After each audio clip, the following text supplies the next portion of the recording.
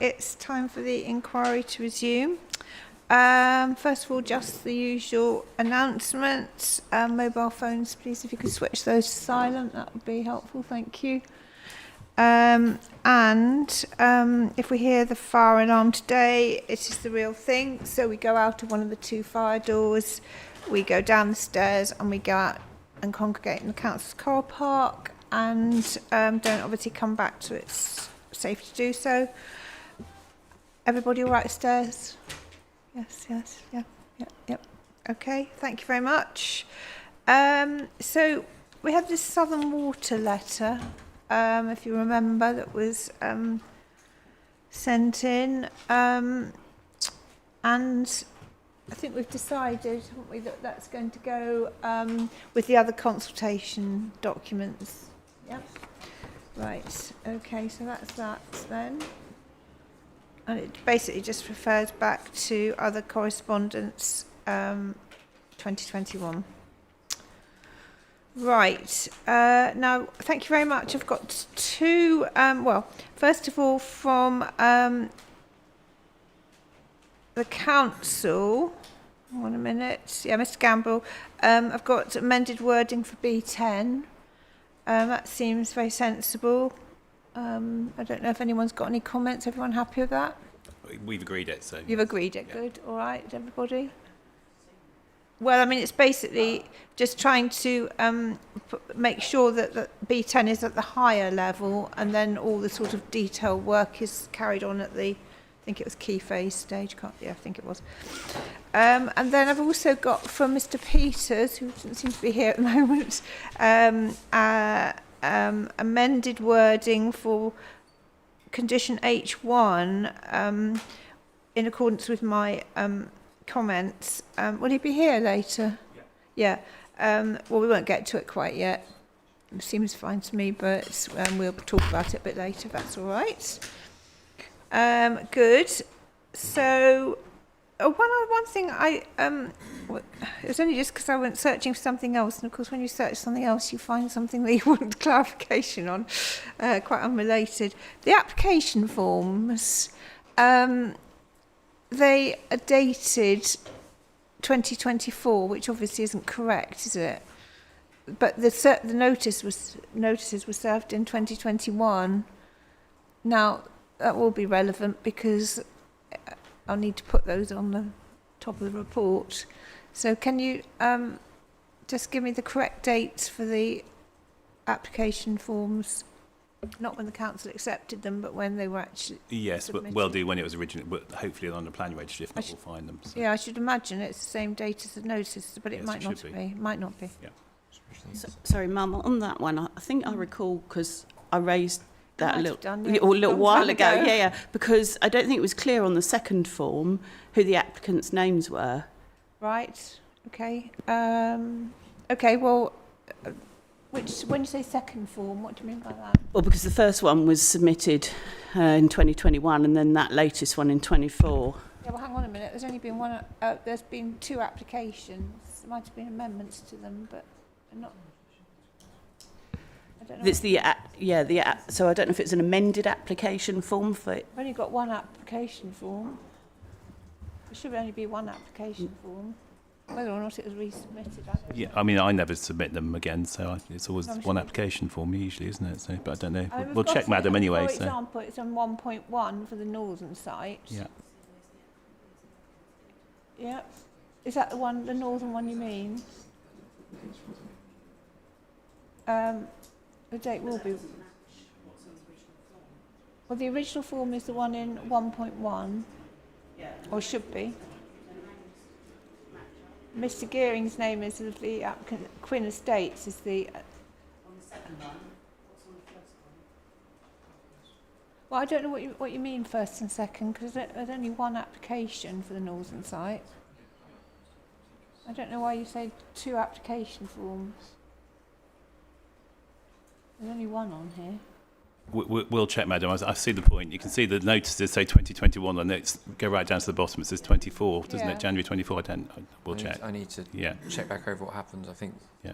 Just check. I don't know what Miss Bonnie means with two applications.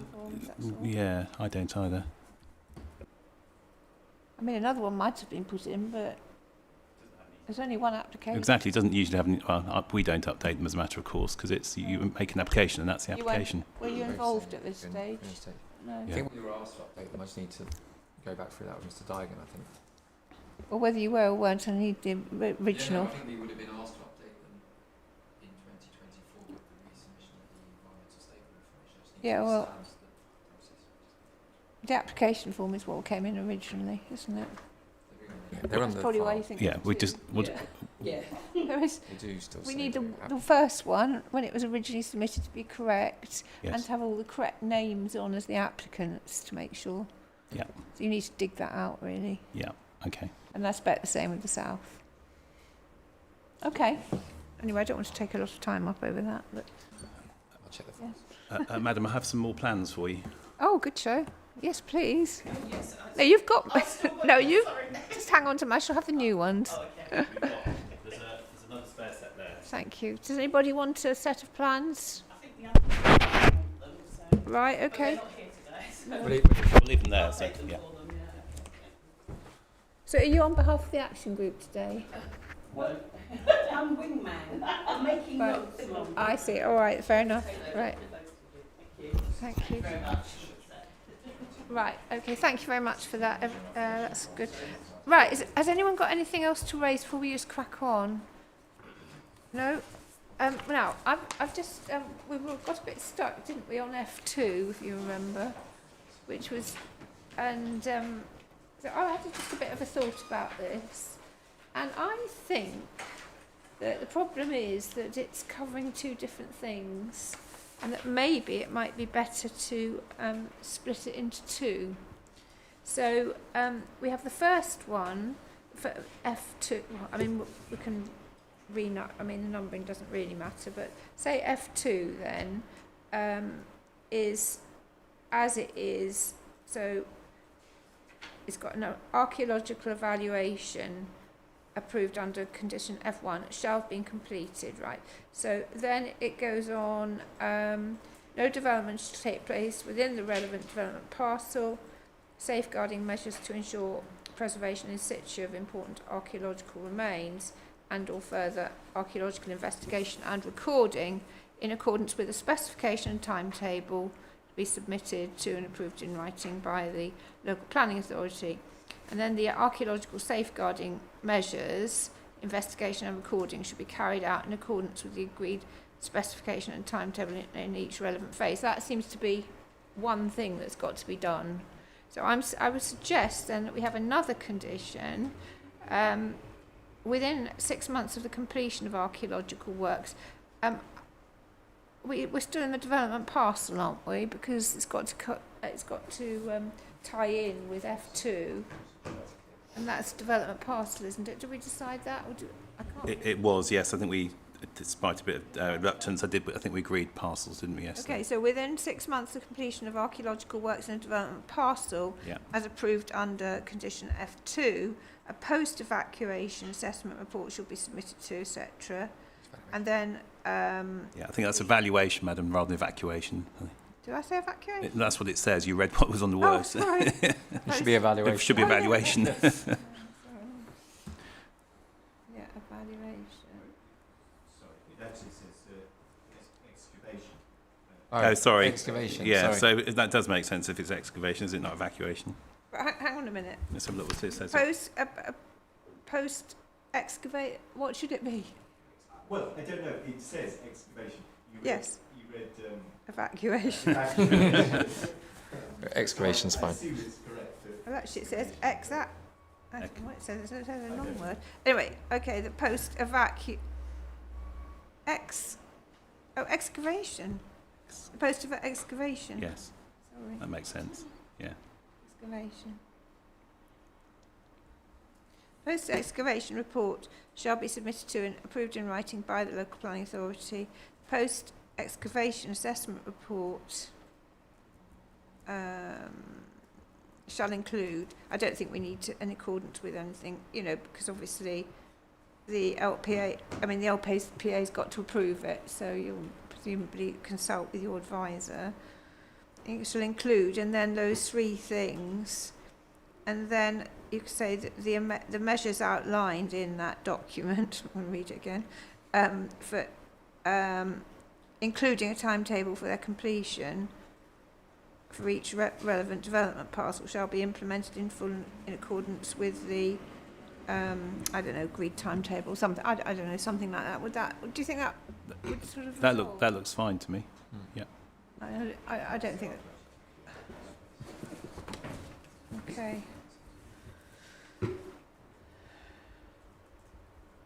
So if we have F2 then split up.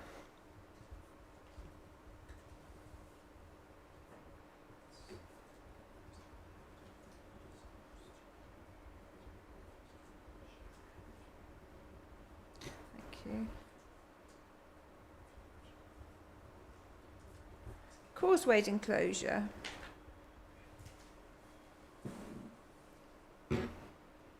Any comments on that? I think we're going to have to talk about this enabling works business at some stage as a sort of overall thing, to be quite honest, because... Yeah, no, we were happy with the revised wording, thank you. What about the council, 5 parishes or anyone else? Or what about Kent County Council for that matter? Are you able to say anything about archaeology or not really? Or Well, we don't have our archaeology officer here, but I think, purely from I'm able to comment from a sort of grammatical sense, and I think the amendments are sensible in that respect. So, thank you. you're all right.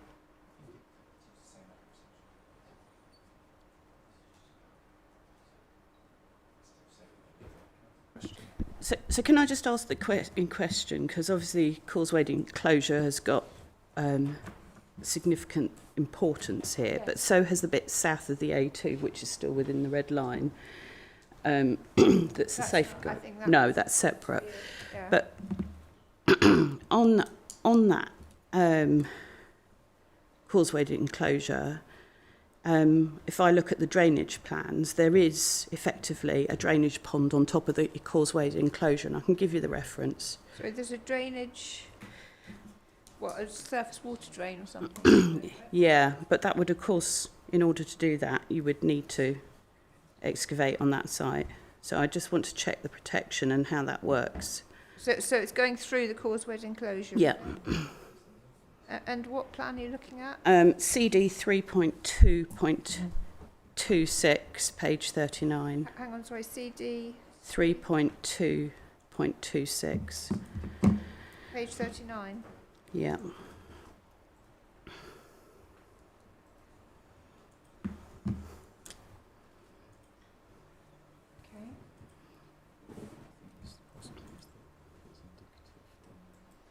Yeah, I mean, it might be indicative, but we need to have it in our minds when we're creating the conditions to make sure they're relevant, and to answer yesterday's point about significant earth-moving works. If you look at that map, you can see what's brown. Sorry, what PDF page was that? 39. 3.2.26. 3.2.26. It's that field there. It's SP01. It's got a flow path running through it. That's it. Just a minute. Yeah, yeah. I think we...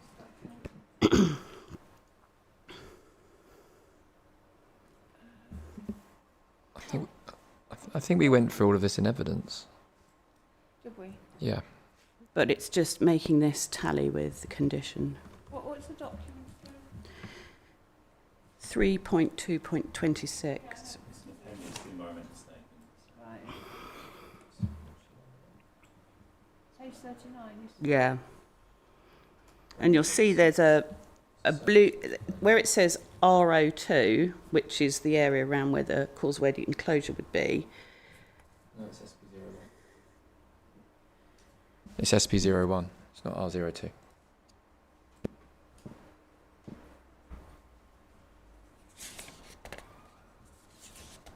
Yeah, but that doesn't tally with what's on here. So what's on where? because if you zoom in, unless you've got a different layout of this junction, you see you've got this rectangle, blue rectangle box, which says it's 76 by 20 metres.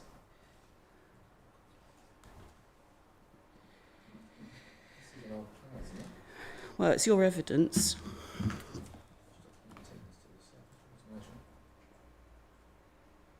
Conceptual surface Yeah, water so it's- management plan.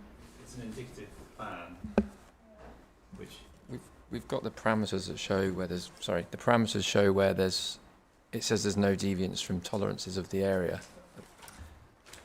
And this is indicative. I think we've gone through at length with KCC to resolve all the archaeology issues, and they've suggested the wording of a condition. I don't think we should be going back over evidence. I think we should be, aren't we talking about the condition wording? Well, that's what's presented in your evidence. If it's old, then withdraw it. Sorry, I thought we were here to talk about the wording of the conditions.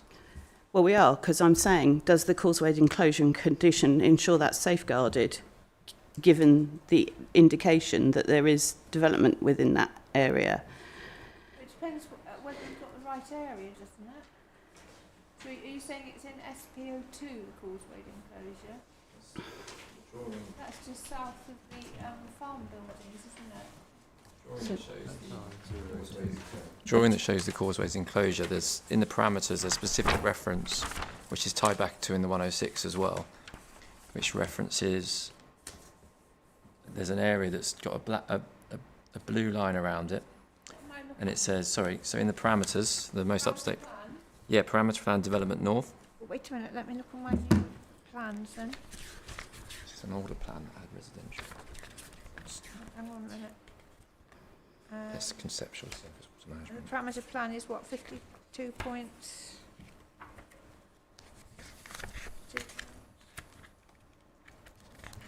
it's 412 is the reference on the plan. I can see the confusion actually. So the plan that Ms Bonnet is referring to with R02 is not a residential parcel in the parameter plans. This is an older document. Yeah. So but if you So look at there's the no junction... residential proposed in that area. No, I'm not saying there is. I'm saying that's the causeway enclosure area.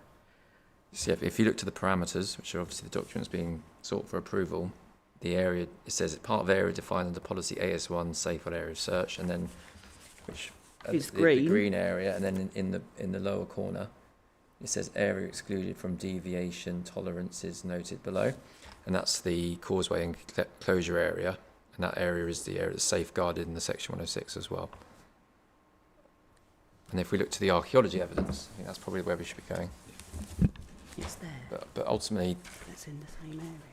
the condition safeguards the area. I'm not sure what. I mean, it looks as if that Do- surface water drain follows the route of the Northern Relief Road.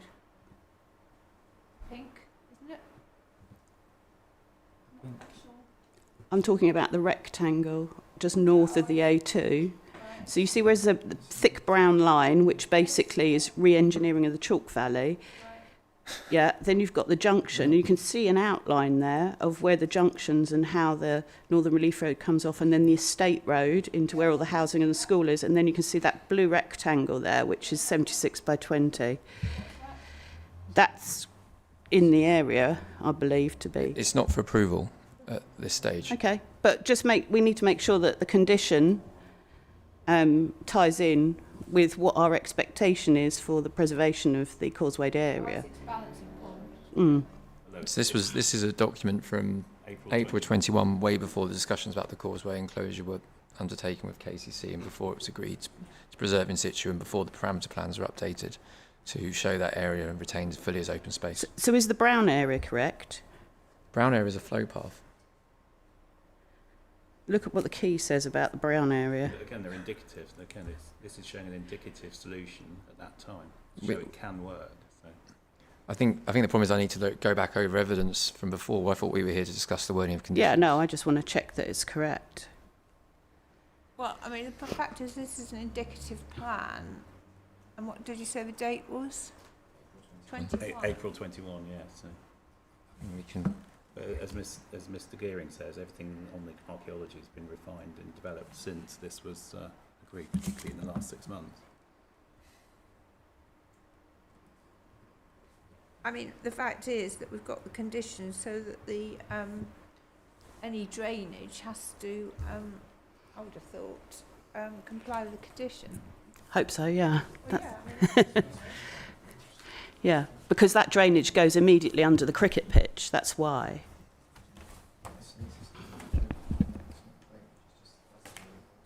I think it's major excavation. okay. Right, okay, well, I mean, we've got the condition. The condition, obviously, we haven't got the final drainage scheme, because that's another condition, isn't it?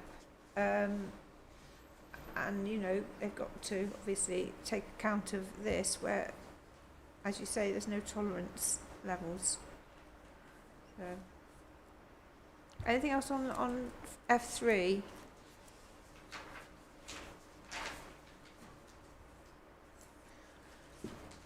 Okay, thank you. Now, I might have a bit of an easier ride for a few, unless you've got any comments. G1, I've actually not made everybody all right with that? Housing standards. Yes, thank you, Madam. G2, oh yes, there was a comment on that one. So these 5% adapt I think it's up for Mr. Gamble to explain that. M43 dwellings. I think are they they're accessible, aren't they? That's the accessible ones. M43 is fully accessible as M42. Wheelchair. M43 is fully wheelchair. Fully wheelchair, yes. Yeah. Yeah. I just wondered why it was just applying to the affordable units. Why isn't it applying to all of the units?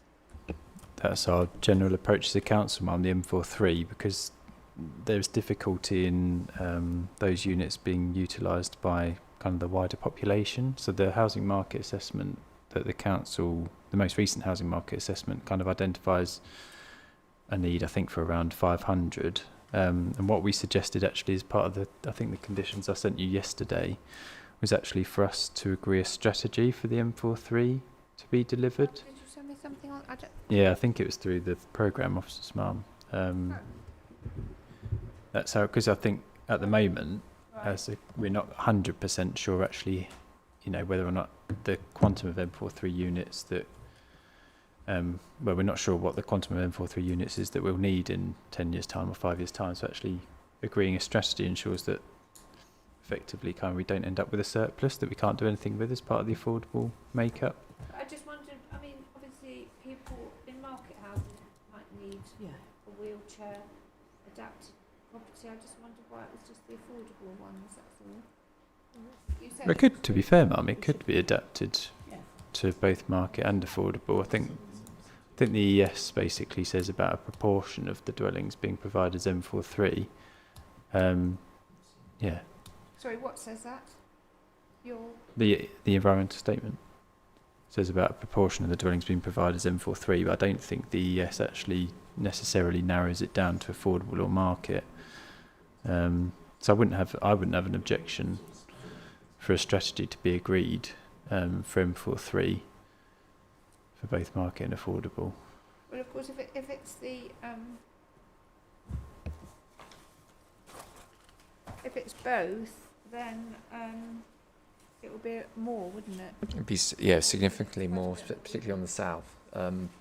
Normally, the M43 units that are delivered in the market are normally specialist accommodation. So, if you're building retirement living or something similar, we wouldn't normally see a percentage target or requirement for the market dwellings to be M43. I'm not saying market. I'm just saying just the dwellings generally.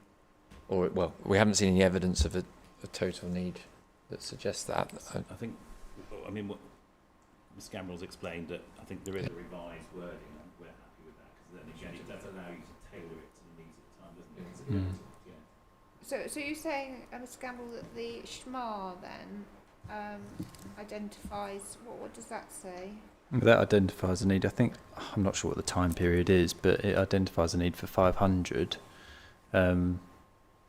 So, and what we would typically do as a council is we'd secure a proportion of affordable units as M43, and that's kind of been our approach to date. And the reason for that is obviously that the council are aware of the certain housing needs of the borough, in terms of obviously wheelchair accessibility. So that's how we've done it to date. We just had a look, and for 8,400 dwellings between both sites, that's 6% would 5.9% would be 500 would be 5.9%. So it's This is why with your overall need and the evidence. Yeah, and I think I suppose, are you suggesting we have a 5% requirement and then a strategy that splits between how they're delivered? Is that the suggestion? I think So what was this? Sorry, Mr. Bashford, could you put your mic nearer you? People hear it, and Mum. It's because we're sharing. Yeah, that's all right. And Mum, I think yours is, if you could just so that they can all hear. Can they not hear me? So, sorry about that. we suggested a condition that effectively allowed us to agree a strategy on M43 moving forwards, and that kind of was informed by discussions held with the affordable housing team at the council, because there was there's obviously a need for them, and that's identified, but also there's just making sure that they don't all kind of come at once, for instance, and then kind of rendering them unusable or as housing stock that can't necessarily be used by the general population. So that's why we agreed the approach with the applicants on a strategy for that. So did you send wording, did you say? Yes, Mal, it's in the Then the remainder of things I sent through, I think, to the programme officers Is it yesterday. with one of the other things you sent? Hold on. It would have been first thing yesterday morning. That one. And then the remainder are M42, which are the accessible and adaptable. So They're just the adaptable, Yes. aren't they they? would then be able to be adaptive needed. So, at higher standards. I don't think I've seen your condition, but what you're saying is that there should be a strategy for the provision of both M43 and M42, yes? So strategy for the M43, Right. and then the remainder shall be delivered as M42.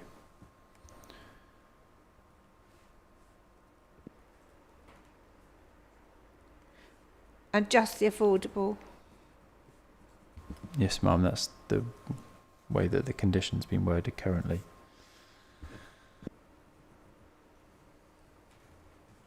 Okay. So 9:21 email from Mr. Gamrell yesterday was to the programme officers. I'm sure she did send it to me, but hang on just a minute, sorry. I just want to make sure, otherwise Yeah, no, the problem is there's lots of versions flying around, isn't there? So. just a sec. There's lots of emails flying around. Yes. I'm just just keeping up with everything. Right, here we are. So what time was your 9:21 from Mr. Gamrell. I don't know when that got to yesterday, you. was it? Yes, it was. Yeah. Oh. No, it's all right, don't worry, I'll get it. How many? Oh, it's not many. North and south.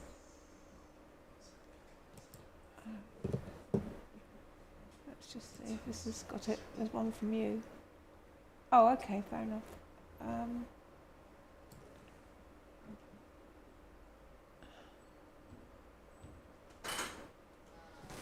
She's coming to my rescue, isn't she? Okay. We had problems with emails yesterday, so Oh, yes. we didn't actually get it until about 12 o'clock because we Could you realised print it out for me then? I did, and I forwarded it to you. Do you want me to print it out? Could you? Yeah. So I can just say yes, thank you. Right, okay, yes, because there was that outage. There was. Yes. Yeah. Exactly. Yes. Is it? Yeah. Right, I'll just have a look at it, and if I've got any queries, otherwise I'm sure it's fine. Let's move on then. And so basically, it is, you have referred to the SHMA then, have you, in that? The condition doesn't refer to the SHMA, ma'am, but as part of the ES, it talks about the dwellings being provided as M42 and the proportion being provided as M43, which is why Yeah. It's obviously But I mean, informed if by you- our need. But I mean, if you're wanting a strategy, so that will be at what? Yeah, so the way that the condition's worded, it says informed by the need as identified in the latest housing market assessment or equivalent evidence for the Swale Borough. Yeah, the smart. Yeah. Yeah. Okay, that's fine. And what is it, at phase stage or It's a key phase, yeah. key phase? Okay. All right. G3. Oh yes, my question on G3 about infiltration. I just wondered whether that was dealt with by building regulations. That's all. I think it's an Environment Agency who suggested it. That's why it's still in there. So I again, happy to keep it in if they've advised on Okay. it. So I think that's relevant because of the nature of that area as well. Source protection. Yeah, source- aquifers, I think. Yeah, and also, with the chalk streams, etc. I think we just mentioned flow paths. Right. Okay.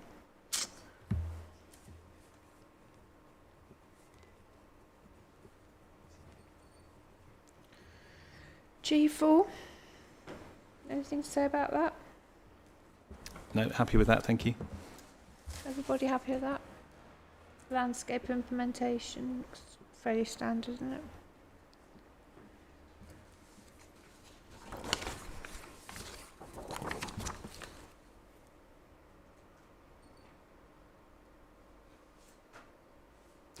Oh yes, that's right. This is one of the ones, parking. So what we put here.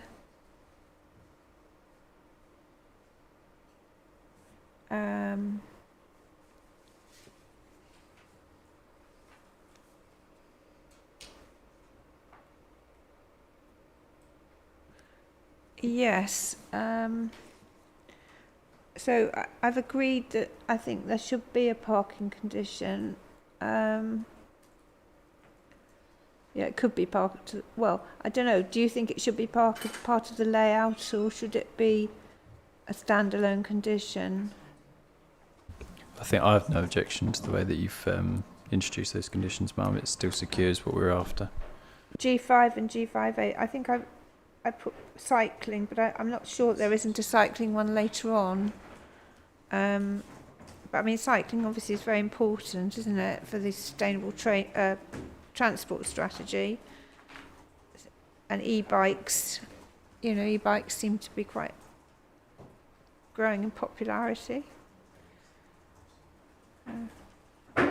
So are you happy with G5 and G5A as an alternative? We are, madam. Thank you.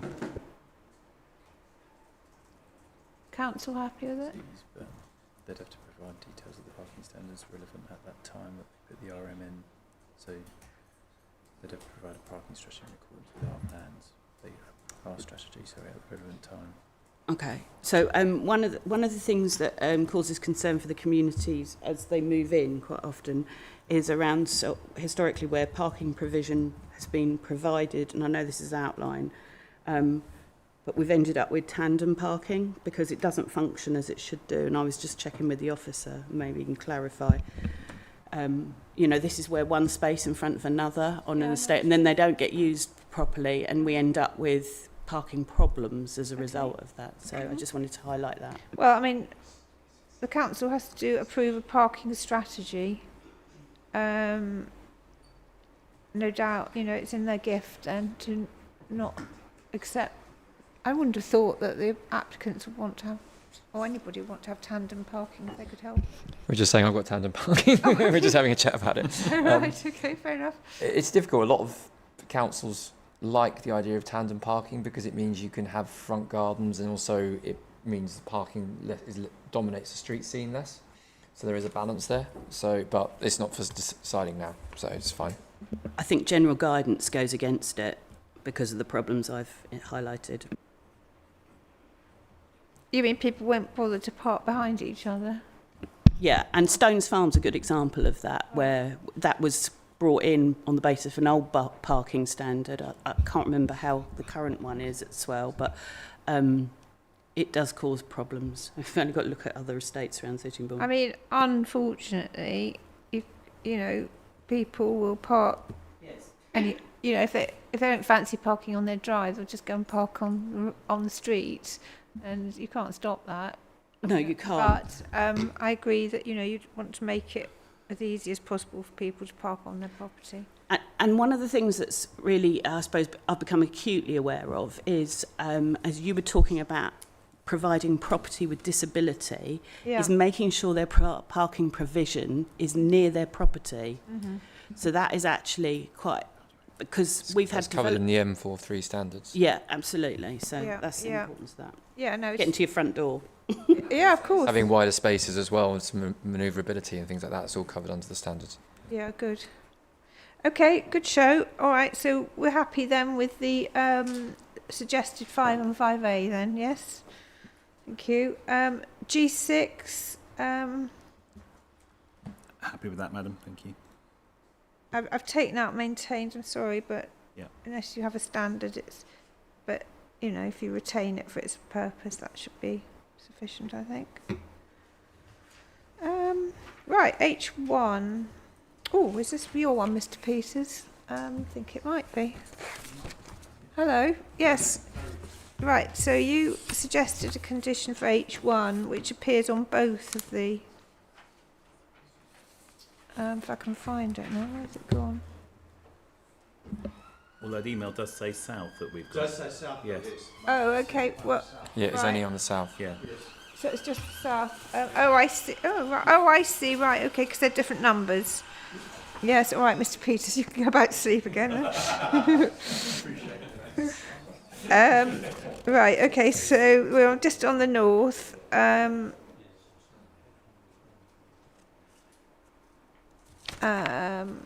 expect someone's got something to say about this, but off-site highway works. Well, I don't know, and so it does tell you where, and in the north it's just this Woodstock Road junction, isn't it? This is covered by the 106, Mum.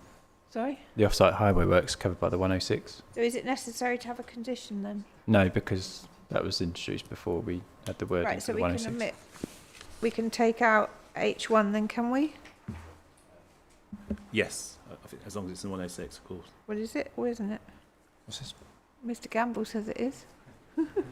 Yeah, yes, we looked at that quite carefully, and it is in the latest draft. It's covered.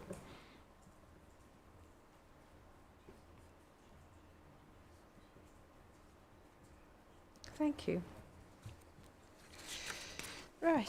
Okay. Madam, we found the application forms and are emailing to the programme officer. Thank you. Right. Sorry, that's why we were slightly distracted. Okay, so that's H1. You're happy that that's in the section 106? Yes, thank you. Right. Okay. H2, public path order trigger points. So this will be KCC. I might ask you first whether you. I think there's some revised wording of this yesterday. I took a note of them. So Ye- this is what there was this one H2A. and subsequent ones, wasn't there? So Yes, this was the condition that Mr. Finch looked at with you at the very end of the day yesterday. Oh, And I think Oh yes. Right. So have we dealt with this then? We might have done. Sorry. Let me just look back.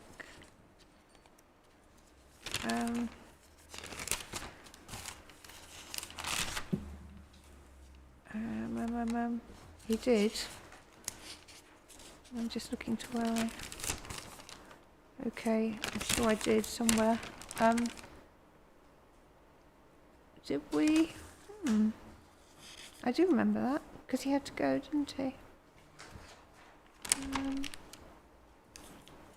Oh yes, here we are. Yeah, we did. So we can move on then, can we? Yeah, I've got that note. thank you.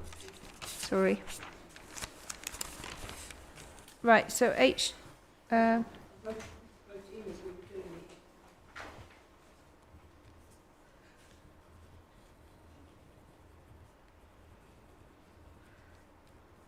Right. Okay. Thank you. Right. H3. Foul drainage.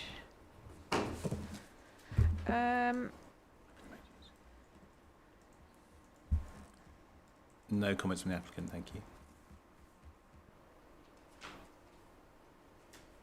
Any comments on what I've said? No comments, Mum. Okay, thank you. Yes, Yes, sorry. thought you might. Yeah. So we just want to make sure that there is sufficient capacity here. So it is really important that this is properly connected, obviously, before any development That's proceeds. why the details have got to be submitted. Yes, but it's not just details, it's delivery of it. And I think when you read the documentation around this,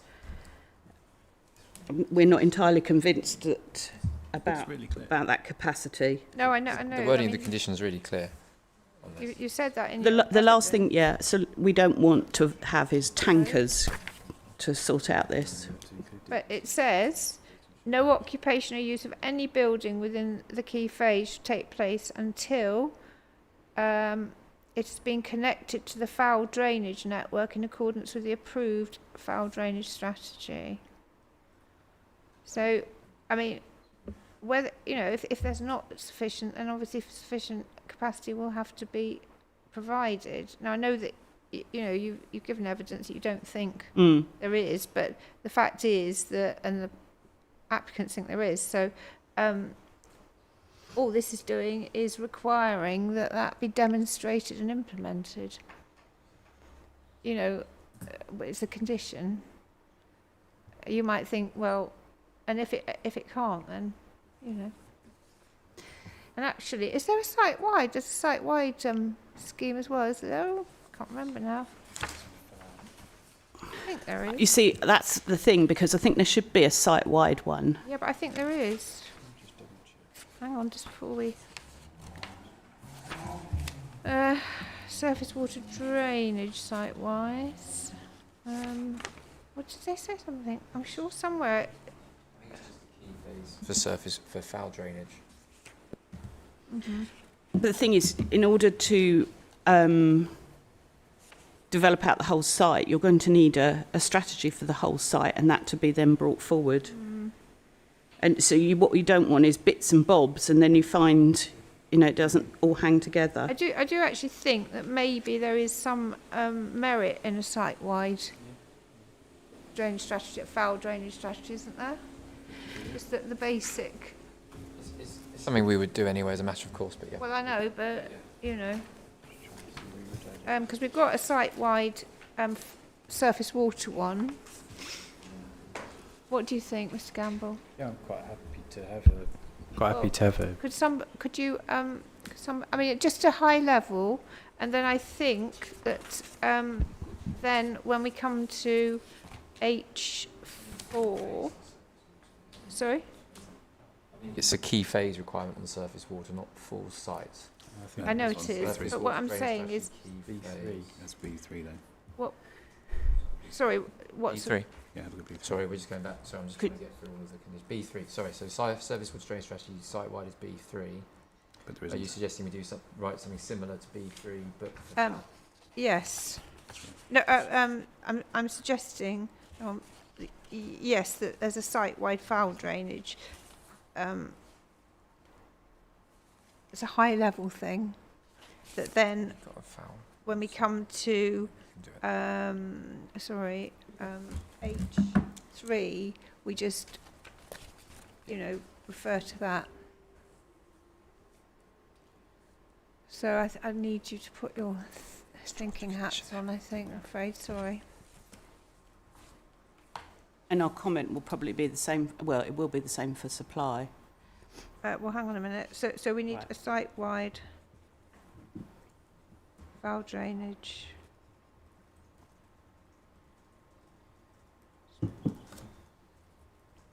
Condition.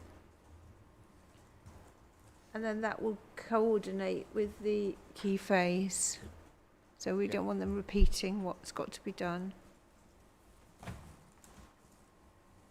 Okay? Happy with that or not? Not very. I think we're quite happy to have it. Yes, quite happy to have a site-wide boundary drainage strategy. Right, Fine. okay, thank you very much. So we might... Sorry, That's Ma'am, if I just refer you to CD 4.5 condition 4, that's the environmental assessment. There was a foul drainage condition 4 that gives you some wording. Sorry, where are you taking me? The environmental assessment CD 4.5, Yes. condition 4. Okay, just a minute. Let me see. 4.5. Just a minute. It says all phases of the development hereby approved shall not commence until foul drainage strategy detailing how the developer intends to ensure the appropriate drainage is implemented with the connection to the foul sewer has been submitted and approved by the local planning authority in consultation with Southern Water Service. The development... Consultation. Yeah. Apart from that. We could use that as the You can basis. just send copy and paste it, yeah. We'll use that now as the basis to draft something and share it with Mr. Gamble. Oh, so that's the EA. Yeah, EA CD 4.5 condition 4. Right, okay, so if you could have a look at that and draft something and, yes. So we will, so I want to just come back to H3, just to, I think we'll have to put a reference to that then, that overarching strategy in H3.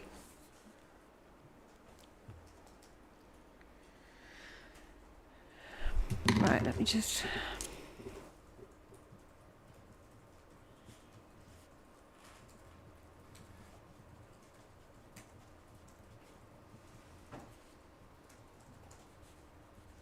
Thank you. Righty-ho. H4. So this is the sort of, I don't know, sister condition relating to surface water, isn't it?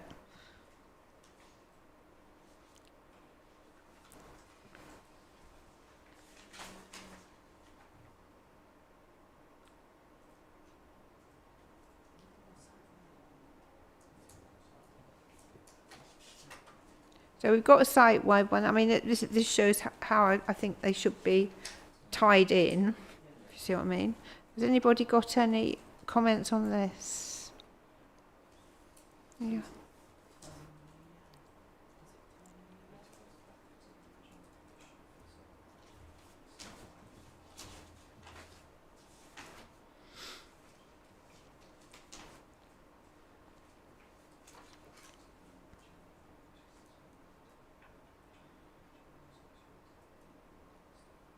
It seems to be fairly comprehensive. Yeah, so long as that ties in with what the EA have said as well.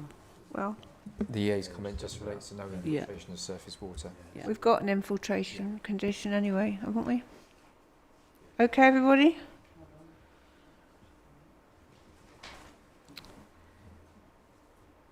All right. So H5 now, please.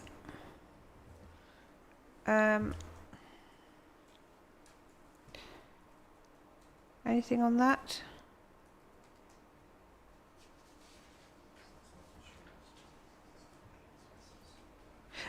Do we know what these protection measures are? Are they in the ES?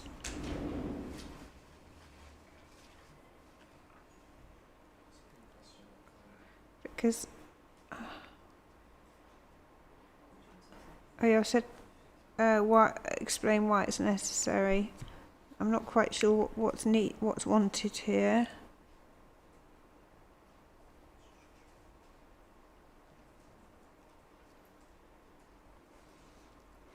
Do you know, Mr. Gamble? Across the site and Southern Water requested it. Go on then. Sorry. There's sewers, my understanding is there's sewers running across the site, Yeah. and Southern Water specifically requested this condition in order to ensure the protection of their assets. So that's the main sewer that runs through Stones Farm that I mentioned yesterday, etc. And up north of the railway line. There's mains water as well, isn't there? They've asked for supply Yeah. as well. So there's a main sewer and Supply. and water through Yeah. Stones. Supplies other properties. So will that be If That'll be in the site when the site. Yeah, that runs through the site and supplies a good chunk of Sittingbourne with its water. Okay, fair enough. So no development shall come. I just wonder if we could just explain protection. So until details of any necessary sewer and or water supply protection measures for existing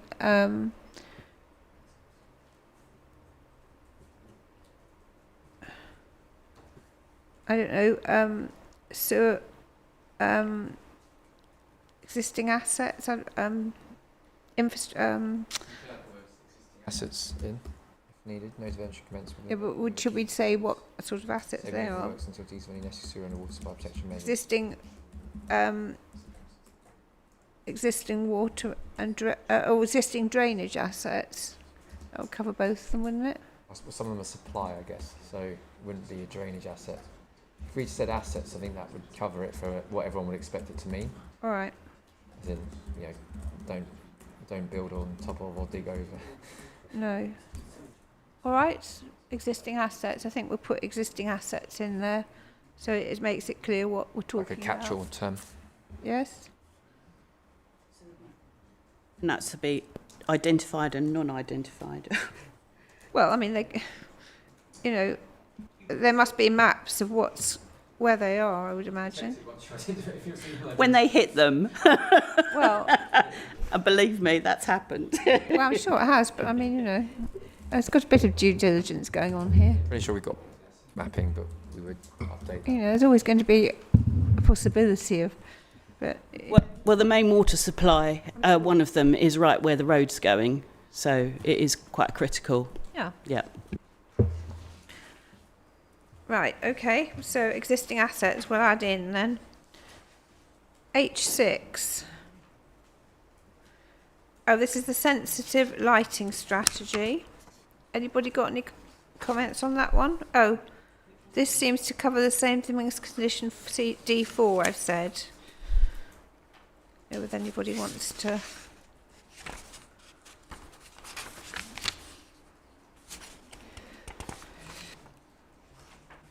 I'm just wondering if that needs to be widened to include heritage assets, actually.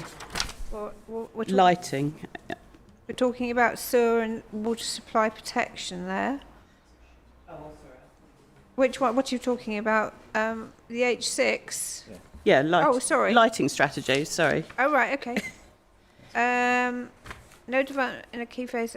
So I'm just first of all asking about whether it just replicates D4. I think the intention of this particular condition was that on a key phase basis you established where the actual sensitive ecological areas were through the lighting, and then the development parcel actually gave you the details of the lighting that were to be installed. That's the same as the note I've got here. Mr. Bashford's They're almost colleagues, wrong. they're similar. H6 is intended to be much higher level and would come first, and then essentially this level, the key phase one, is a lighting design strategy. You could move that to a I think you wanted to swap them in a way. All right, so H1 then, sorry, H6 is the actual nitty gritty, is it? Is there a site-wide one? So H6 is the key phase, so that's kind of setting the strategy for ecology, for the lighting for ecology for that key phase, whereas the D4, I think, boils down to the development parcel level. Let me just check. So I think H6, I just think that for this particular site, I mean, we don't need both. You could probably do we really need both? D4 can, or Strategy shall be based. I mean, we'll do it on. suppose you might want a strategy for the whole Just road. about- So yeah, Yeah, you If do. you've got Well, corridors, that's the problem. Well, I think it would be better to keep H6 and, if necessary, add to that rather than I think you're right, the development parcel. I suppose it does allow for a different scale of discharge. So if someone comes forward with a smaller development parcel with specific, They have to accord with the higher level one. Yeah, Okay. absolutely. There There needs to be a high level. I mean, if they're higher level, if you come out underneath, there are certain conditions you have to comply with. Yeah, no, it's fine. I was thinking if you want more granular detail, but if you Well, I'm just thinking, well, it's not me that wants it, it'll be the council, no doubt. But I mean, the thing is that the council's got every single one of these you've got to discharge. I know. You've got a lot of capacity, It so comes down to whether you have individual buildings, I suppose, in a reserve matter level, where would you have had that detailed design at the key phase? wait, I don't know. D4 is prior to or concurrent with the submission of the first reserve matters application of each development parcel as approved under condition A6, sensitive lighting plan for that development parcel. Yes, I think so. H6 is kind of concerned with identifying the areas particularly ecologically sensitive. How a lighting strategy will be adapted to minimise impact on those areas, and it talks about dark corridors at like a key phase level. And then D4 is more to do actually with how you the spread of address lighting within Yeah. that parcel and Okay. type of lighting you're introducing. fair So I enough. think it's And you won't know that until you've got the full layout of every house. yeah. So you've got Okay. your key phase is going. These are the areas we want to keep dark, or just to simplify it, and then the individual parcel condition is actually securing the detail for that parcel related to that. And it would need to look back to Yeah. H6, yeah.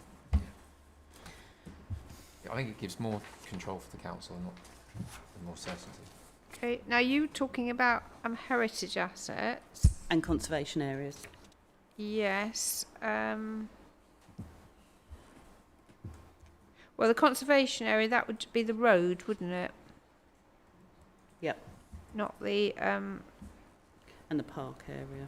sorry, and the Round where the green space is around it, yeah. yes. So is there have we not got something for lighting for in terms of more general lighting? There was one in condition D1, but it's probably in the stuff we've been asked to relook at. So there was a section saying the layout of street lighting under D1.8, where it was the reserve matters details that you're concerned about goes beyond reserve matters. These are things that need Oh yes, that's right. conditions. Yes, so I knocked that out, didn't I? And potentially you've got, you know, the wider area around the conservation area. You've got obviously the Northern Relief Road going over the railway line, etc. Yes, but I mean, so there is a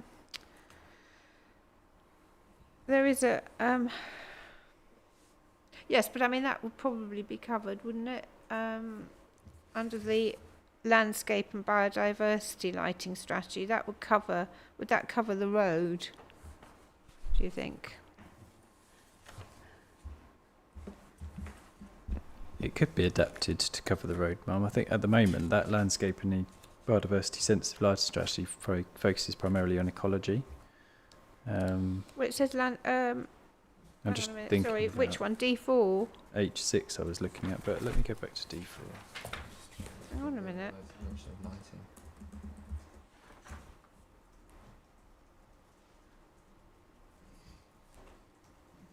Hang on a minute. Sorry. D4. We said that was going to be a sort of wider thing for the whole phase, didn't we? But that's a development parcel. It talks about reserve matters. H6 is the Well, D4 is the higher level one, though, isn't it? Isn't it? No, H6 is the high level. D4 is development parcel. Yeah, it is. Yeah. I'm sorry. I was thinking that the D's were okay. So H6, right? Okay. I'm just wondering then whether. I mean, it's landscape and biodiversity H6, isn't it? Whereas D4 is just.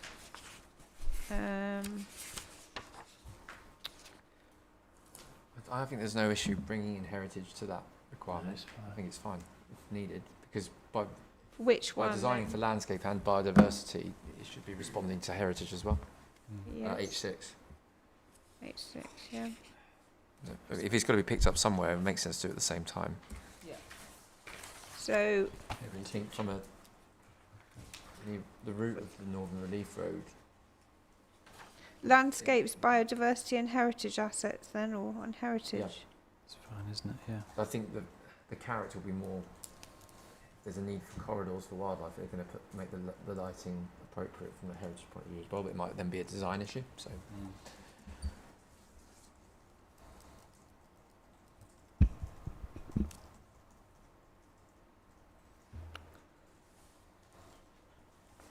We've just got in mind that the north of the railway line and the bridge, etc., is obviously closer to the SPA in terms of lighting impacts. 600 metres away.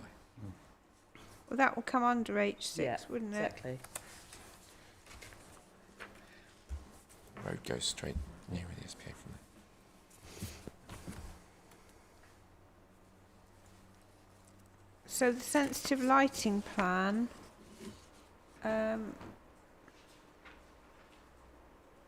does that just relates to biodiversity then, does it? You see, you told me that the D4 was identify where the sensitive assets are, didn't you? It tells you where the sensitive ecological areas are. I didn't mention the assets, but it does. Yeah, I think as you suggested. Yeah, but you said it, but that's on a development parcel scale. I mean, I thought there would be a higher level one which tells you where the sensitive assets, whether they're landscape, ecological or heritage, are. So I think on that's a key phase, and then when it comes to the reserve matters development parcel, then you get the detailed strategy. Yes, I think H6 would be the overarching strategy, which I think would need to include the heritage assets and landscape in the bullet list. And then D4 would be, I think, would then need to be adapted. Just picking it up here. It would need to be adapted just to take in the new title attributed to H6, and it would then obviously need to follow on from H6. Is at the key phase level, and then D4's Yeah. at the development parcel level. Yeah. So you'd use H6 for your strategy and that to inform your development parcels, and then D4 to provide the detail for those development parcels. Yes, I think what's a bit confusing is that really, in your order of conditions, you need the higher level ones first, 100%, Mum. and Yeah. then. That's just obviously created unnecessary confusion. So It should I just mean be that's in why I was your- a bit confused, because I thought we were yeah exactly. But how are we going to deal then? I mean, with the D4, does that cover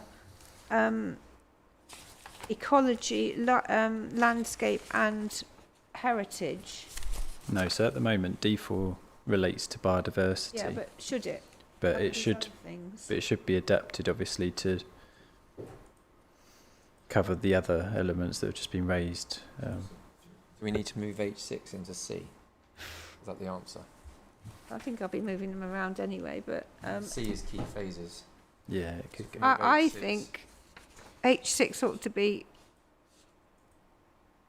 The C phase condition. yeah, I think so. Yeah, But I think that would make life easier. If it was C, if H6 became C10, yeah. that would be in the collection with housing mix strategy, open space management, LEMP, landscape and ecological management. And that's plan. covering landscape, biodiversity, and Yeah. heritage. Yeah. Yes. Yeah, and then it would be at the same time as all that key phase design and delivery framework work and everything else. Okay, and then the D4 then is a development parcel one, but we're in that, are we? Development parcels on, that's all right then. D4 can stay where it is, can it? Yes. Yeah, because that's just reserve matters development parcels. Yes, and but how can we use that to encompass heritage and landscape as well? Is it a sensitive lighting plan for biodiversity, landscape and heritage? Yeah. I think that would cover it.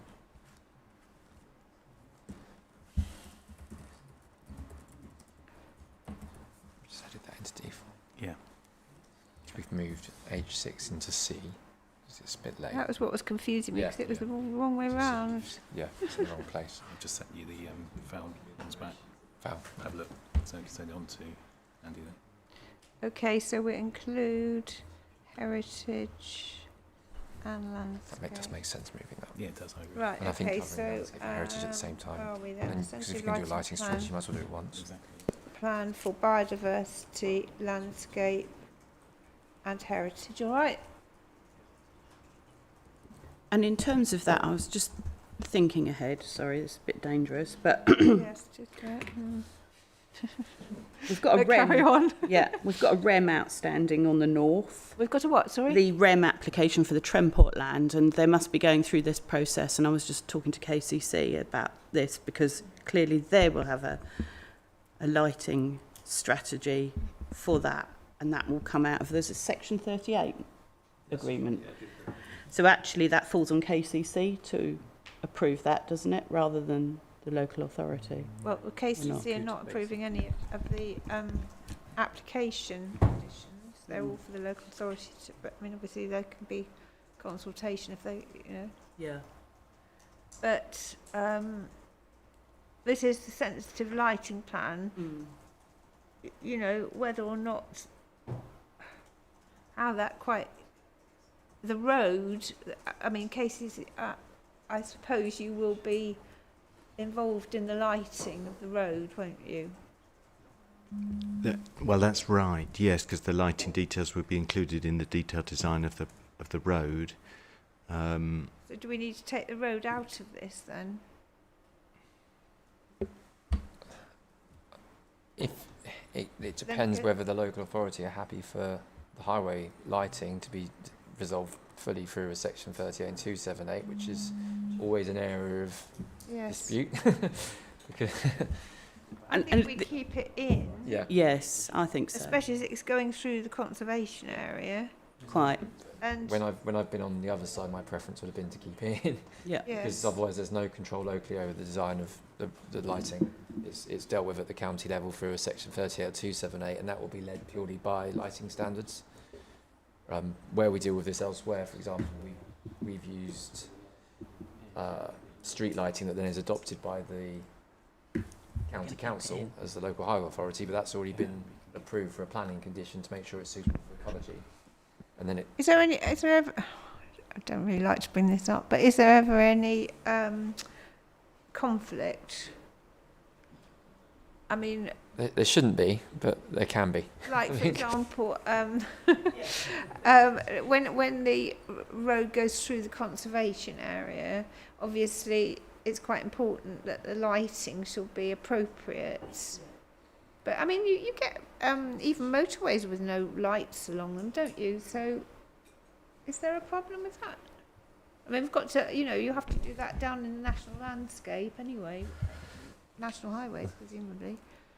There must be some sort of leeway, isn't there, for...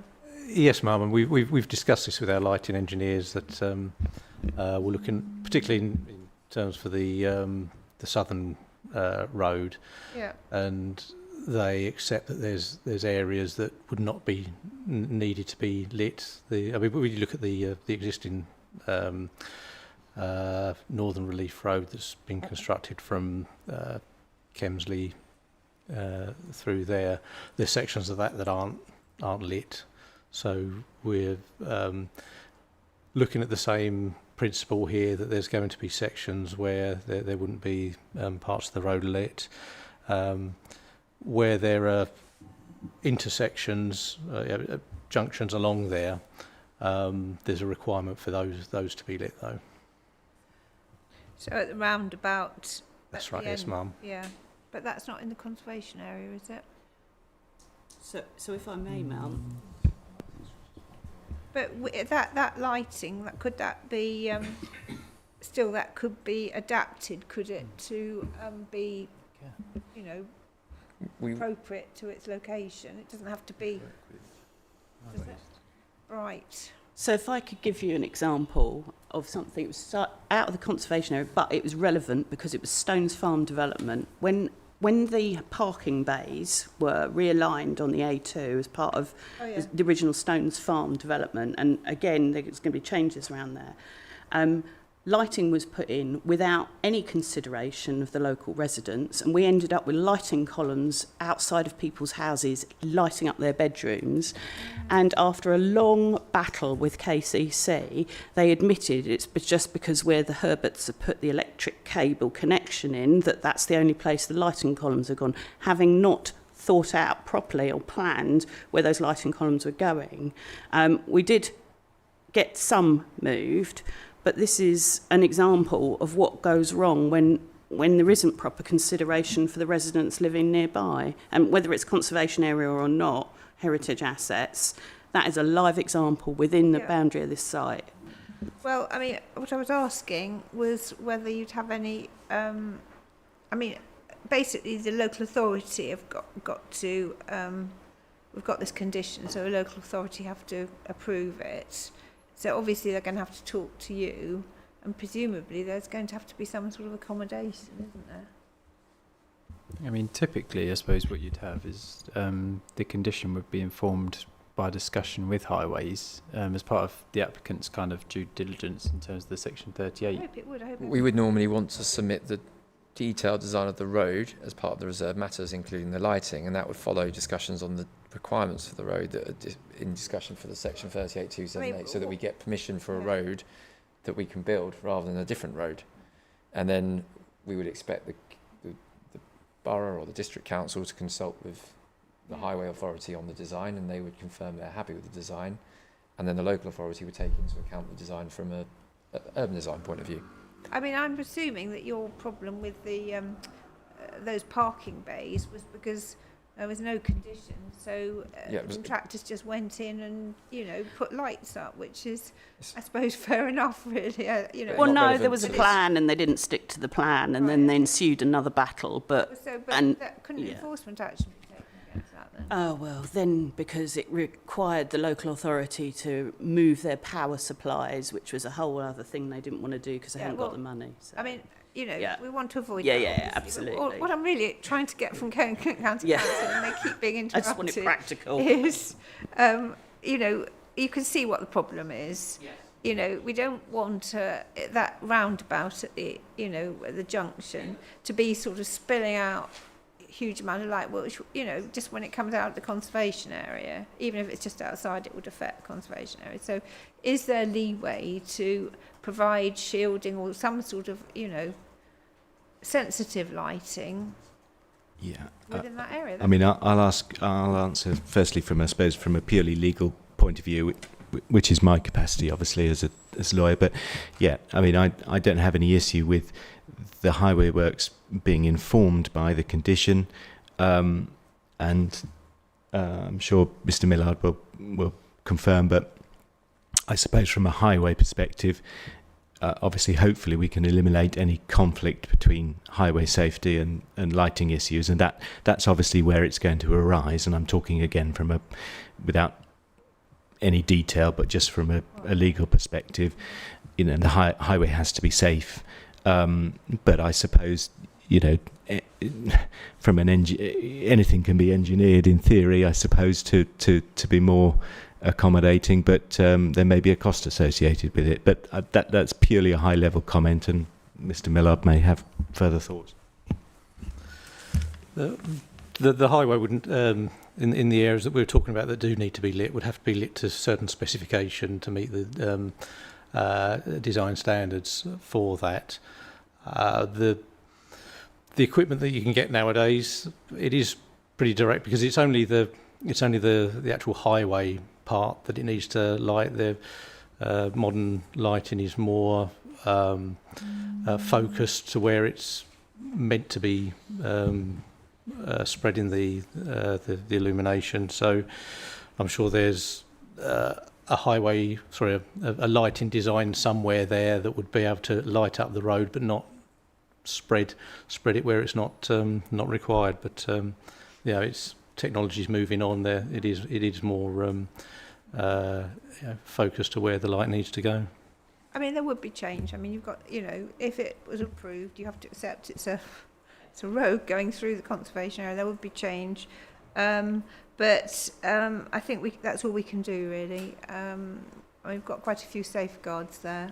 So shall we carry on? How are we getting on? Yep. Okay, thank you very much. Sorry, Mr. Miller did say design standards. I'd just like to check, because I think we Hang on, where are we now? What are you on his saying? comment there, it meets various standards. Have we got in here, are we covered for inclusive mobility? Hang on, for what are we still talking about? Lighting, or which one are we talking? Yeah, and that's covered, actually. Inclusive mobility is part of that, as well as widths of roads and paths, etc. So I was just asking as a general point.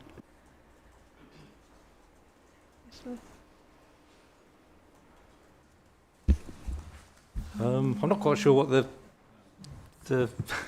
question is. I mean, obviously, the lighting design for the road has to meet a certain illuminance level.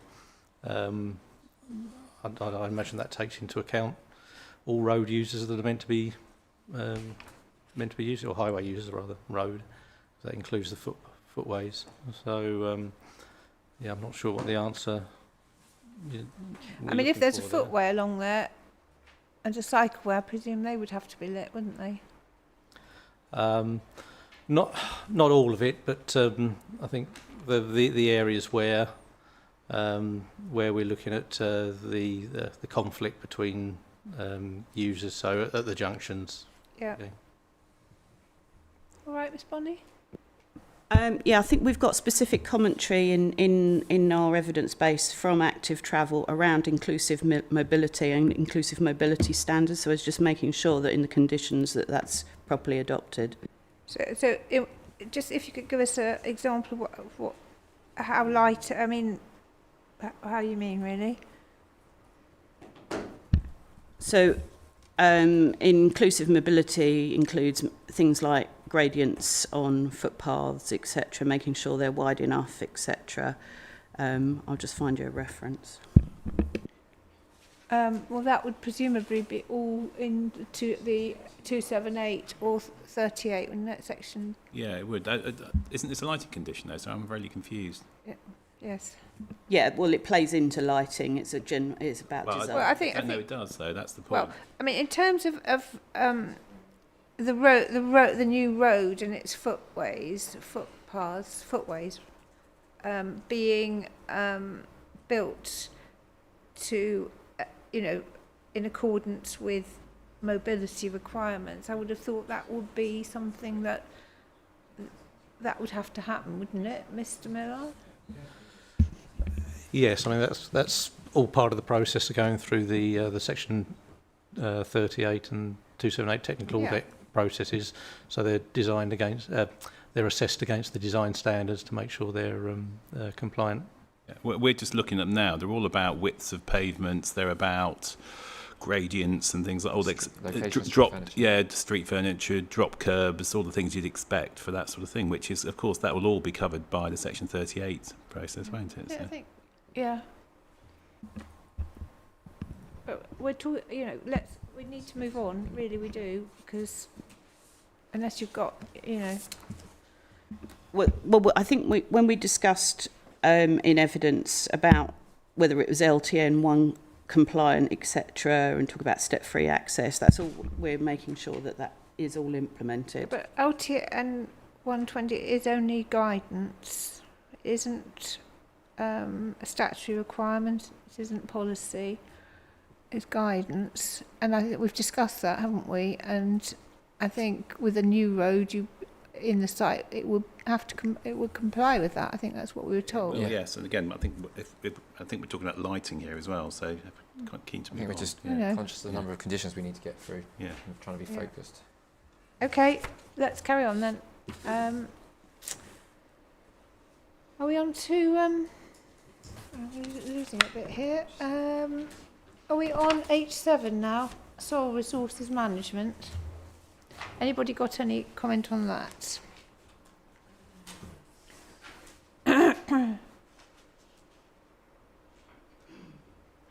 Now this will particularly be relevant to the southern site, I would think, but I think it's to protect the soil resource, isn't it, which is a valuable. I mean, it's high. It's to do with the agricultural land, isn't it, and high quality soil. So it has to be treated carefully. I think that's the whole point of this one. And used on the site wherever possible, I guess. Useful as well because it covers the details of the sustainable reuse of soils, which obviously links back into the, Yeah. you know, if there's cutting and fill and Are you planning? You're not planning to take any out? Planning to use it? I think the preference is always to have a neutral site. Yeah. It's not helpful to remove. Any comments on that one? Did you want to say something? Well, I'll just say, you know, I referred you to a map earlier this morning, which I think shows that there is re-engineering of those flow paths, etc. Yeah. So, you know, that's for you, Mum, to make a decision on that one. Yeah, I mean, there will be earth moved around, won't there? I mean, there would be. But what are you saying this condition isn't satisfactory to... I think it needs to make sure it's robust enough. You know, we could end up with, I mean, we were talking about borer pits or piles of earth, etc., and how that's managed given the sensitivity of the archaeology around the site and how that's moved around the site and contained. I think we're happy with the wording of the condition. Yeah. Okay. Council? Yes? Don't think I've changed it much. Any more comments on H7 then?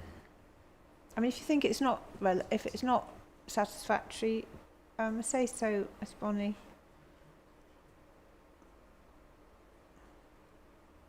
I mean, it's got quite a few provisions in there, hasn't it? Which have got to be approved and implemented. Yes. So I would have thought that it's fairly... Yeah, I think it probably covers it, yeah. Right, okay, let's just say that's okay then. Thank you. Noise mitigation. Oh yes, I did a bit of a rewrite on this, didn't I? Because... Oh no, I didn't. Hang on. Oh, I had the validation separately. That's right. I think the southern one was a bit more of a problem, but this...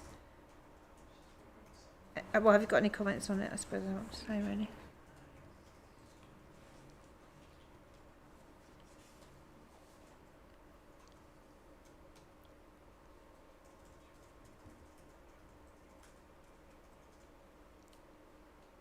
I added in the WHO guidelines because I think they actually refer to gardens. I'm not sure, but I think so. Anyway, they're both...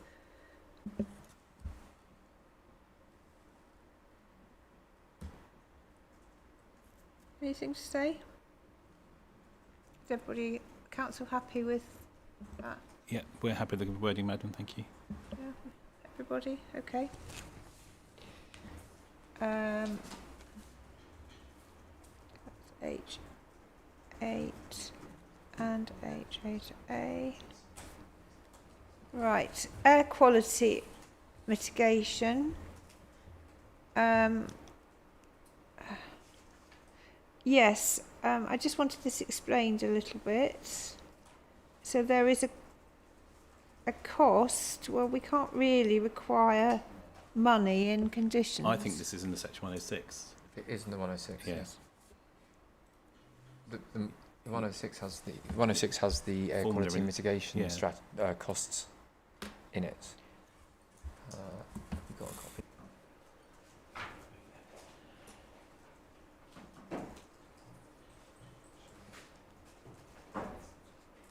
So does it also, I mean, it says detailing the measures and offsetting to reduce the transport-related air pollution of the development. So is there to be other measures, or is it just a pure financial So it isn't cost. a contribution. It's the measures have to be up to the value of the mitigation of the emission damage cost. Right. So these are okay. measures that, so rather than money being So they paid, should- these are measures that are delivered. But we think it's in the 106. We're just going to do a cross-reference to the Section 106 agreement as well.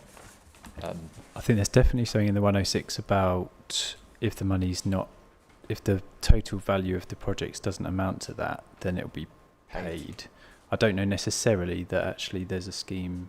I see. So this almost cross-references to the Section 106. Yeah, so the 106 is dealing almost with like, if, So you know. it might not need the figure then. Yeah. No. I think the figure provides clarity, doesn't it, as to the amount of money that would need to be spent on projects within the development itself. Does. It's whether, I suppose it's whether it gives the impression it's a financial contribution. Yeah, but I don't think you're not requesting kind of a transfer of money through that condition, are you? You're requesting that the total list of it, kind of various projects, etc., to be introduced into that development amounts to that amount. And then if it doesn't, that's when the 106 kicks in and the money's transferred. That's not what the condition says. I suppose. But the Yeah, condition we need to think requires that it. Yeah, it requires it has to be up to the cost. So it would. So that's no. That doesn't properly tie in with the Section 106, does it? No development shall Perhaps we have a commence look at the one. Could within we? a key phase. Hang on. Stay from there until the scheme detailing what measures. I'm happy to have a quick look into the Section 106 if you want to move on to Should we another move condition. on? Yeah, and I could look. We could at do that that after and come coffee back to break. this one. Yep. Yeah. Okay, we'll come back to that. Yeah. Right, H10. What am I saying here? So this is the individual phases. Did we say? I can't remember what we said now, but I think we've got a site-wide one, a key phase one, and a. You're talking about Yeah, I think development parcel one. yeah, it may be better to have a site-wide and effectively reserved matters. I mean, we don't A mind. if development it's- parcel. Yeah, exactly. So what do we do with the key phase one? Where's that? That's C3, isn't it? C3. I can't remember. What did we say? Did we? We did talk about this, didn't we? C3. Did we say we'll omit C3? I think we might have done. I thought we actually, for the northern site, we were talking about having a site-wide and then a key phase, but the key phase wording potentially mimicking more what H10 is saying. Hold on.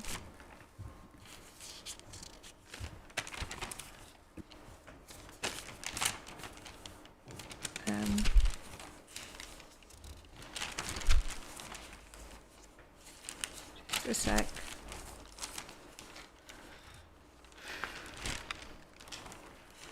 I don't know what we did with C3 now. What do you think? How do you think we? I've just ticked. Well, I've ticked it as if. as if it was okay. No, tick my comment. Oh. But what does that mean? That I wonder whether condition B10 is really necessary. Oh, I see. B10 is really necessary. So we kept B10, and that's the revised wording that you received this morning, Ma'am.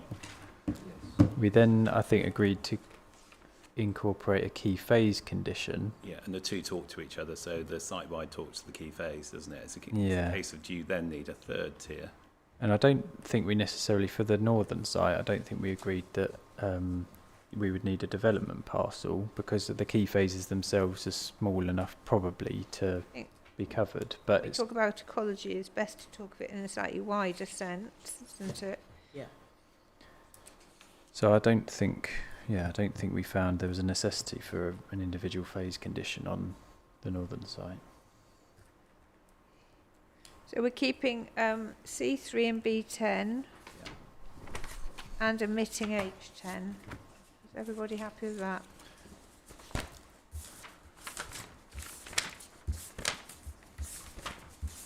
I can find it. Where's it gone?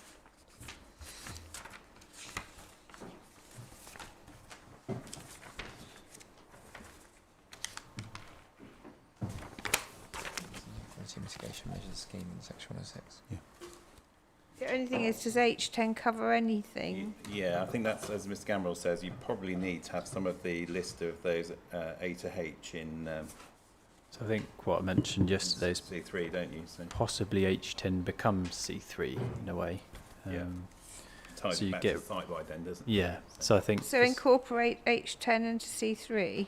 yeah, H10 almost becomes C3, doesn't it? I think. Yeah. Just save for some changes in wording. Just refer to key phase rather than parcel. Do you want to do that? No, so it would only focus And then site. coordinate? Exactly. So we've been doing that. Yes, I'll Yeah. I'll determine What, just somebody do it. yes. All right.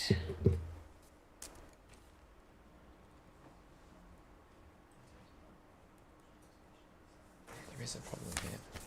Matt Dygan's, I know what's happened there. Right, everybody? Good. Is it- You're on the ball. Can we just do H11 and then we're on to the next section.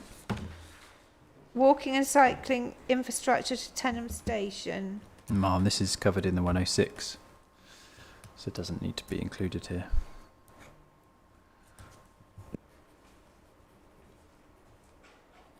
Okay, so we can take this out then.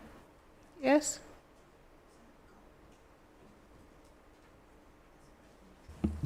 We're certainly happy with that, for it to be removed. It forms part of the off-site highway works in the Section 106 agreement.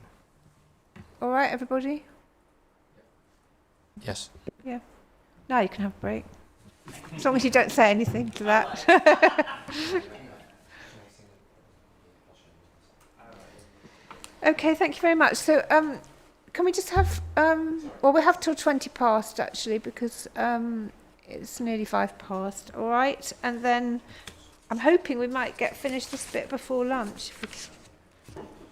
I'm hoping so. If we crack on. Okay, thank you very much.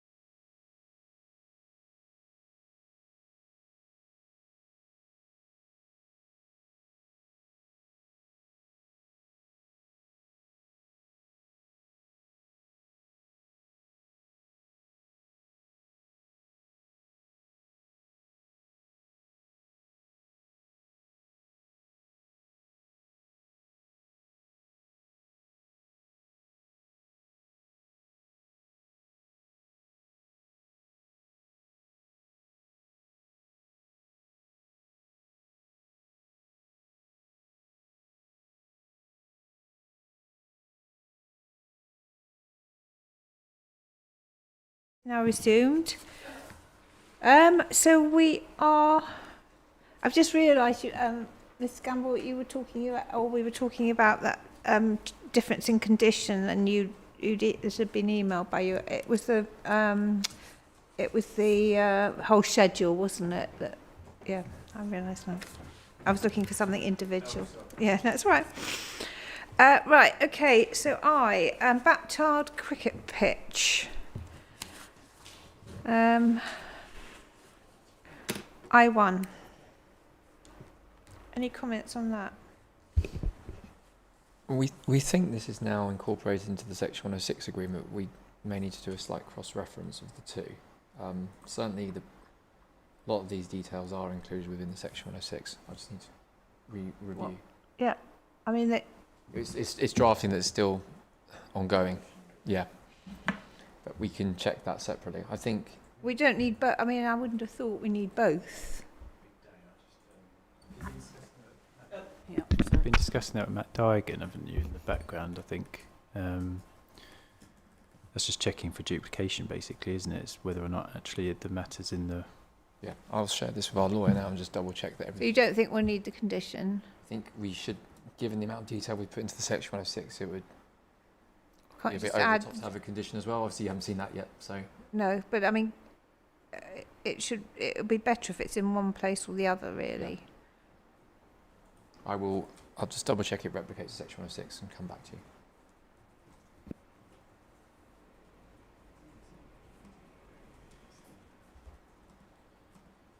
Thank you.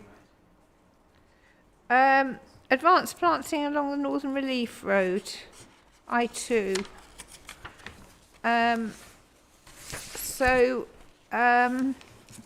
I've just added to mitigate the visual impacts of the Northern Relief Road, so that everybody knows what's supposed to, what the intention is. But does anybody have any comments?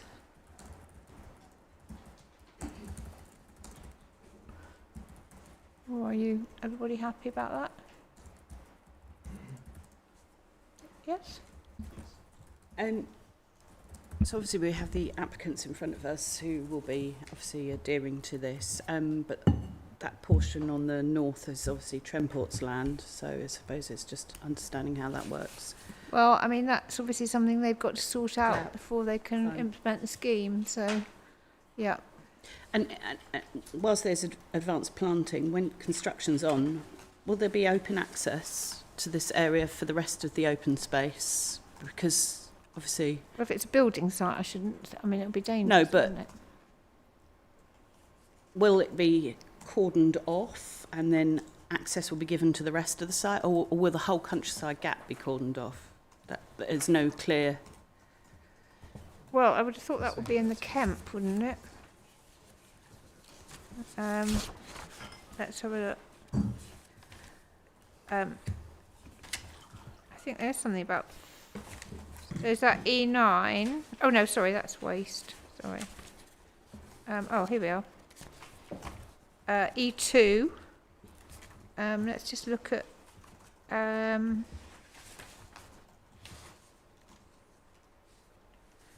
mean, certainly something could be added.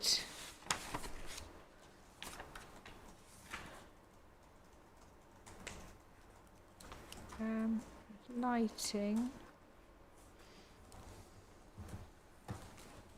I mean, could there be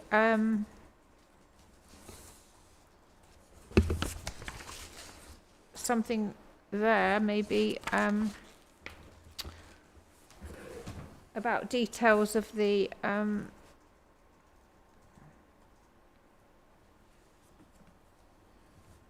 access provided to the well, I mean, which bit is actually has public access? Hang on, let me just have a look at the... Hang on a minute. Just get the... Oh, why don't I use my plans? I suppose this backs into the SANG issue and whether there should be a temporary SANG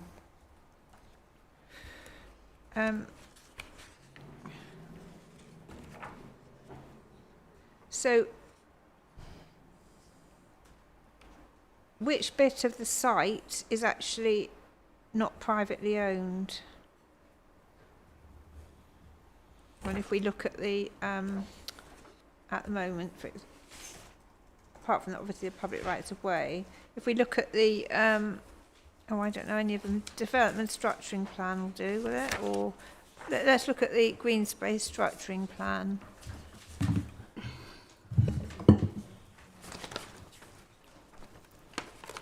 Oh, here we go.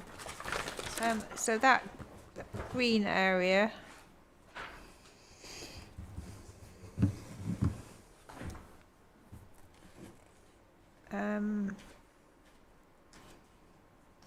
Which part? That's privately owned, isn't it?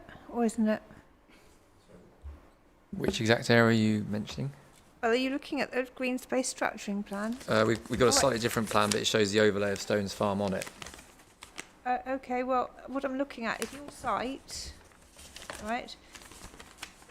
The green area, right, the open space, which will be part of the countryside gap and commercial area. Which part of that at the present time is, obviously some of it is owned by the council.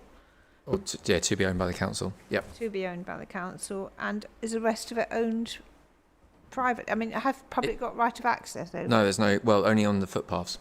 So there's public rights of way, and people do walk around the area. Well, I know they walk around it, but it's privately owned, private rights. So, I mean, I suppose the answer is that nobody's got a right to it at the moment. Only on the footpaths. Apart from the footpaths, and we've got something in on those. Sorry, I'm talking about Stones Farm here, which has got open access at the moment. Well, I mean, That's the Sang. Right. Okay. So can we just call it the countryside gap for now, because we've got waiting for reps on that. And that was part of the planning provision for Spring Acres or Stones Farm. Hang on, I need a plan which just shows me what area of. Well, it doesn't really matter. So there is the plan that parameter plan development north does have the committed developments on it, and that overlays the Stones Farm planning permission area, which includes the countryside gap and then the Northern Relief Road running along the western side of that within it, obviously, and then across the middle of it as well. But are we looking at the condition, or are we looking at in terms of? I think the question was is there any provision for interim access arrangements? Yes. I don't think there is in this condition, because it's the landscape. No, I'm just wondering whether it should be in the Kemp. So the Kemp could have something added in that says, confirms what areas will be accessible, if any, or something like that. Yes, or how it will be fenced off. I mean, it's a matter of public safety, isn't it? If you're in a site where a new road's being constructed, I suppose. It says details of hoarding, boarding, treatments associated with construction. Procedures for maintaining good Yes, it does. Details of temporary pedestrian cycle routes, any measures to protect crowd and retain usage. Yeah, public rights of way, I think we're okay. You're talking about more generally at that area of wherever it is. Yeah, and so when Stones Farm was being constructed, and then they scalped it, and then they did various other things, but it was fenced off, and it was really quite oppressive for a long period of time. And so I think we're quite keen to make sure that where there is open public accessible space, it should remain so, and that should be conditioned. Yes, but I mean, it can't be. Yeah, I mean, if you're building a road on 50 metres along the length of it, then you fence that off, but we don't want the whole site fenced off. I mean, I think the reality is we don't know to what extent, if all of that would be fenced off or not, to build the Northern Relief Road. Obviously, the route of the Northern Relief Road was always envisaged when Stones Farm was permitted. It's on some of the plans, it was in the committee report. But you've got the bunding area and the planting area that separates it from the countryside gap. Then you've got the northern to southern alignment, which would mean it would be impossible to get access across that while that's being constructed, I would think. And then you've got the east-west section running through the middle. I don't think we could have a condition that says there must be public access to that area, because it's... Well, we could just have a condition about details of the fencing, couldn't we? Around the development areas or something in there may be an ability to. Yeah. And so we've got boundary hoardings, so we could add a thing there, couldn't we, after G?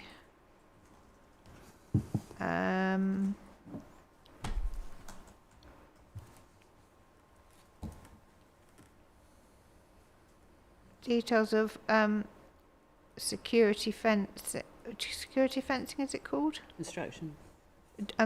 Yeah, but I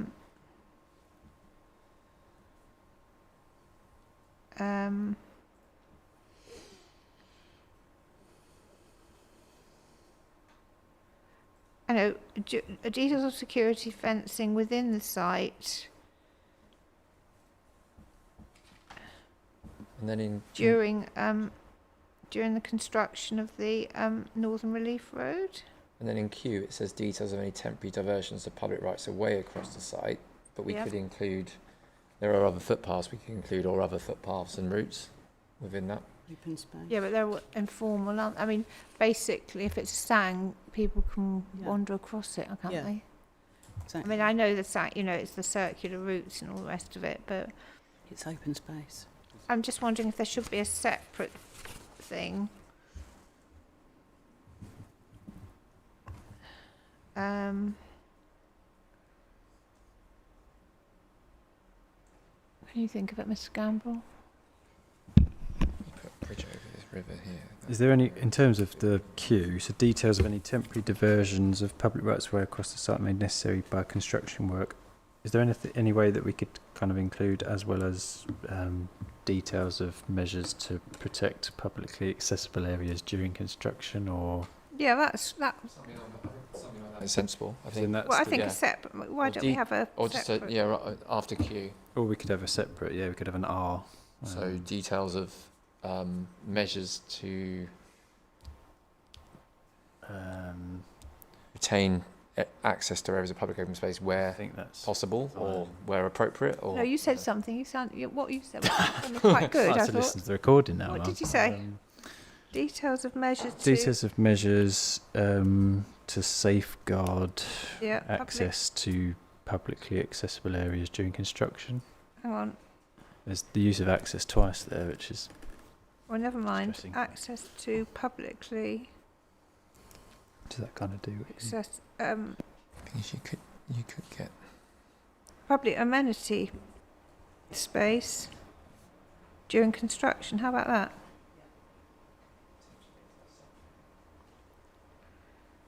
So, details of measures to safeguard access to public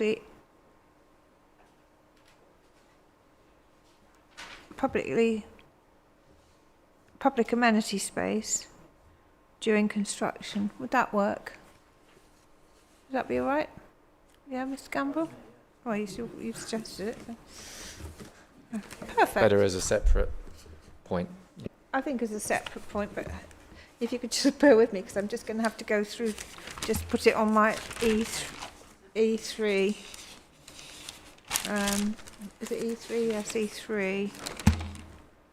E2R, Is it E2 or E3? Oh yeah, E2.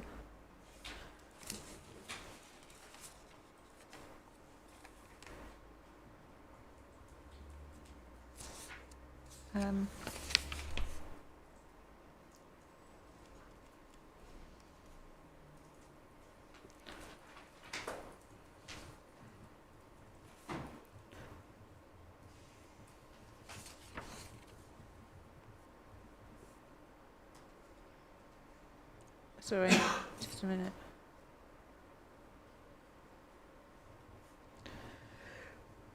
Excuse me. Right, okay, thank you. Right. Okay. Right, let's get back to I2. Advanced planting. So are we then happy with I2? Everybody? You happy with those reference to mitigate, you know, the purpose of it, mitigation? Yes. Okay. I3 is this battery storage thing, isn't it? What did we agree? Did we agree that was coming out? We did, and we had a discussion yesterday about what was actually intended within the application. Was kind of came up as concern. Mr.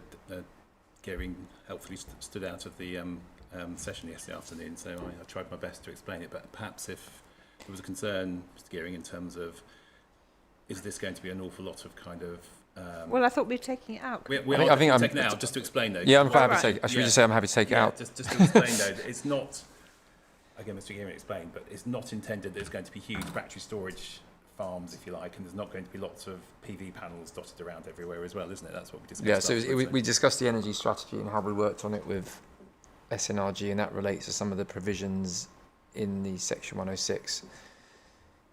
However, this wouldn't be. There's no requirement for this condition to meet those.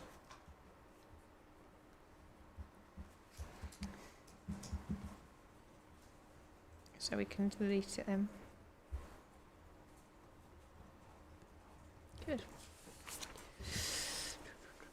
Right. Getting on famously now. J1. Any? Oh yes. My only thing was, is it not 110 litres per person per day in the building regs? Yeah. Yeah, we're happy with that. 110. I think your yes refers to 100 litres. So I think it's 100, and then there's the building regs. When you look into the details, 100, and then there's 10 for external water. So sometimes there's a difference. Oh, right. Always said between the two, 110. So it's always 110 in the conditions. Yeah. So can we put 110 in? We can, if that's right. Yeah, I've basically just replicated what the yes says. But It's a lot easier to police as well, because when the houses are built, they just build to the higher building regulation standards. yeah, it's like a optional Are we standard, agreed isn't then it? 110 or not? Yes.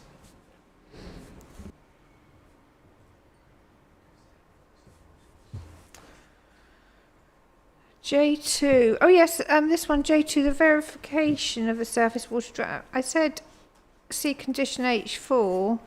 Is this further condition really necessary? I mean, the strategy's got to be H4. Going back to that.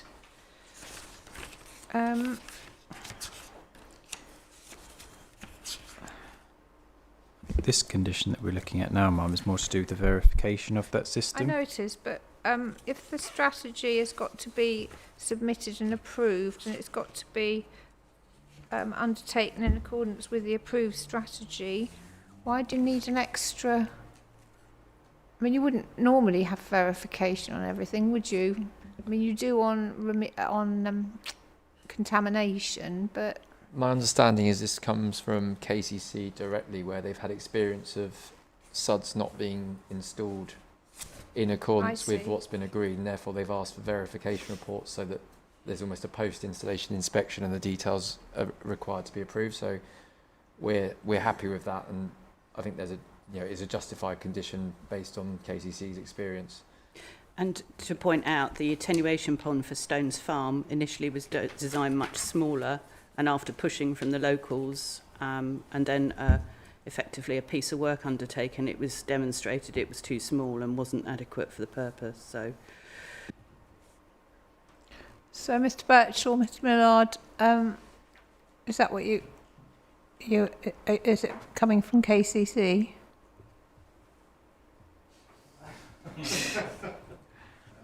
Well, or maybe it's not you that's involved in that side of things. Your understanding as well, Andy? Yeah, it's in the KCC drainage comments. It's a request that's commonly made as for the circumstance set out by Mr. Gearing. So it was a request from KCC? I think it was, yes. This drainage was. I don't have any specific instructions on this. Okay. Well, okay. Incidentally, talking of Suds, that one along the A2, just as you come along, that's been it took ages to build. On the left, as you come in after Swan Street, it's full of water now. Yeah. Yeah, and I suppose that backs into what we were saying about the valley. What happens if they're filled in and not appropriately put in? That was a retrospective scheme because of flooding elsewhere. Yeah. Further downstream. There we go. Obviously doing its job. Right. Okay. So we'll say that one's okay then. Right. Cycle parking. I think. Do we need this as we've got G5A? You happy with that? Well, J3, we've got G5A, which was the one I put in, not realising that we can delete J3, I think. J4, refuse storage. I've just added non-residential buildings as well, because they're important, aren't they? Everyone happy with that? J5, oh gosh, another of these mitigation things. Right, okay, management and monitoring, sorry. So, is it replicating C6? Is what I'm asking. The LEMP, or is this something else? C6. I think on the basis of the discussions we've had earlier on regarding site-wide and key phase, it probably makes sense to strip down the LEMP requirements to the site-wide and key phase in the same way. So I don't think this is, the additional LEMP condition is necessary for the parcels on this site. Because in C6, I think we agreed, did we, to keep in the that last bit about the legal and funding mechanism? Can't remember now. So that will be the future where it's all going to be managed and so forth, which is basically what J5 is talking about, I think. Monitoring, that's the only thing. Well, actually, we've got appropriate management proposals.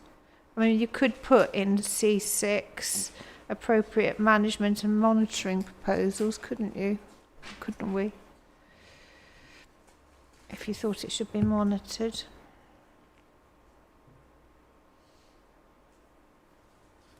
What do you think? Yes, that's fine.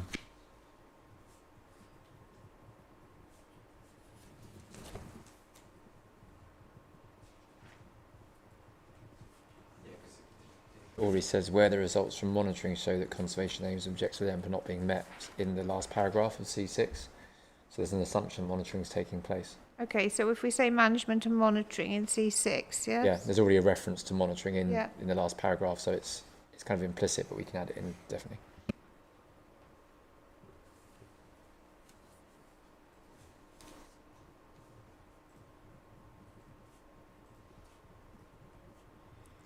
Thank you. Right. Noise and odour from the future commercial operators, J6. Any comment on that? Is that okay, everybody? Yes. Right. And finally, J7. Oh yes, hours of use and delivery times for non-residential.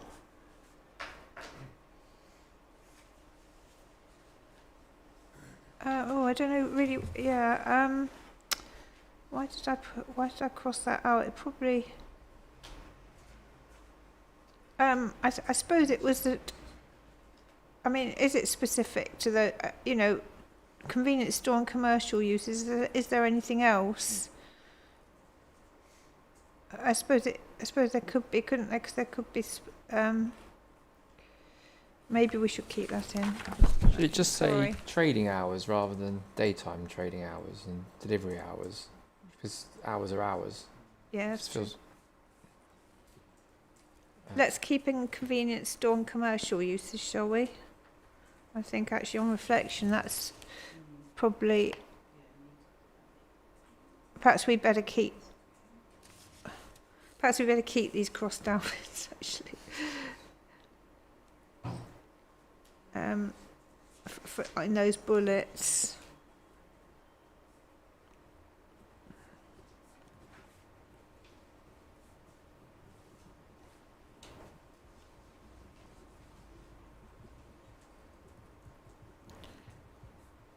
So we can take out, apart from, you'd like daytime. So just say trading hours, delivery Yes. servicing, lighting, just says lighting, so do hours of illumination?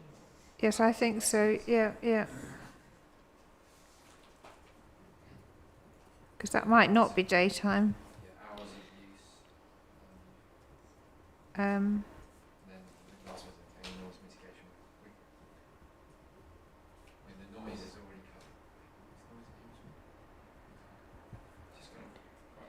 covered. It's quite, any noise mitigation required to limit noise breakout. Just wondering if noise is covered elsewhere. we have got noise. We've got a tip for the future occupiers, haven't we? Residential. I suppose it's a case of, say for instance, you had the RMs come in for the residential bits, and then later on you have RMs come in for convenience stores and commercial uses. Yeah. then- Are you going to have? It might mean if you're having residential above commercial. Mm-hmm. I think it's Yeah, I'm just checking whether there's any other condition that covers it, but I think you might be right. It might be the best one to keep it in. I think I've put the submitted to just made it read better. Oh, I've taken maintenance out, I'm afraid. Well, There is the H8 noise mitigation, but they said it's no damage should commence to a relevant key phase, save enabling works until which noise one are you mitigation. looking at? H8. That's more residential. You're right. Isn't breakout? So Well- you've added BS 8233 2014 sound insulation noise reduction from buildings code of practice. Is that right? Who's added that? Sorry. Me? Possibly. Sorry, I'm in Which one? a search. Sorry, I'm just wittering away. I'm trying to. So, is there a? What's the anything we need- noise mitigation we're thinking of? Is it? Yeah, that's what. Do we need to refer to something? Yes. Is it sort of to avoid transfer of noise between any commercial use and a residential above it, or is it? I think it's twofold actually. So you'd have those particular instances, but potentially also situations where an RM for the commercial uses comes in later. So the houses have been designed to a particular requirement, and actually they introduce use that's potentially noisy, which then necessitates some form of Do we need? mitigation. It doesn't. It's not very. No, it's. Okay. I don't know if there's. If you want to leave particular- that with me, I don't like to hark on about Wisley. Well, I do really, but I'm sure we had a noise condition because they were having a commercial centre with residential above and also adjoining. So if you just, I can dig that out over lunch and see if that might fit, because I think we do need to be a bit more specific. Mum, I just wondered in the context of this condition dealing with operating hours. I mean, my experience is that you might have something that dealt with, for example, vehicle noise. Deliveries, yes, sort of We've got reversing we've got beeping and delivery. so forth. We've got delivery hours though, and servicing. Yes, but it might be where there's a, even within the permitted hours, there's noise from turning vehicles and reversing and so forth. That I'm just saying that's in my experience. That's how these You're these right. conditions might be I collected think together. that any noise mitigation required to limit noise breakout is presumably in connection with the points above in terms of operating out. Yeah, so it's kind of it should cover everything above. So like deliveries. I mean, to be quite honest, I mean, it'll partly depend, It's won't needed. it, on the design, where you get the delivery yards or whatever, I would have thought. Is it not more of a requirement that we have the non-residential surveys and mitigation strategies associated with noise to be submitted with any non-residential use or something along those lines? I don't know. Can I? Yeah, Can we I come think back it, to I think that? it might need a separate condition. I think you might be right. It's kind of not really to do with hours of use and delivery time specifically. It's more all-encompassing for Noise from deliveries, you mean?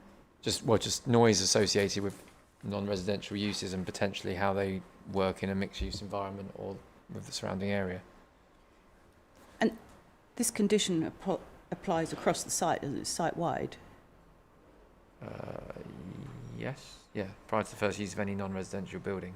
Yeah, because you've got large agricultural buildings that could become, the commercial units effectively under this. They need planning permission, wouldn't they? We haven't applied for that. Apply for planning permission. It's not what we've applied for. But the designation here is under this. So you're saying that you mean the farm, the Dean's farm? Yeah. We haven't applied for any change of use or anything But related the to same that. condition would apply, wouldn't it?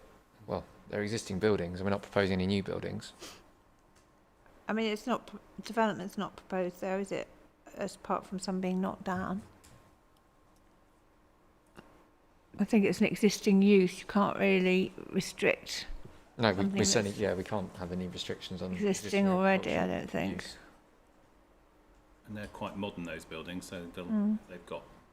And I mean, they're not actually near residential, are they? Are they new residential? They're near existing residential. So we're not proposing Yes, but to do anything with those buildings. no, I mean, they are at the moment, aren't they? So I presume that, there might be problems, there might not, but if nothing's proposed for it, I don't think you can add a condition, really. Good, all right. My understanding that was one of the buildings was being knocked down and rebuilt.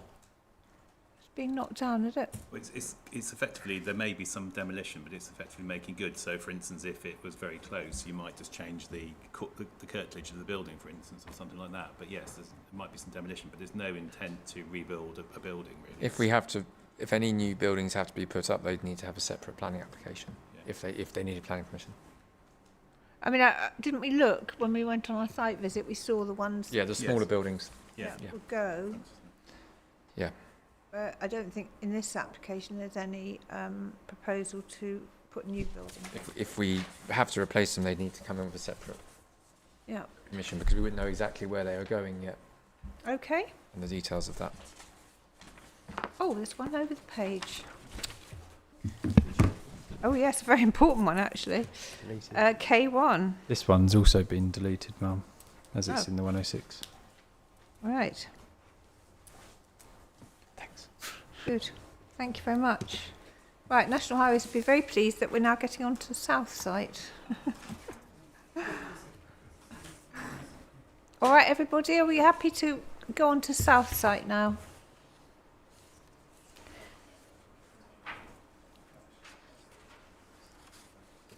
Right, so everybody got, I don't know, Mr Gamble, whether you, in your, it will be very helpful actually if it will be possible for you in your sort of amended conditions that you've added to, whether you could just do me a quick note of which conditions those are that you've, well, either of them, Both of them. just so I know, because otherwise I might, You're talking about the set that I sent yesterday? Yeah. And how they, yeah. I mean, you that's said there wasn't much, and didn't you? yesterday morning. Yeah. But the northern ones we've gone through, so I wasn't going to make Yes, comments okay, beyond that. But just to make sure that I have got them, because I'd like, like the one I thought you'd send a separate note for, but in fact they're on there. Yeah. If you could just point out, just say which conditions they are. Yeah, I'm just going to run through them now, Mum. So I'm just going to look at the southern set. The southern set. I'm just going to run through. I think I've left them in my room actually, but anyway. So I'm just running through now. It takes a bit of time. So there were some alterations, I think, to the archaeological frameworks of B2 on the southern set. That was the trigger, but I think that replicates what you'd already suggested. Right, okay. There are some very slight changes as well to B3, which is the surface water drainage scheme. Just to refer to the right flood risk assessment that had been prepared by the applicant. And I think KCC also made comments yesterday on that surface water drainage scheme condition to ensure it referred to the correct DEFRA guidance. Yeah. Well, perhaps could you, carry on. Yeah. Then B7 we deleted. That was a monitor and manage strategy, which has since been superseded by the 106. Mm-hmm.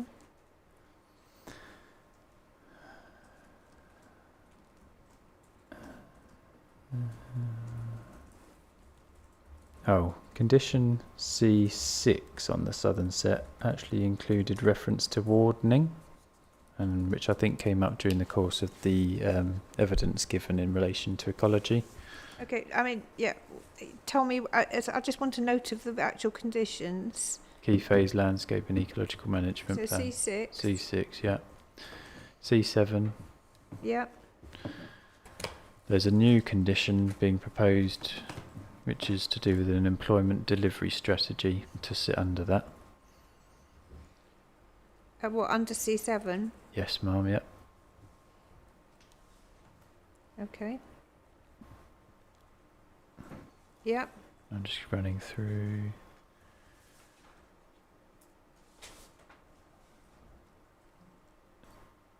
Then we deleted. Actually, we actually deleted conditions condition E12, which was a construction ecological management plan. Okay. There had been some amended wording to condition E14, which I think actually largely Mr. Finch mentioned yesterday. Small changes to F1 and F2 archaeology, kind of replicating the triggers that you'd suggested. G2 was the condition about M43, M42, and that was amended in the same way as we've just discussed in this session this morning. H2 is off-site highway works. That's been deleted as that forms part of the 106.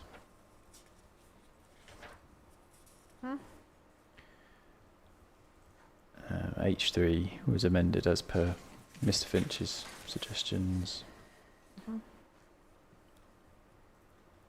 Noise mitigation H9 is under discussion because, just to give you a brief summary of why it was under discussion, is because we were concerned that we needed some reference to noise mitigation for existing dwellings as a council, and that hadn't been included within the condition. Okay, we'll have to talk about that, yeah. Yeah. I'm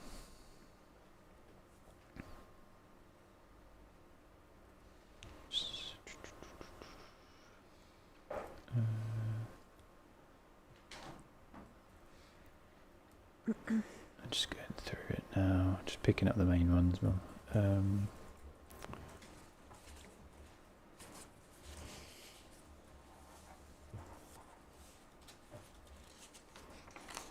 I think that was it. Thank you very much. Apart from one typo in K5, but we can deal with that when we get to it. Okay, well, you can point that out. Right, thank you very much. Okay, so let's start at the beginning then. So A1, A2, A3, A4, A5, A6, all the same. Well, I mean, not all the same, but all as we've discussed, yes? Agreed, yes. Right. Thank you. B1, B2, B3. This will include sort of any changes we've discussed, I guess. B4, B4 up to B4. So B1 to B4.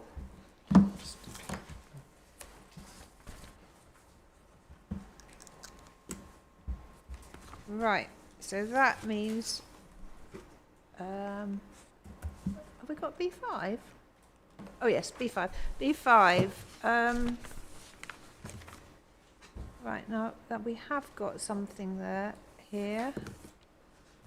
Why is that different? B5.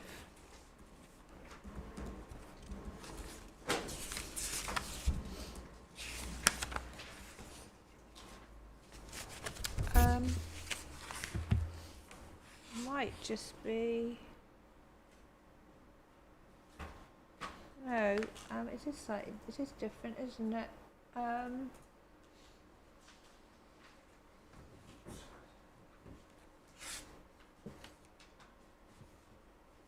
Why is that different? We haven't got what it shall include, have we?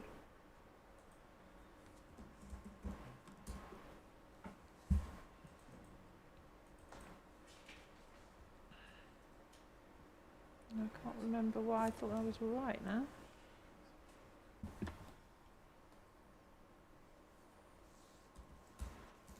Was this to do, so this is construction surface water management plan, site-wide, yeah? Yeah. Water protection zones and the Environment Agency and Southern Waters input. Oh, I know what it is. Sorry, yes. Yes, sorry. We've taken out, of course, we wouldn't refer to Thomas Beckett's Spring and we wouldn't refer to Stones Farm, would we? So they don't obviously need to be in there. That's why. Otherwise, it's the same as B5 for North.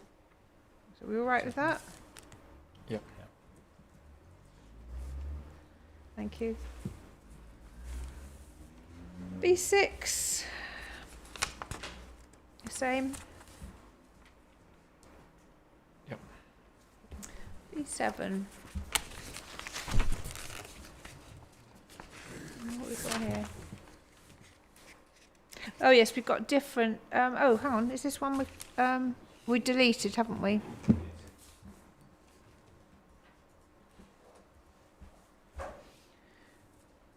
B8.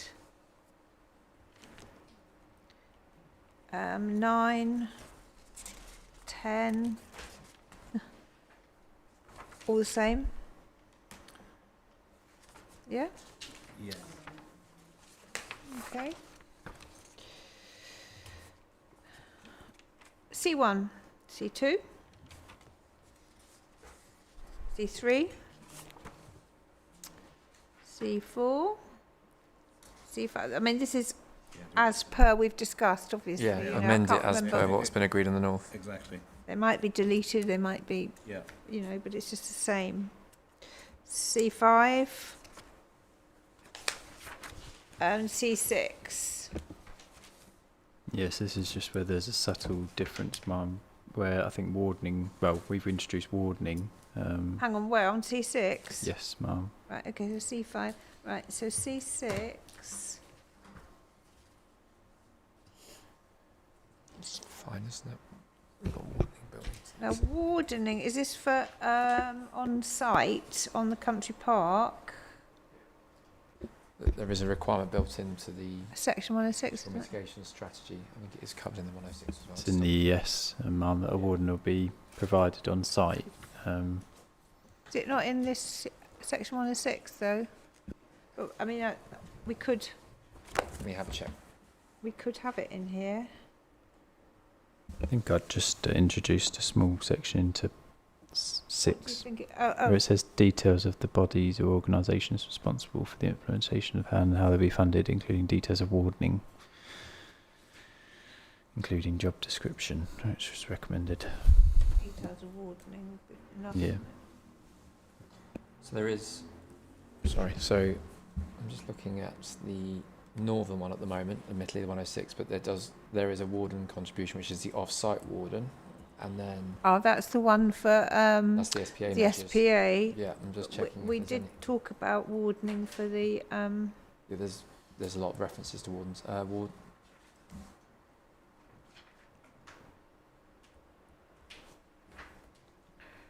including warden. Yeah, in the open space management plan requirement in schedule, this is on the north, but I'll double check the south, it should be very similar.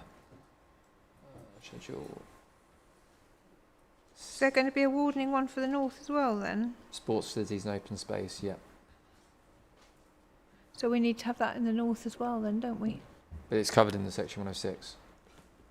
Yes, but should we not, in C6 of the north, if you're saying there's a similar provision, should we not have, I'm sure there's a warden for the north.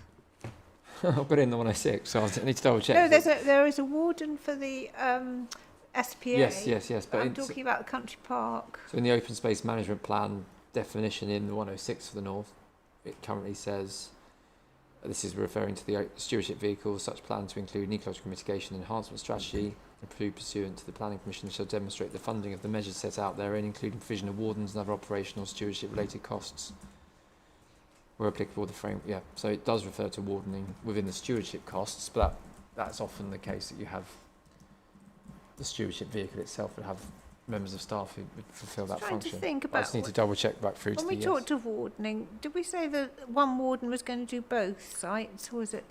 I can't remember.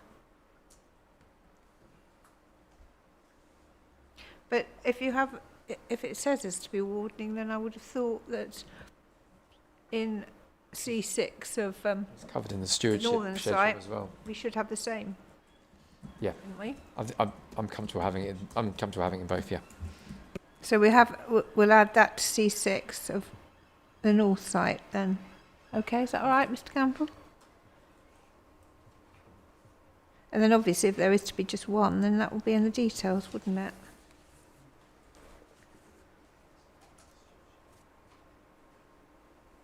I'm better just put that, hang on a minute.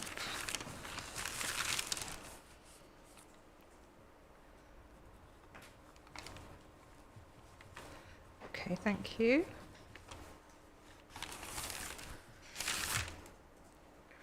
So,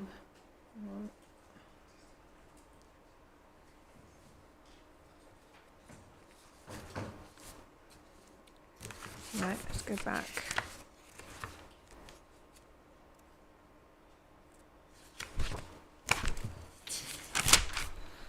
Right, right, okay. C7, so you say here to be reviewed. So is it to be something different? It should be in that list of conditions, Ma'am, that I sent through yesterday. The changes that have been mooted. Right. Do you mind if I just go and quickly get those changes then? Because unless you want to just tell me where they are. Quite a few changes, isn't it? It's probably best, Madam, if you get a copy. Yeah, because you'll also have the new condition as well.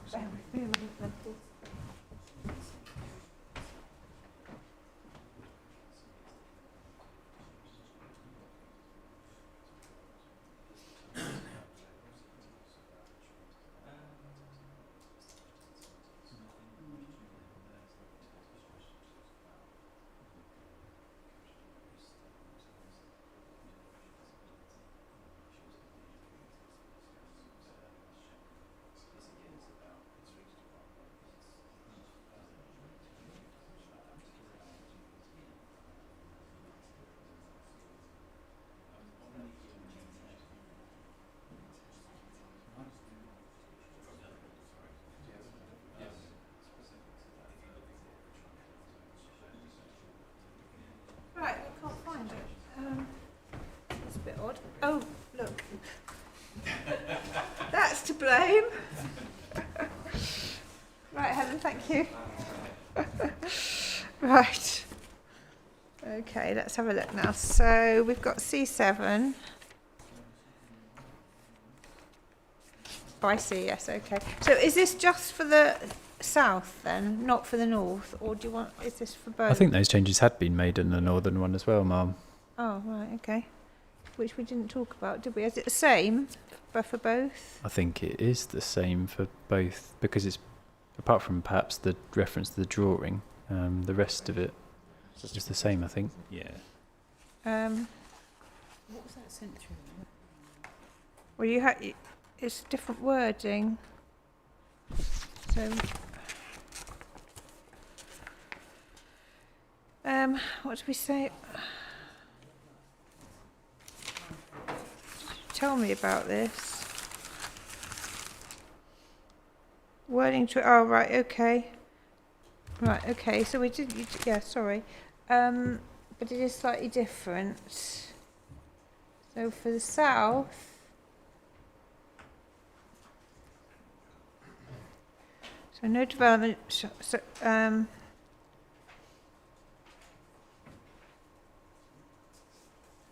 excluding, right. So the strategy, right. I'm sure that they do not undermine. So we're not going to have to ensure that they primarily serve. Oh, I see. Right. Okay. Fair enough. They undermine. Yep.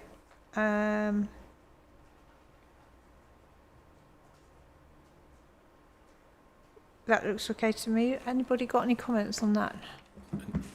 They're agreed between the parties. They've been agreed. Yes, they have.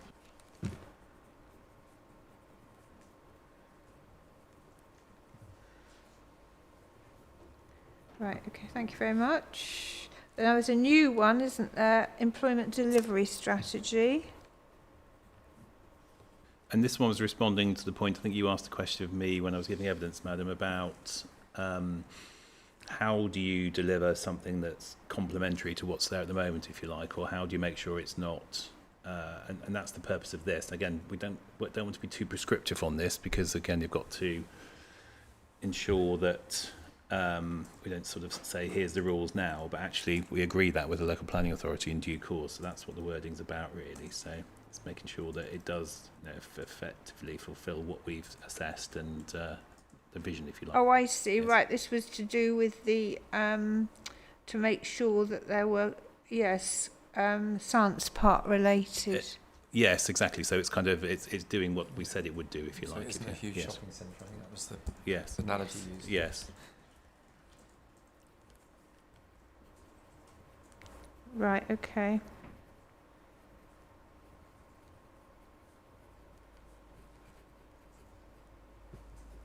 I'm sorry, can I just have a quick look at it?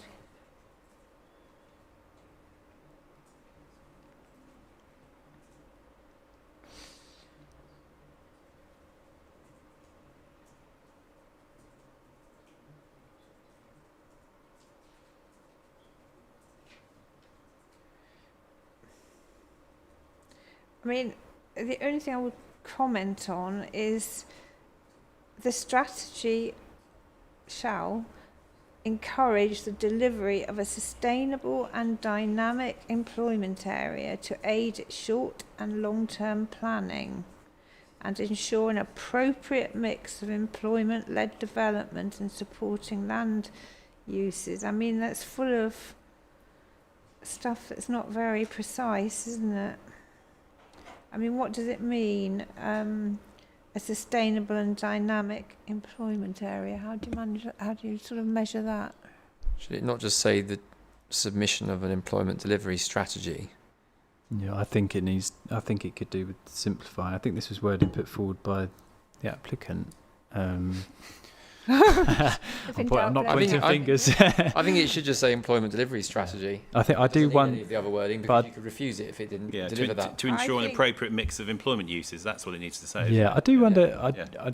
I wasn't present at the evidence, but I do wonder if does it need to refer to kind of the vitality and viability of town centres in the same way that the local centre does, because it's trying to Possibly. I think prevent. there's two points here, though. I think one is there's definitely the town centre point, which we can come on to and think again, because it does exclude it from the one above, so I definitely think we need to do that. I think this is all saying is actually, is it an appropriate mix of employment uses? Because clearly a B2 and B8 aren't a town centre use, offices clearly can be, but I think that's the first point. So I think an appropriate, if we just almost say an employment delivery strategy has been submitted to and approved by local planning authority. Yeah, and if it's not appropriate, you would refuse it. Yeah. So it doesn't need to have any of the extra. I mean, the point is, You don't need the wording in the condition. the point in the evidence, or the question I was asking, Yeah. was that one of the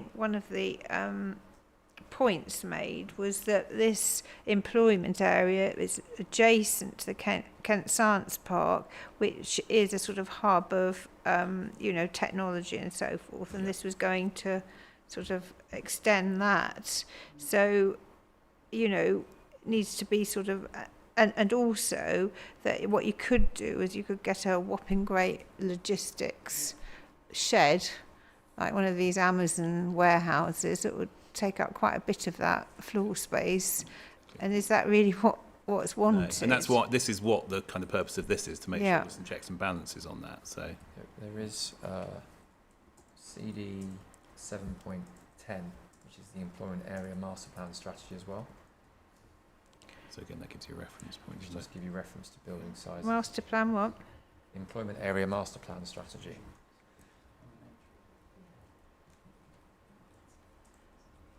Right, okay. Which just separates out plot sizes, picks up on building sizes as well. Is that part of the ES? No, it's a separate strategy. Can it be tied back to, because I think there was a proportion of jobs per household, per whatever it is that's being built across the site, is to keep in check the employment ratio? Because that's what we want ultimately, is we want the jobs. We don't, as you say, we don't want large warehousing units with very few jobs. Yes. But then there is provision, isn't there, for B8? B8 is one of the uses. There is, and exactly, and it does need to be. I think the concern is that an appropriate mix is the key issue, isn't it? In terms But it is, but yeah. What is appropriate?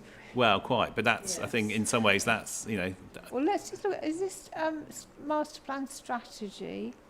it's mainly about the layout rather than the actual mix of uses. That does give, have some plans. Does have plans in there in terms of layout plans. So if you look at PDF, page 26 is probably the most helpful. Let's just have a look. I mean, basically, I would have thought what is really wanted is, you don't want one great big unit at the expense of, No, exactly. You want some smaller unit, a mix. And that's what this envisages. Exactly. There are larger units here, but they're also medium-sized and And I think there's two reasons for that. One is there's the employment piece we're talking about, but also from a massing perspective as well. You don't just want one massive shed there as well, given the sensitivity of that site. That's the thing I was a bit worried about, to be honest. Sections on page 24, which are quite 24. Sorry, I mean, especially as it's so near the junction. I mean, you can just imagine that. Yes. It'd be quite attractive to. Sorry, page what? 20? 24 has just got some. So 26 is, I think 26 helps you understand the kind of the type of layout, and then. Yeah, that's kind of a mix of. So this is this can help, and we could cross-reference this document if need be. This is more of a physical. We have a approved. Oh, is that the approved bit? Where's that then? Is that? No, 26 is only an illustrative plan, but it does help. No, but isn't there there's an extension that's already been approved and it's already built out, isn't it? Built it and then have taken it. Yeah. And so I don't know which where's that on here, wasn't it? That would be. Go down. It says await at the time. That was awaiting planning determination. So it says KSP extension. Page 24, madam. On the right-hand side, section AA. Right. I was looking at 26. So. Sorry, PDF 24. Right. Okay. And then there's section AA at the top. If you look at the section along there, there's a yellow building, kind of on the second to the far right, and you can see where that building sits. Is that the Ecologica building, is it? It was the Jazz Pharmaceuticals building that construction commenced on. I thought the big one was Ecological, wasn't it? This was the one that was being taken down in the extended area. It may have nearly been. There's a big Just one a that's frame. been put up, and then there are two little ones either side with a separate permission, I thought it's a jazz one, but not you. isn't it? You should know. Yeah. Yeah, the jazz one was the one in the field. Do you remember when we walked through the field towards where the motorway junction will be? Yeah. There were the existing employment buildings on our right that were going to be removed for the road. Yes. And on the left there was a building in the new area with the bums. Yes, that's right. Yeah, that's the building that this Oh, is I referring see. to. Okay.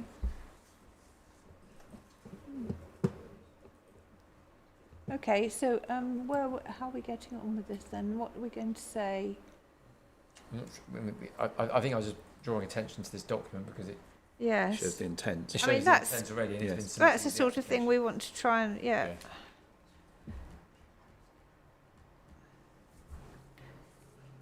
Has been submitted to an employment delivery. The strategy. I mean, I can understand what you're trying to get at there, Mr. Yeah. Gamble, but I just think it's a little bit.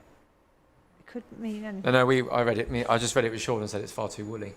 So Well, yeah, you didn't write it. I think it came from one of Sean's no. colleagues.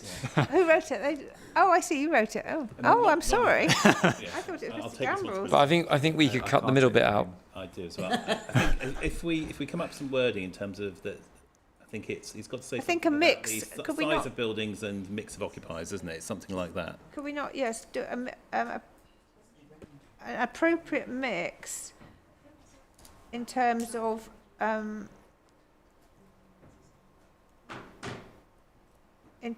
size and use, or some Size of buildings and. I think that's right. use, or something like that.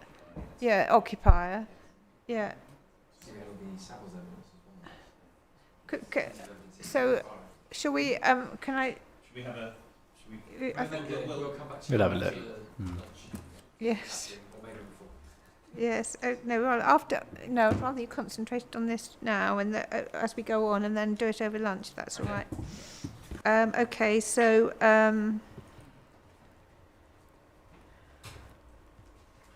Thank you. Thank you very much. I just assumed, Mr. Gamble, as it was in the council's things that you It was drafted, a obviously. that one was a jointly produced document. No, that's fine. Thank you very much. I understand now. Right, C8, that seems to be the same, yes? C9 the same, I think. Same as the south, north, sorry, yeah. Yeah, same as the north. I know we skipped through them really quickly, but when we talked about the north, I think we put in some site-wide overarching principles around Which one are you talking about? drainage and sewer, foul. Which condition are you going through? Earlier ones, we skipped through them quite quickly. I just want to check that we're putting in the same site-wide ones that we did for the north. I mean, basically, they're the same conditions for both. Okay. We discussed them in relation to the north, so on they the would be changed as per we've discussed in the north and apply to the south. Okay. What is important, though, I think, on the south one, particularly on foul drainage, is the Environment Agency's response, and that is at CD 10.92. Hang on, can you tell me what condition you're looking at first? Foul drainage.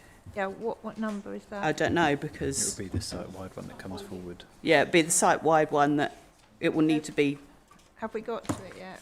Well, it's not only other than Oh, it's a new one, is it? Yeah, it's a new That's a one. new That's, one we yeah, were that's going what I'm to saying. do. When we skipped through, there were some new ones that will have come Yeah, in, no. but haven't been allocated numbers yet. No, okay, well, we'd obviously have that. Right, so, hold on. So the site-wide, hang on a minute, return, yeah, we're going to have to come back to that. So that came after H3, didn't it, for the north, I think? yeah. Sorry, no, it's site-wide, so it would be a C, would it? Or a B? Or an A? Not sure. Hold on. Mr Gamble. Over to you on that. No, hold on. It would be in the B section, Mark, because that's where the surface water drainage scheme is for the site. So you'd end up putting a foul drainage scheme in for the site. Right, that's it. It came, I think it was going to be something like B11 then, Yeah. wouldn't it? Yeah. Put that as B11. And what we said was that Mr Bashforth and Mr Gearing were going to have a look at that condition. I've looked at it. I just need to send it back to the council just for their thoughts. What I've just been going through is I do think we actually do need 3 of those for the north as well, because the changes that were made, I think at the end of last week, it's turned it into a delivery kind of drainage. The foul drainage? Yeah, not the foul one, the Surface water. one, because remember there's 3 stages to it and we were trying to get rid of one, but I think looking at the revised drafting, it turns it into a construction element. Anyway, I'll share it with you when you have a look, at it. Some of the comments, but.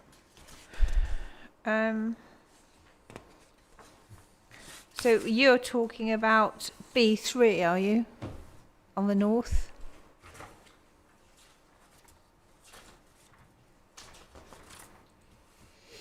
You're saying there should be more conditions. That's a site-wide one. B3 on the north. There's B4 on the north, wasn't we? Then we had foul drainage side-wise. Well, hang on a moment. B4 was construction environmental management plan, wasn't it? Yes. So you're talking. So we need a new number if it's B3A or something, or B. What, for surface water drainage? Foul. Yes, that's right. So, yeah, B3A or whatever. Sorry, yes, carry on. So what were you going to say? You want 3 conditions? Yes, so I think there only needs to be 2 conditions, sorry, for foul, I think. Mm-hmm. The other one was, I was tasked to do update, I'll just find it. Your mic's off, sorry. Sorry, I'm muttering to myself at the moment. Oh. Yes, the one I was talking about was the ecological mitigation one. Sorry, this is why I need to do them as I go along. B10, it was B10, C3 and H10, and the question was, should we have H10 anymore, which was the individual phase construction ecological management plans, wasn't it? So I'll need to pick up Mr Gambrel, but I think the reality is I think we probably do, because the changes that were made, I think at the end of last week, were suggesting that's a construction management plan which has the more detailed elements in it. So it seems to make sense as the 3 of them sitting together then. So Hang on a minute, I'm totally confused. sorry, I thought we were I'm talking jumping about foul around. drainage. Sorry, let's go back to foul. gone Sorry, on. I'm jumping all 2 over. on foul. 2 on foul. 2 on foul, I've 2 on got foul. that. But what are you talking about now? You've gone to B10, which is ecological. It is, yes. So I was tasked with having a look at H10, wasn't I? So You were, yes. should we come back to it? Just it was on my homework list. That was all. So. Yeah, well, can we not come back to it when you've done it? Yeah. Yes. Yeah. Let's come back to got it. there yet. Yeah. Yeah, okay. Right, shall I go back onto foul?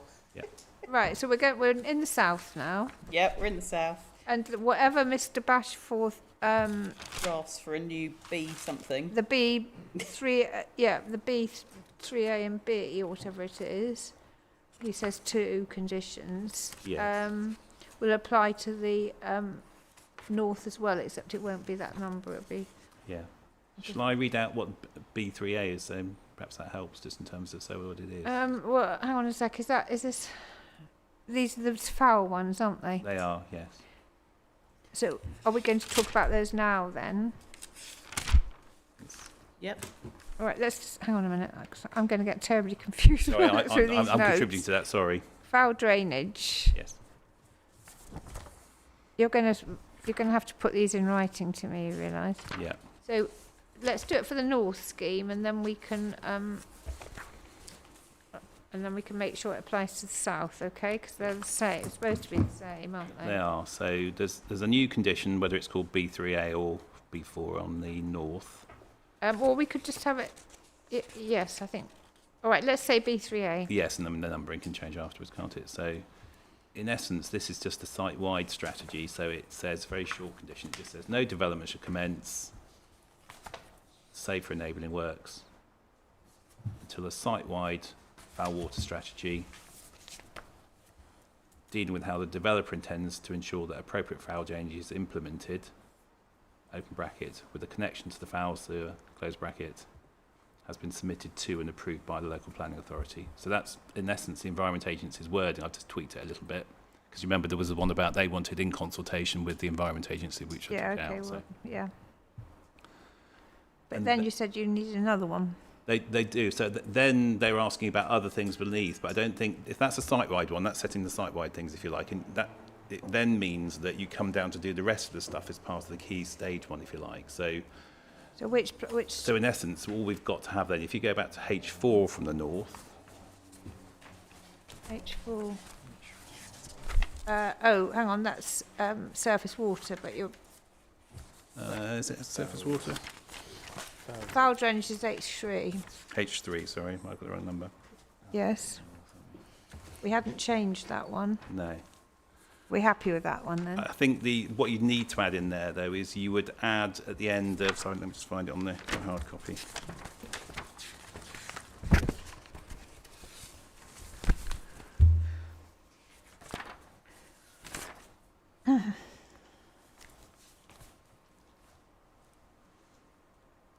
I think you would just need to have some extra text in there to tie it into the site-wide strategy earlier.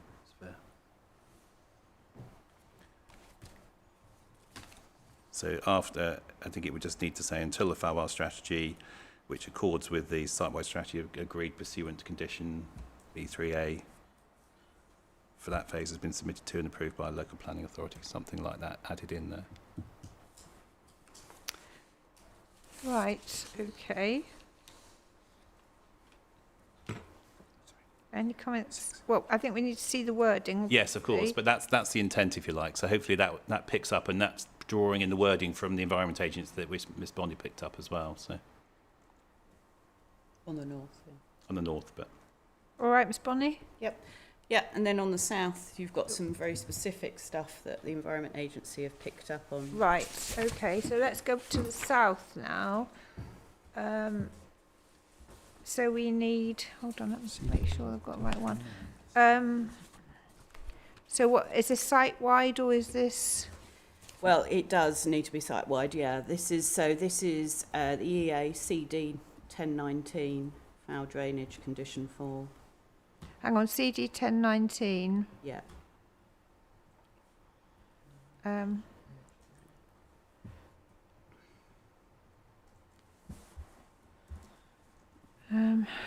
Sorry, Wait, the wait a comments are on 1014. I don't know if we need to. Yeah.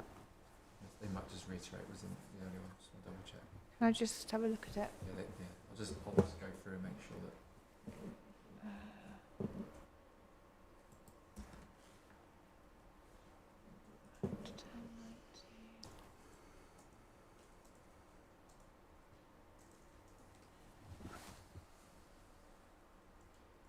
Yeah, 1015 looks to be the most recent comments with conditions.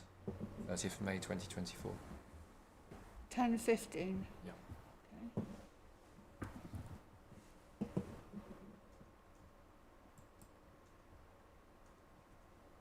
Okay.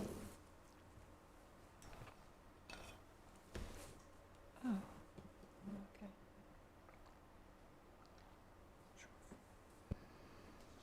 Okay. Right.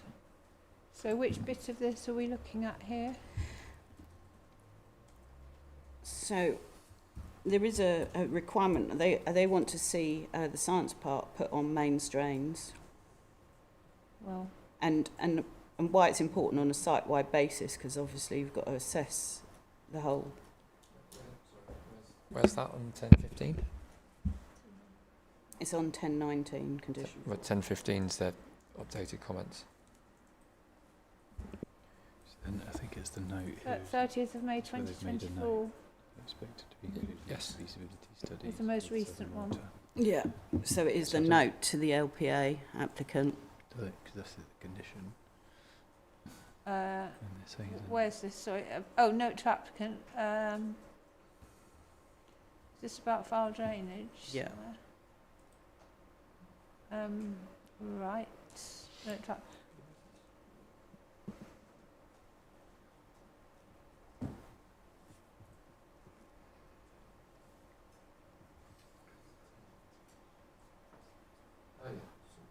that be an informative permission? There's a note. Isn't it, to be honest? Be informative. no status, is it? It's just a note, isn't it? It could be informative. Yeah. So I suppose it's because they got to. I don't think you can have informative water. decisions. No. No. Yeah. If it was an LPA one, it could be informative. They'll discuss it with someone. We can say we've noted it though. Yeah. Well, it's making sure that there's enough capacity of what's put in across the site. Well, so the Science Park has its own foul drainage, does it? Yeah. It's not on mains. Presumably. And we have No, no so it has ability. its We have own- no ability to make it change its drainage. If you see what I mean? Presumably, Well, it's in the red line boundary, isn't it? well, it might be, but We don't. Yeah, it doesn't mean we have the ability to make them change their drainage. Is that because they're not an applicant? I suppose if they're a private company, are they they? don't necessarily have to. I mean, if sign it's to do something different to what they're doing. what's your system? It has septic tanks or something, does it? I can find out exactly what their system is. I don't know. I'll have to look. Do you know, Miss Bonnie? I guess, Mum, it's very similar to the rest of Tunstall because none of the people in our area are actually on mains drainage. Drainage, right? Okay. We all have septic tanks that drain into the field immediately behind us. Right. And the consideration here is obviously the water protection zones up Yeah. there. But I mean, this is being obviously it's an existing situation, isn't it? Yeah. So But what you're doing is putting development round there because none of those properties, I don't believe, have all round that No, area. but- They're going to need mains yeah, drains. but all that they're required to do is make sure that their foul drainage system works properly. What normally happens is when you get foul drainage installed in an area like this, then other properties then connect to it because you've brought the drainage in. But it's Right. not part of the planning process for us to do that. No. And the problem is there's no network in the area at the moment. Well, not the problem, but the reality is there's no network in the area. But they need to, when that discussion arises, they need to make sure the capacity is built into that Southern Water system. need to. Yeah, Southern Water. yeah. So that's why that is it important that that's done. Well, I think that's why it's a note to say that. I just don't think it's a planning condition. I mean, the growth of KSP is part of this planning application, isn't it? So, you know, that you're saying it's really important that Kent Science Park grows as part of this application. Yeah. But you can't come, but it's not incumbent on the applicant to retrofit Kent Science Park. So it's never been mentioned in this previously in the inquiry. But it's in that note there.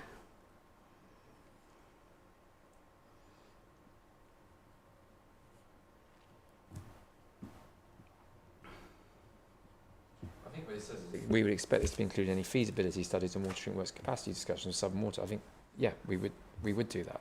I think that's different from having a condition that requires it to then be connected. So I think I've got no concerns with doing what the Environment Agency have said they would want to see done. They haven't. I mean, that condition basically doesn't actually require, does it, connection to be provided for the existing Kent Science Park. I mean, yeah. I mean, although it's in the red line, it has an existing system. So the expansion of Kent Science Park that was previously approved Yeah. has a condition on it that it should connect to mains drains. Well, yeah, but that presumably was made by Kent Science Park, wasn't it? Yeah.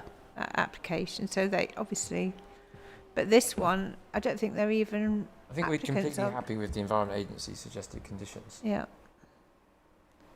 I don't. Kent Science Park. I mean, I don't really know why it's actually included in the red line, to be quite honest. But I think the whole park didn't need to be. I think the entrance has to be because when you come in through the entrance. yeah, the entrance has to be, but not the whole. Yeah, maybe in hindsight we could have just put the entrance section of the science park in the red line. But I mean, if there are no changes proposed, then I think we're completely happy with what the Environment Agency are asking for. I just don't think we right. Okay. go Well, beyond what the Environment Agency are asking for.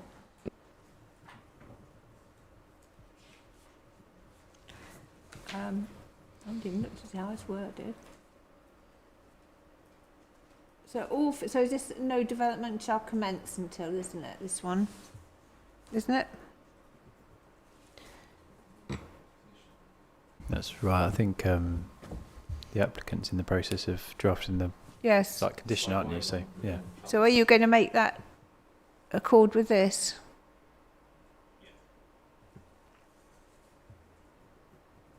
And then that needs to feed down to those key phases and then the parcels. Needs to feed down to the key phases and development parcels as per the north, but it then encompasses what the EA are requiring. They've just taken it as a single condition, but we need to be able to differentiate between the phases.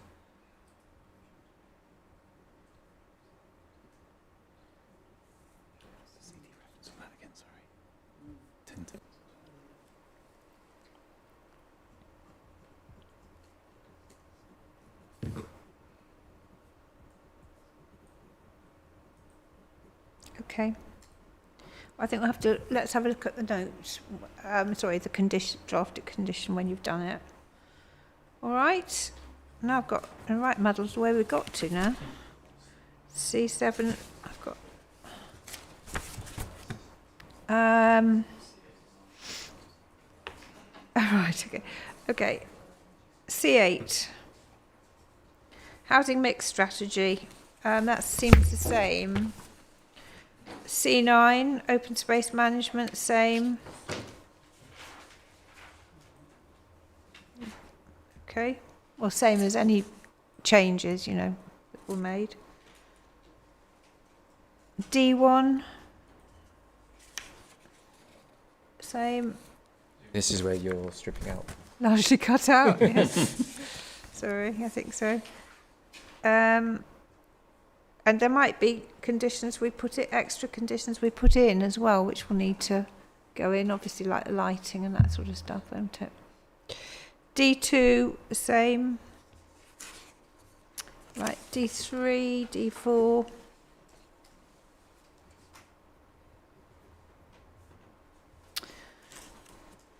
E1. Yep. So when we talked about ecological surveys, Yes. and I know you said a lot of the work had been done.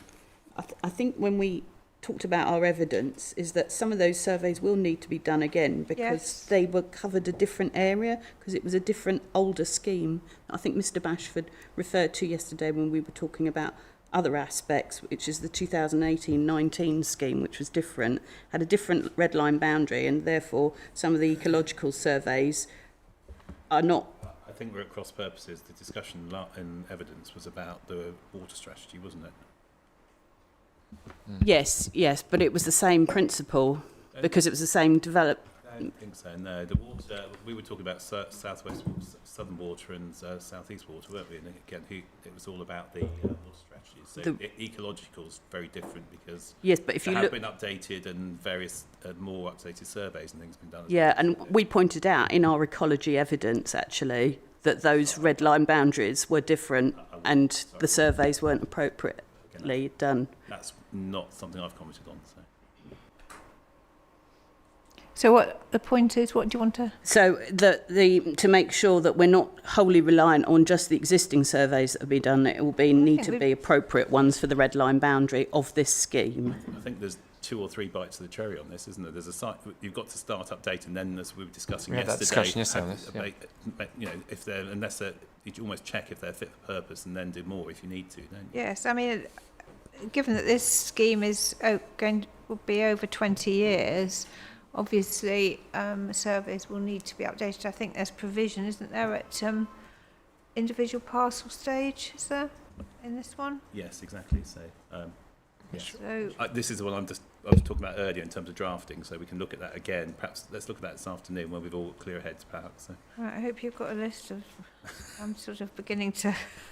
3 on the go, so. Yes, all right, okay. So, okay, Miss Bonnie, we'll have a look, yeah. Okay, thank you. So we're now on construction, the E conditions. And the E conditions, I think, are all the same, aren't they?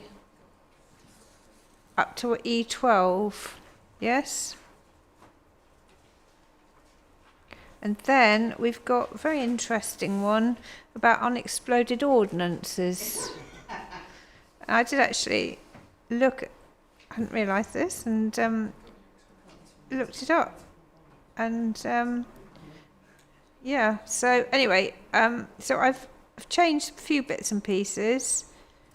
But is everybody happy with that? Which is interesting, isn't it? So there's a camp, apparently, and also, yeah.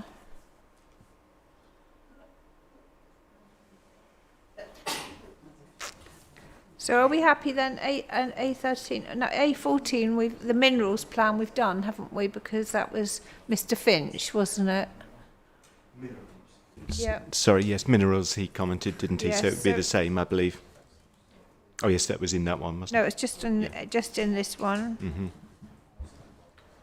So E40, yes. Can we just have a comment? Yes, on which one though? E8. E8, oh right, oh yes. Sorry. Mr. Peters, right, E8. Piling hours. Yep, just to confirm, and we've agreed these with the local authority and the applicant when we're talking through about the piling hours condition says with the exception of the N2 junction 5A works in terms of hours, purely because the contractual hours of constructing that junction may sit out with those normal hours, and it has to be done. Most of the works are normally done overnight. Oh, actually, yeah, so this is worded differently, isn't it? It is. I just want Sorry, to clarify yes, it was right. different to the Highsted North. In the event that piling is carried out on site, no impact while driving in connection with construction of the development. Right.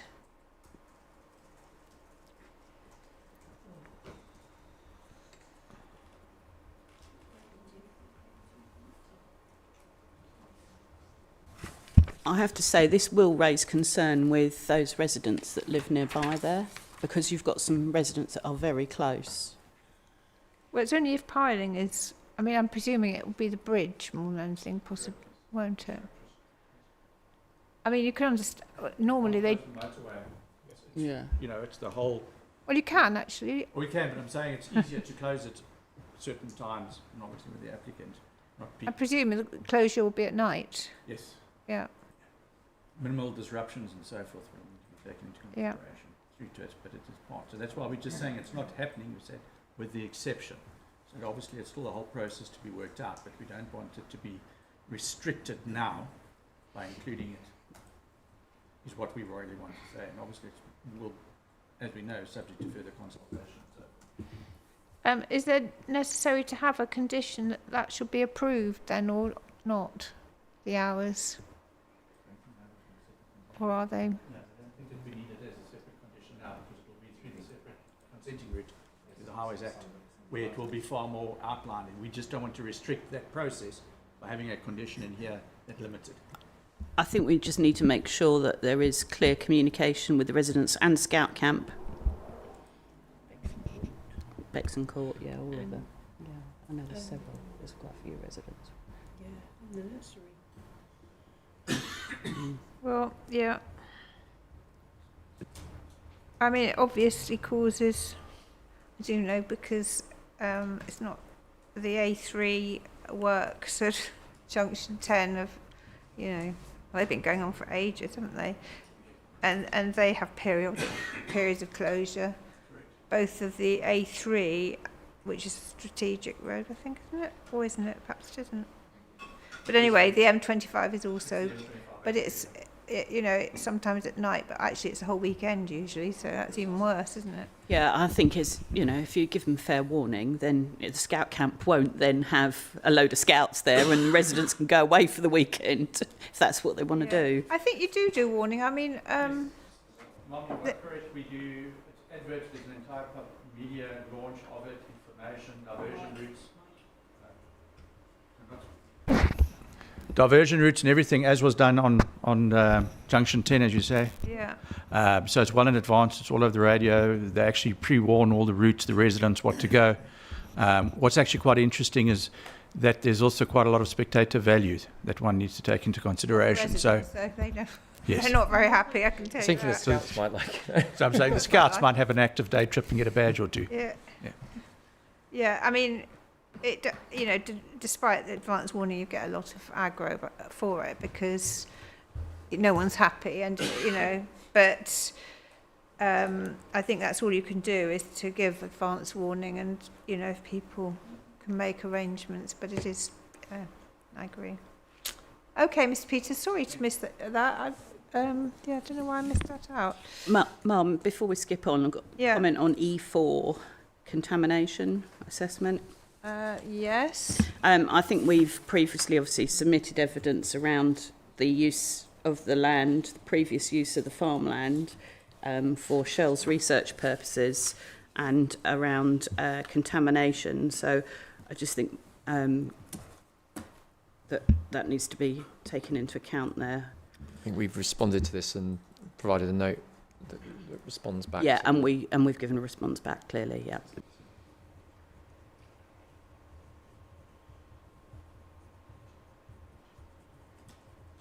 Okay. But are you suggesting that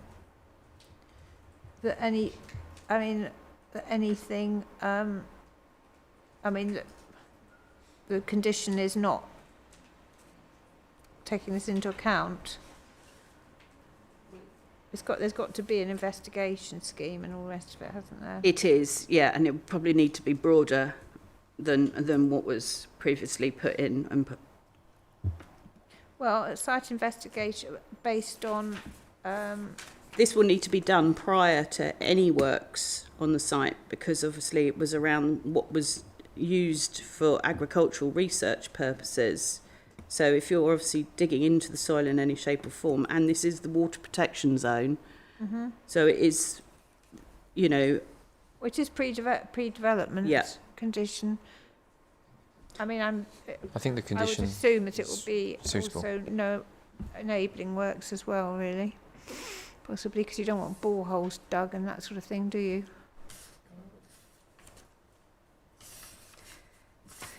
Testing the boreholes is part of the investigation. That's part of the problem. Oh, so you would have. And so you'd have yes, to but you need. you submit the scheme. What you first. need is yes. the scheme first. Yes. So. Yes. and the Environment Agency aren't keen on boreholes, according to their conditions. Well, if you include the enabling works, the scheme has to be put in before that. Then obviously, I'm sure the council will consult the Environment Agency. I would imagine. It's up to them, really. Okay.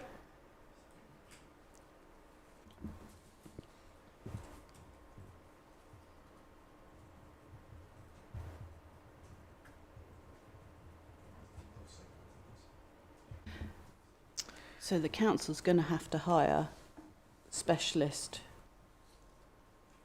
officers to deal with that, aren't they?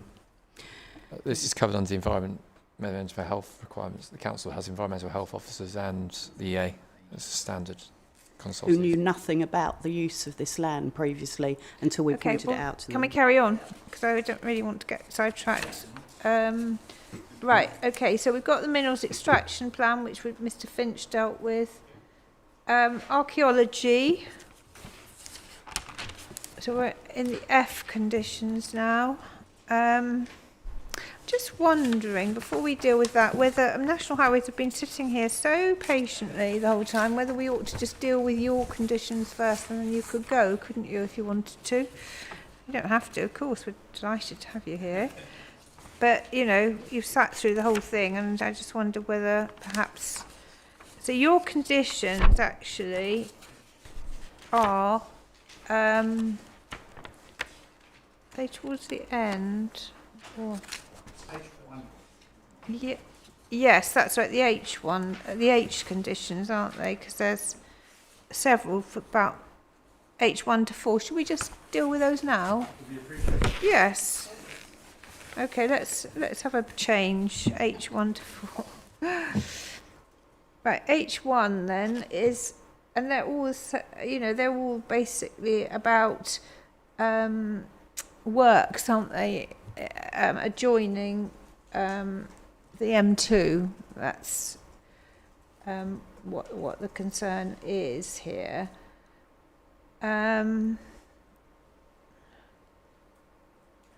Yes, I just first thing I said was, how does H13? H13. We haven't got an H13. I'm not quite sure what. Or did I say H1? Oh. H1, and we, in terms of your comments, if I understand it, we did circulate some revised wording. You did. Let's see. And we have spoken with KCC, and they are content with the new wording. And I believe the applicant themselves are content with our proposal. Right, good. Hang on a minute then.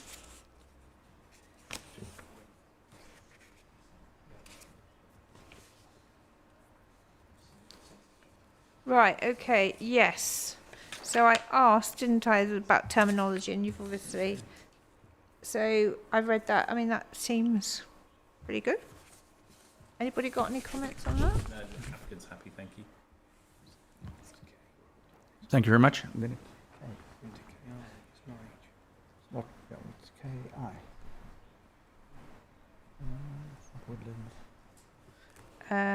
Just a sec. Right. So that's that one, and then the next one that you've an interest in is I9, Mum.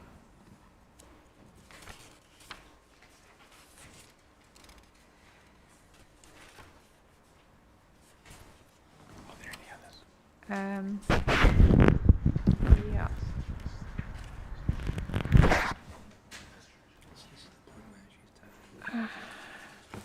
That's yes, that's it. I9. So, I'm afraid I've taken out consulting with you, Mr. Peters, but that's just the same as KCC and everybody else, I'm afraid. We agree, yep. I'm sure they will. But apart from that, you're happy with I9? So I9 potentially goes outside the red line boundary, is that correct? I don't think it can. This is this bit, this is to the path. Why do you say that? We've put 50 metres Of the M2 boundary. I think that's all within the site, isn't it? Or not? Or any bund within 50 metres of the M2 boundary. That means within the development, by definition, because we can't have conditions outside of our red line. That part of the site within 50 metres of the proposed boundary. So, I suppose when we discussed highways, we talked about slips on and off. If I think about Bexwood, and there was the possible requirement to go beyond. There was no requirement. What we were asked to show is that if there was a need for future safeguarding, for which would be work within the highway, for national highways to undertake in the future, we weren't prejudicing any future works. Within our asset. Yeah, within our assets. Bexwood's nowhere near this, is it?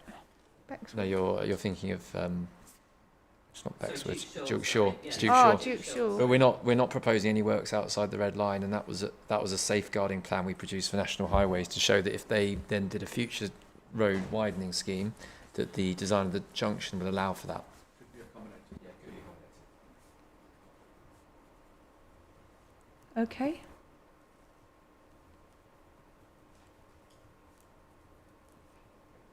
Miss Bonnie?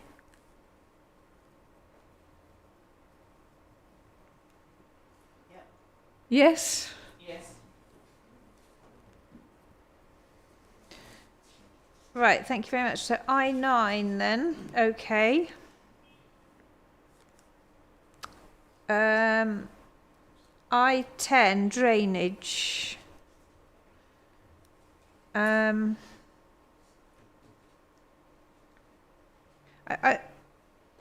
I didn't, yes. We do have to understand what conditions mean, I'm sure you do, but I didn't understand what the current drainage or riverine system forming part of those systems of which the M2 forms a part. Well, it's not a part of a river, is it? I don't understand that part, or any proposed drainage system. Can you just explain, please? Or somebody explain. Effectively, what we've tried to do through this process is just highlight those conditions which might have an impact on the future M2 Junction 5A. So this is actually a condition that was drafted earlier by the council in consultation with others. So it should probably, National Highways concerns is there may be connections or drainage systems that might then connect with National Highways drainage systems which have to be kept independent. So that's the point we're trying to ensure is delivered through this process. That wording though is a little bit confusing and mixed. And our view is obviously because there's a water protection zone there, that is important, that their drainage systems are kept separate and out of. Well, couldn't we just say that no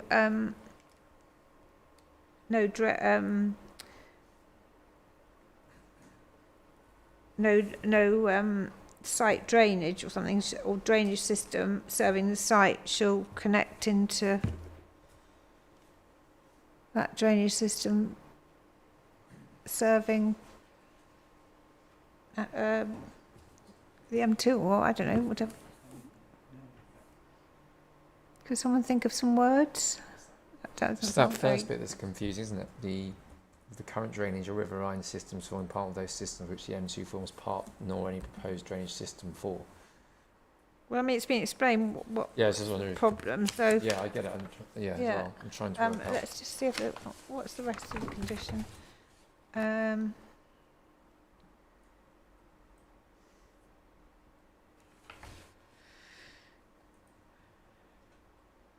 It's basically drainage, either man-made or natural, isn't it?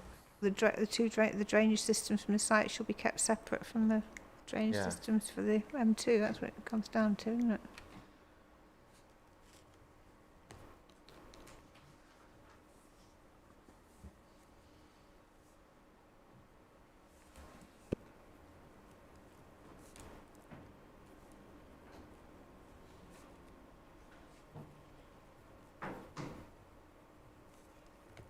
I mean, presumably, there will have to be some sort of new drainage works put in to serve the new junction, won't there? Because these were updated on the illustrative drawings during discussions with National Highways to respond to that. So there's been assumptions made over the drainage requirements already. So there'll be essentially what we're trying to get there is that they have to do approved design. The local authority before they're allowed to do any works to connect it onto the drainage onto the M2. So the drainage works that will be needed in connection with the new junction, they have to be approved. Yep. Through the detailed design before implemented, approved by the local authority, design and approved. Will the design works for the junction be covered under the Highways Act? Yes. Yeah. So this isn't the junction drainage; it's the drainage of other land in the vicinity of the junction. So under the Highways Act condition, the delivery of the scheme is the junction with associated drainage and retaining structures, etc. So that is covered through that separate process. What we're seeking to do is to make sure that any other drainage does not connect directly into that. So the actual drainage works needed for the junction itself will be all part of your process? So would it not be easier to say that no drainage will connect into the highway? Why don't you have a go at doing a condition? Just a restrictive condition rather than a... So what you're suggesting? Yep. No? I suppose, do you need details of the drainage arrangements to be submitted and approved Not really, necessarily. no In relation to this point, if as long as they're separate, you're happy? Yes, that is correct. That's essentially what we want. Yep. Go on then, suggest wording.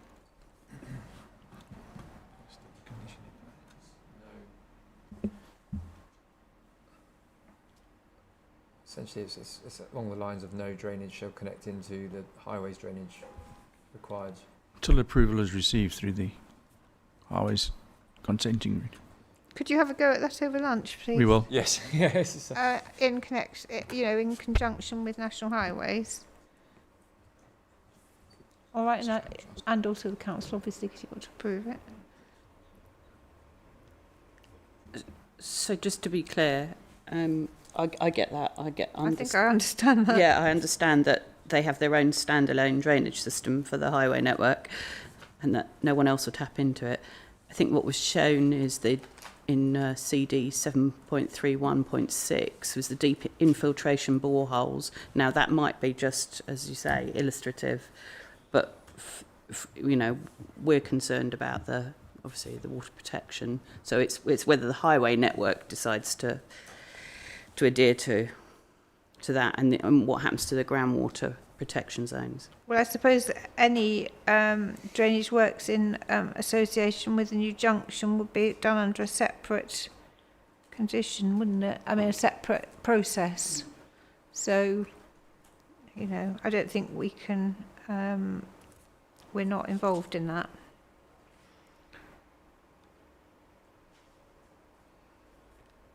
Right.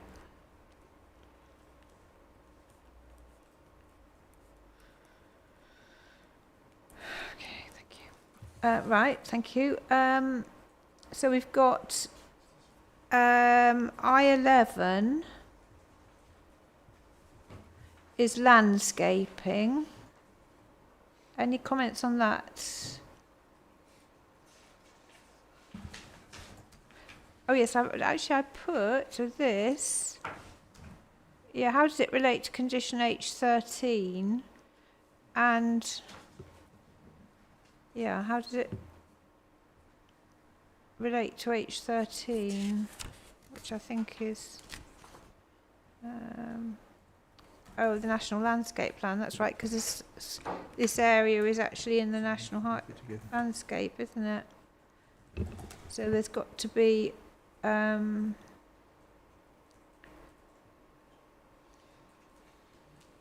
the National Landscape Plan, proposed woodland planting including species, size and density of tree planting and a timetable for its early delivery between the Kent site and well, that would be in that zone, wouldn't it? That's got to be part of the National Landscape Plan, so I'm just wondering how that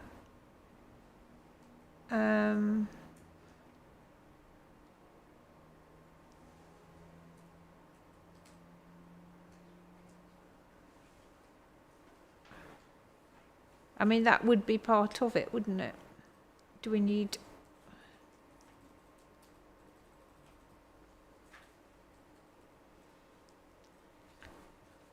Does it not just duplicate that? Yes. Is it so we provide specific requirements that National Highways are interested in? I guess that's the problem, isn't it? But well, yes, but it's going to be approved by the council. Yes. I suppose if we were to get details through for the National Landscape Plan through condition H13, we would then consult National Highways, National Landscape Unit, and then I suppose through a process of negotiation or discussion between the parties, you'd end up with something that would work in theory. Well, I mean, it's basically the local authority that has to approve it. Whoever you. I know, but you would naturally, I think, consult if it was going to impact the national landscape. You would consult the national landscape. Could we add a line into H13 that refers to what National Highways are asking for? So a specific, where you've got DEG, details of ongoing landscape management for the area south of the M2 and the landscape buffers. There might be one where we could. Yeah, I mean, this was 11 was kind of introduced, obviously, at, because it was one of the various highways conditions, I think, wasn't it? But there's no issue necessarily with deleting I11 from a, and then into a line into. and then embedding something within H13 to address. We're going to talk about H13. Yeah, no. We could do that immediately after, if you can hang around for that, Mr. Peters and crew.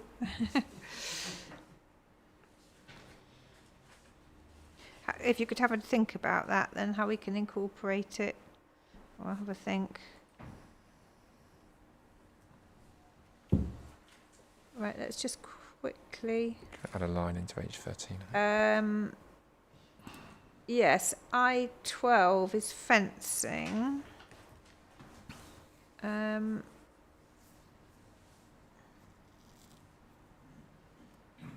Yeah, I've just added in that it should be in accordance with approved details. That's all. Are you happy with that, Mr. Peters?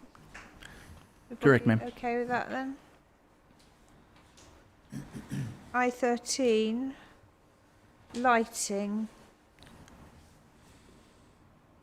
Cross that out. Yes. Again, we've got that on H13, haven't we? Yep.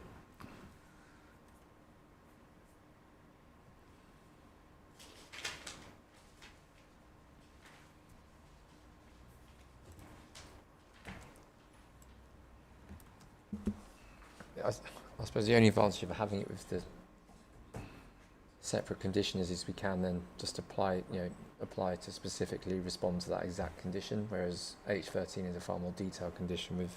That's true. Well, I mean, I do think that I11 could be incorporated, but maybe I13 is a separate thing. Just a question to the highways chaps is, does this have to be lit? That's Part of the process of the detailed design, it will go through to determine, and if it is lit, it will then obviously take into consideration all the environmental impacts, type of lighting, visibility, and all of that type of stuff in the design. I think we had a question on that anyway, didn't we? did, yeah.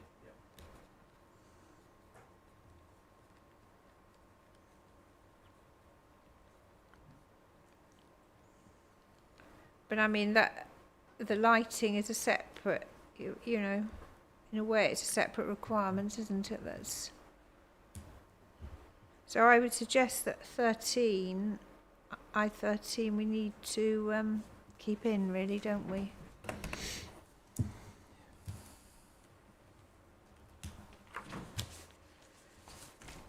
I mean, the thing is that this will have to be taken into account in terms of the Secretary of State's assessment of the Scheme. you know, the whole thing in relation to the national landscape. So it will be a, you know, we've had the evidence on it, but the fact is, if approval were to be, permission were to be given, then obviously we would need some sort of condition. I would have thought this would be okay, wouldn't you? Let's just do I14, shall we? And then we have a break. Is that all right? So this is structures adjacent to, again, a similar theme, isn't it? So, anybody got anything to say about that? No, it specifically relates to the M2, so I think it's important it's its own condition. We're happy with your proposals and the lithium, but it stays in, yeah? Thank you, Mr. Peters. Okay, so if you could, I think, is that the only, is there anything else that you're, Could we just do, I think it's K5. K5. Can we just do K5? I think this is the last one that Sure. relates to us before lunch. oh yes. Yes, indeed, K5. Right.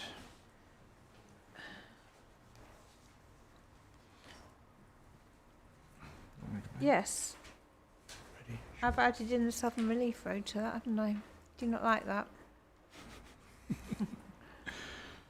It's We quite. can't really have a junction without a road going into it, can It's we? the connection that's needed, yeah. Sorry? You're correct, it needs the connection to go through. Yep. Which ties in. Yep. Could we just raise one point? I mean, it's something you have raised a couple of times over the last Of course. day or so. Was the location of that condition in terms of reading and ease? Yes. And we wondered whether that condition should sit underneath H1. Just because obviously the title of that section is ongoing planning controls. It just, from a reader's perspective, it looks a little bit out of place because it's it's quite a fundamental condition. Yeah, of course. So are you happy, first of all, with the Southern Relief Road being Yes, included? happy with that. Right, okay, so you're suggesting it goes under H1. Yeah. Let's just have a look at H1. Sure, that's... But, Mum, in terms of the wording, should we not also include not only the Southern Relief Road, but that one also needs... We'll also need to include the Northern Relief Road, not only the Southern Relief Road? Oh, I see, that's a point. Yep. Yeah, of course. Yes. We have got that in the section 106. What, this particular... The requirement for the And the M2? If it's all in the section 106, then we wouldn't need that condition at all, would we? If it's confirmed in the 106, that's our whole point. Then it can come out. Yes. So, is it, or we don't know? It is. We've got provision in the Southern Agreement for completion of the Northern Link Road. And Southern Relief Road and the M2 junction? Well, the M2 junction is dealt with by condition. So, yeah, the Section 106 doesn't deal specifically with the M2 junction, but it does require delivery of the two relief roads. Right, so we still need that in then, don't we? I think we need this one in, but we won't need one that refers to the Northern Relief Road because the Section 106 requires the Northern Relief Road before the Southern Relief Road is built. Before it is built? So the the Northern Relief Road needs to be complete and open for traffic before the Southern Relief Road can be open for traffic in the Section 106. Yeah. Yes. So this condition K5 just ties together the Junction 5A element and the Southern Relief Road, and the Section 106 handles the Southern Relief Road. It just seems a bit strange having the junction and nothing going with it. Doesn't it? I don't think it matters too much, but No, same trigger, isn't it? yeah, it's the same thing. It achieves the same outcome. So we can take the Southern Relief Road out then? I think happy to leave it in. Happy to leave that in. If it just for a reading on its on its own, if you like, it helps clarity, isn't it? So we were just clarifying that the Section 106 requires the Northern Relief Road to be open for traffic prior to the Southern Relief Road, so there isn't a need for that to be a condition here. No. So we just leave it with the Southern Relief Road and... Yeah. So okay, and then you want to put by H1. Does it want to go, actually, does it need to go onto J1, which is prior to occupation? Because that's what it is, isn't it? It's an occupation condition, whereas the H conditions, well, subject to, I think you're going to look at these anyway, madam, but... I mean... Because the H ones are prior to commencement, aren't they? Again, I know you've got some issues with that, but it is an occupation condition, so... It's an occupation condition, so you're thinking it should go up to J. Yeah, which are very, it could be the first J conditions. Comment on this. Yeah, it's a bit sort of nowhere near any of the... What do you think? You asked for it to...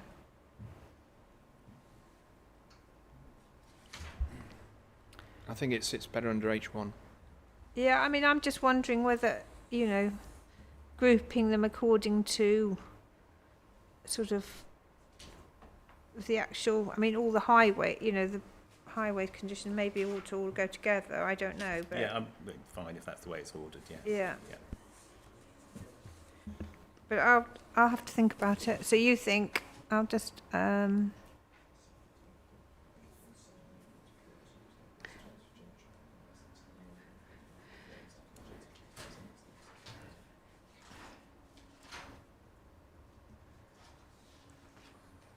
okay, well, I'll have to think about that.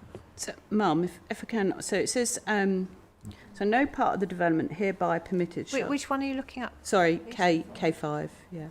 So no part of the development hereby permitted shall be occupied unless and until M2 Junction 5 and the Southern Relief Road are substantially complete and open to traffic. Yeah. So you could read the latter bit as being the Southern Relief Road is substantially complete and open to traffic. So it doesn't say about it actually being connected. So I think you're right there. The words connected need to be in, because it could be substantially complete apart from the connection. And you could have part of the Southern Relief Road being open to the traffic. And I think that's what you're avoiding, isn't it? I mean, the only thing is that the Southern Relief Road, the bit up to the roundabout, is strategic. It's all part of the... Is the concern that all you part would of the never junction. you would build a junction, we build a Southern Relief Road, and we wouldn't join them together? No, I think it's that you haven't got the connectivity through. So we're saying that it should be, it should be obvious. You don't want any hesitation or doubt there. Well, we've got it. So are you happy with it as it's written then, or not? How do you think it should be written then? Well, I think the highways officer said that it should be connected. Connected is what he said. Yeah, it's fine. Yeah. Yeah, I think we're happy with it, connected. Sorry, I'm agreeing with their wording. The Junction 5A and the Southern Relief Road are substantially complete, connected and open to traffic. Thank you. Yep.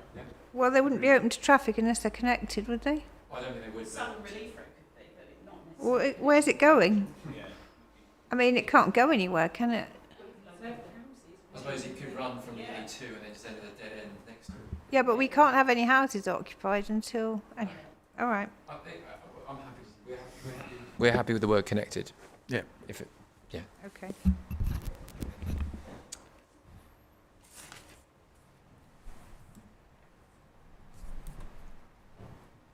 Right, jolly good. Should we have some lunch? Yes, thank you. Right, just to take stock here. So I think we're getting on all right, aren't we? So we had got, before we did that diversion, we were on I-14, weren't we? I have a quick question on I-10, in case National Highways are leaving. Is this the one where you're going to be looking? We're still going to discuss that one, so we'll Yeah. discuss it over lunch. We'll come back over lunch and provide the wording together. We'll catch up with you then. Yep. Perfect. Yep. Right, so we've got to the end of I-14 and we've obviously got to come back with these other ones, but we've just got then the J's, haven't we? And actually the J's are... There's no discussion on J's, I don't think, unless anyone else. So we're actually... we've got... Where's the national landscape? We haven't done that yet, have we? Ma'am, I think it was E14 that we got to. Oh, yes, that's right, because we... sorry, you're right.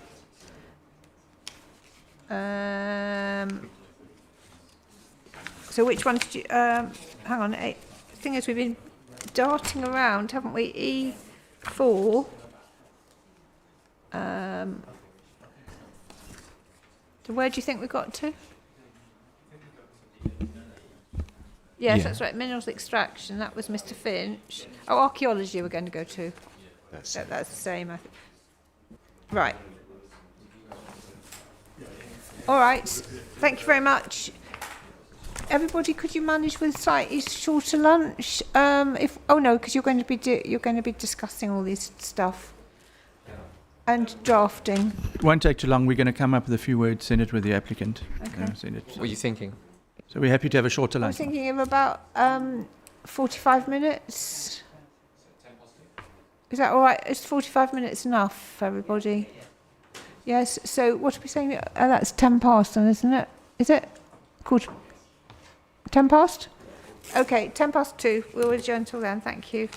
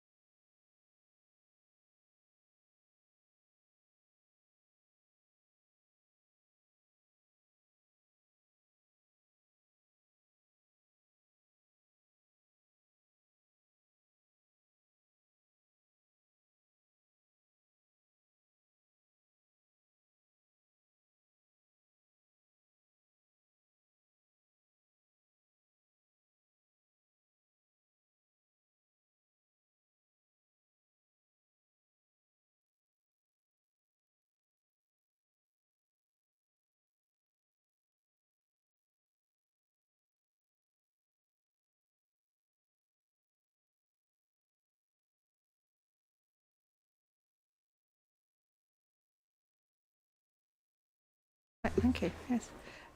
Trying to collect together the things that we were going to do over the lunch break. The first one was that J7 condition, which related to the commercial uses, if you remember. And there was the provision of noise in there, wasn't there? And I just thought, I was thinking about whether, I'll just get it for a minute. Is it J7? Yeah, hours and delivery times.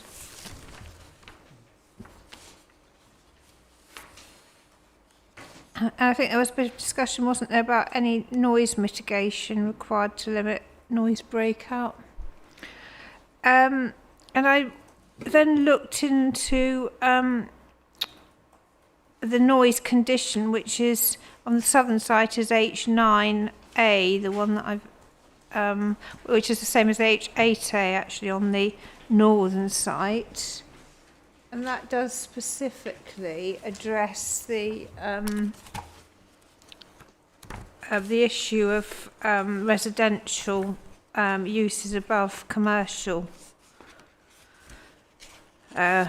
uses. So I mean, I wasn't quite sure. I take the point about noise from in the delivery yards and so forth, but I mean, a lot of that will be down to the layout, I would have thought. And I was just trying to therefore think of what the reason was for the noise mitigation requirement, and I would have thought it's probably mostly to do with the effect on residential properties. And if that's the case, then the H8 condition I suggested on the southern site would probably do the trick, wouldn't it?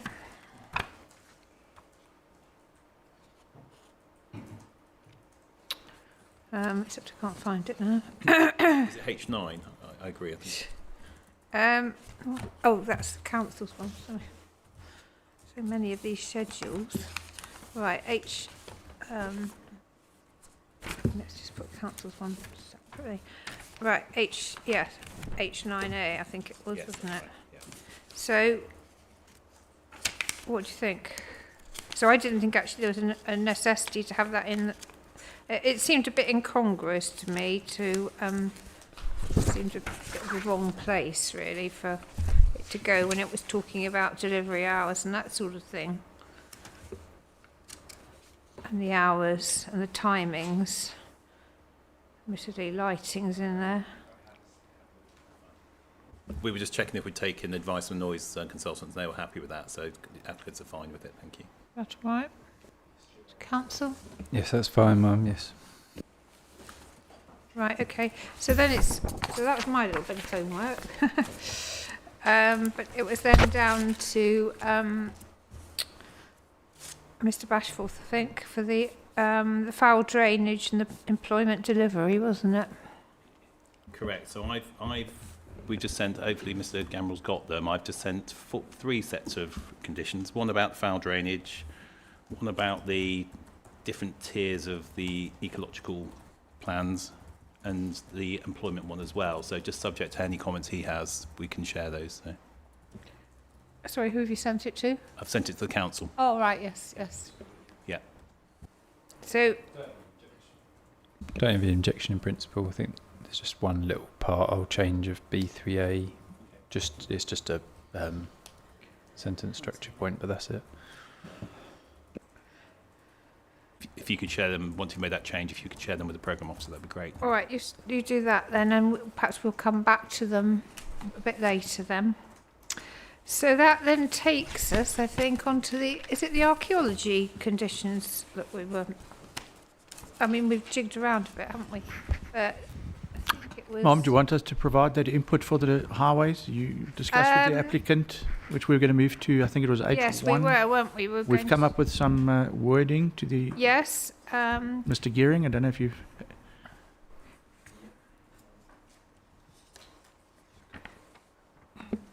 So, National Highways proposed a fairly a simplified version of condition I10, stating, Yes. In accordance with condition H1 above, there will be no new connections into the M2 motorway drainage systems from the approved development. Seems It's to a take. just restrictive, so I think we're happy with that. I've sent it over to Mr. Gambrell. Okay, No that? objection with that, Mum. Yeah, it just simplifies what was being asked for. So. I think that's basically is what we said, wasn't it? Okay, so when these have all been sort of finalised, then obviously you want to see them. So they'll be shared, yeah? And then we will have a little mop-up just before I allow you to go home. And we can just, you can, if you're not happy with them or something, you can say, is that all right? Okay, so shall we carry on then with, just remind me where, Sorry, Mom, apologies for interrupting. Would it be acceptable for us to be excused now? yes, of course. Thank you, Mum. Thank you Have a good very day. much We'll see you next indeed. week. Thank you. Yes.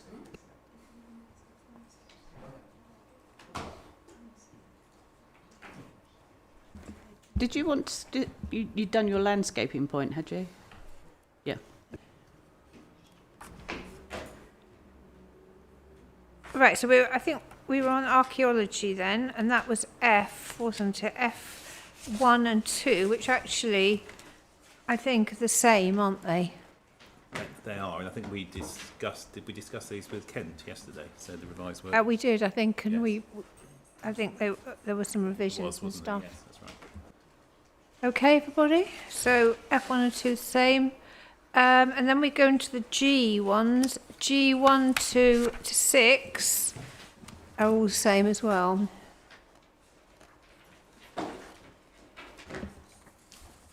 Yes. Okay. Yep. So then we come on. H1 has been discussed with National Highways.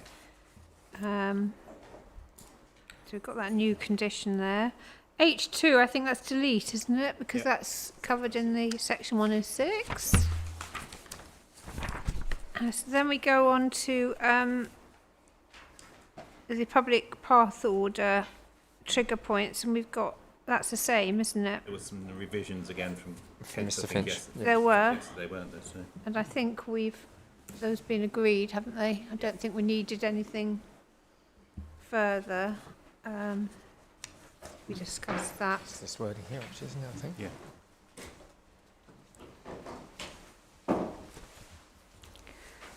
H4, foul drainage strategy. Well, that's the thing that's under discussion, isn't it?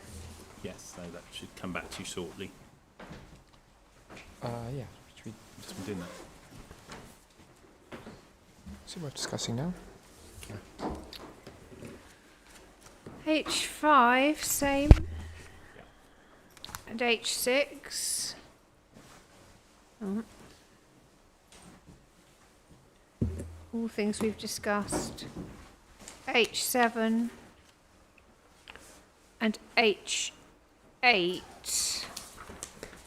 we want to add heritage into the and university lighting on H7? H9. We've got new A and B. With H7, Mum, just to double check, we were introducing the heritage and landscape elements into that condition. Well, I think it's heritage. So, yes. I think we Yeah. add in heritage. Yeah, so it's the same as the one earlier on. Same as for the north.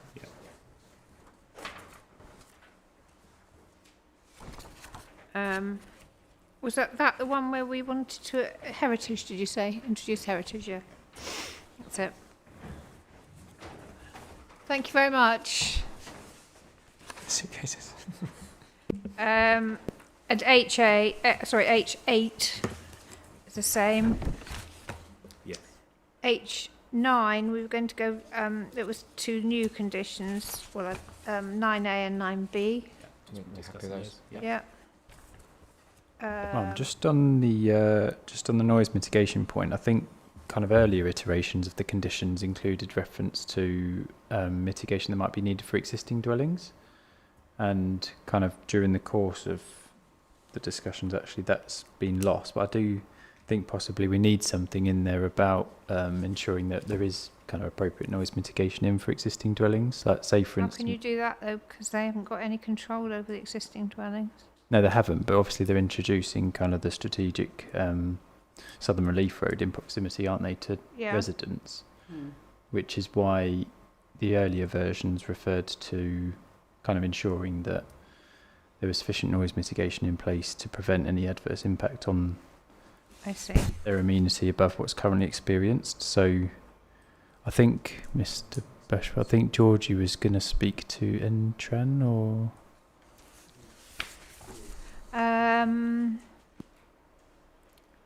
It was just making sure that... Yeah, I know, I understand. So in terms of the northern site, we were happy with the wording, were we?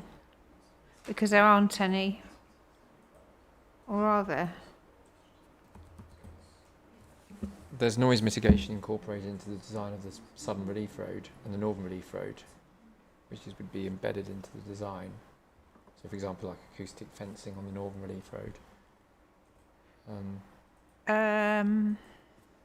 You wouldn't have specific features into existing Well, we haven't got dwellings. any details of that yet. That's the point, really, isn't it?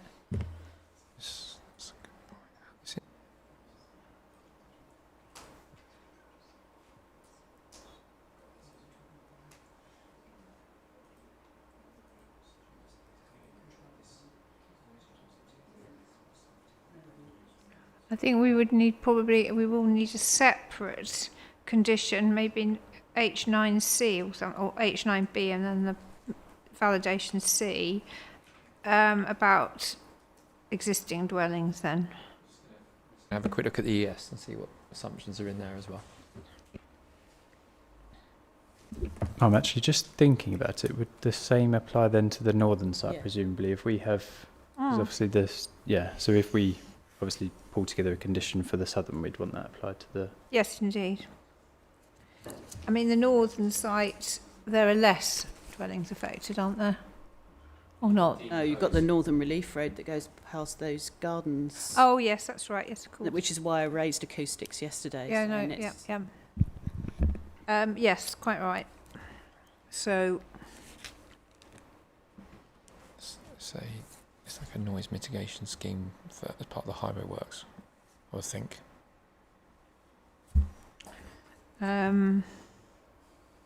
So let's just see what the thing I think is that what you want to try and avoid is not to have a sort of like a tall fence either side of that road corridor, because I mean, that would look absolutely terrible, wouldn't it?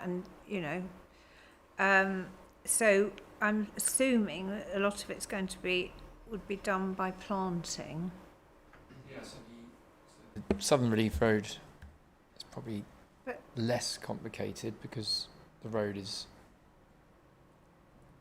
further away, but I think the Northern Relief Road, the section that is probably the concern, is as it steps up past the enclosed, where we have shown acoustic fencing. Now we're just checking the yes, because there would have been assumptions over road noise. Yeah, I mean, when I looked at the noise plan, in fact, it actually didn't go that far out. If you looked at the ES where you've got the noise levels on a map, you'll see that on one side there is clearly an acoustic fence there to mitigate, because the acoustic levels drop down significantly, and that would be between... Can you give me the reference? Don't know it off the top of my head. Right, hold on. It's in the noise plan. I looked at that. Hang on. Should we? Do you want to go? Perhaps we better look at both sites, haven't we? Really? Should we go to the northern one first?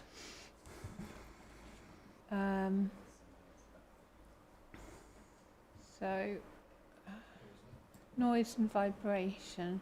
Is it 3.2.7? Yes, and then the last page. Yes, and then the last page.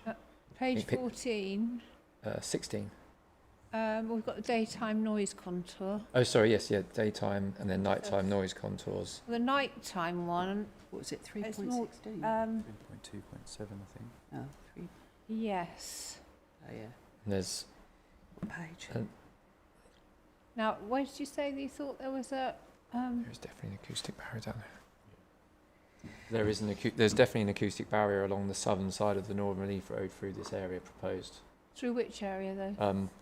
On the southern side of the road for the drawing on page 16, so surrounding the properties around Dean's Close. It would be incorporated into landscaping. It's picked up on Page some of the 16, section drawings as you're well. saying? Yes, so you can see Right. one side of the road has more of a noise transfer. So the eastern side of the road shows greater noise spread Yes. eastwards, if you see what I mean, than the northern side, because that assessment has been based on existing dwellings. I would think So for the any barrier planning is condition this is on that western side. sort of zigzaggy thing. I think it's where that zigzaggy thing is, yes. That's why the noise is reflecting back from the barrier. Yeah.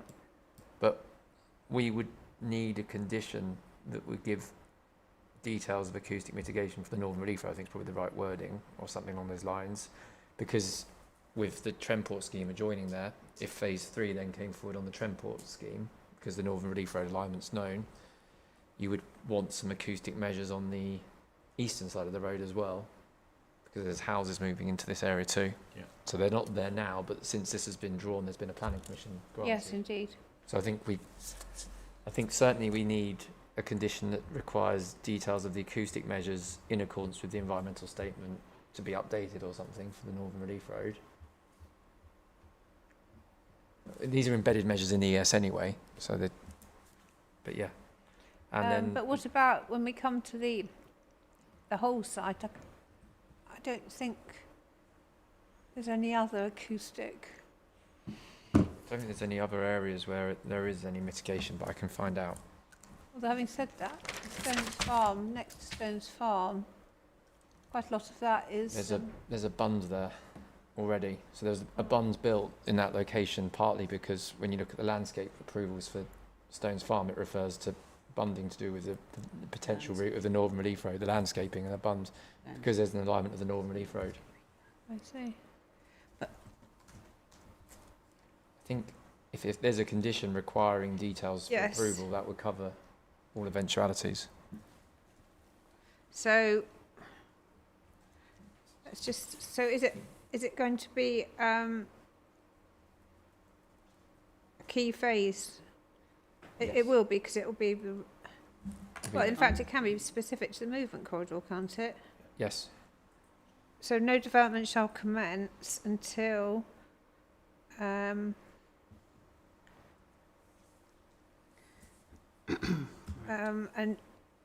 Appropriate measures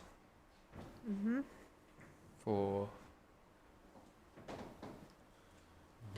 Noise attenuation barriers or something like that. or it's just not- might or not just be. measures, noise attenuating No, it measure, might not be. measures, Noise measures. attenuation measures. Yeah. it might be a mix. I mean, it might be planting and Because you could use a bund Yes, noise rather than attenuation. having you could build some planting into a raised bund that then acts in do. the same way. Yeah. I mean, I noise think it- attenuation measures, perhaps. Then. do we need to set any? I think we do need to set a limit, though, don't we? So I think there's an issue for this. I will go to our consultants on this as well. So, if I could just refer you, Mum, Yes, to 1228. ID 143. Science Parks on Main Drainage. Right, hold on.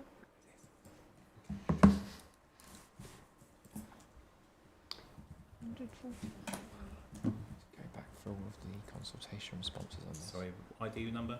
143.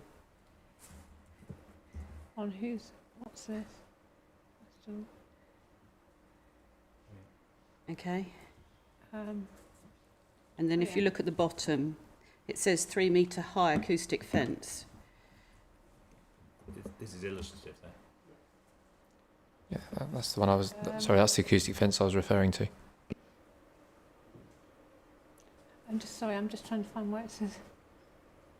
So there's a sort of a cross section. Yeah, no, I can see. I'm just looking for. Oh yes, I see. Yeah. Got it. Yep.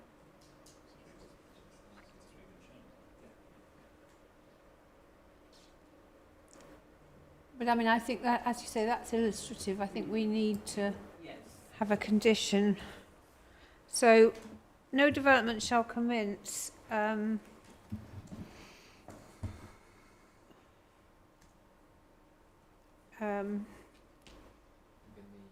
Within the movement corridor.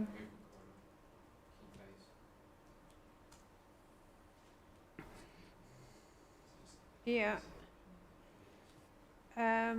Until appropriate noise attenuation measures. I think there should be some sort of, maximum or whatever should be put in there. What's under condition A6? I'm just trying to check what the ES says on this because it's been agreed. A6. It's just the phasing, isn't it? It would also probably have to encapsulate any interim measures, wouldn't it? Because, obviously, if you look at that planting, that's not going to happen overnight, even if you put mature trees in. So there probably need to be some sort of interim measure. You usually don't rely on landscaping to produce the actual reductions. I don't know what A6 is. That's just the phasing plan, so I'm not sure we really need that. So for enabling works until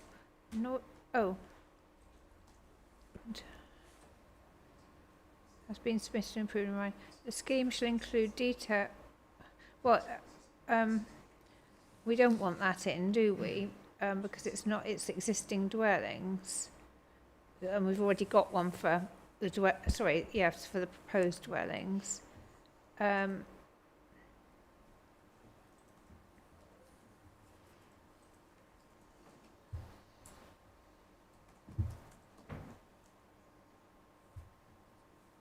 Well, I don't think we need that central bit, do we really? Because we've already said appropriate noise attenuation measures.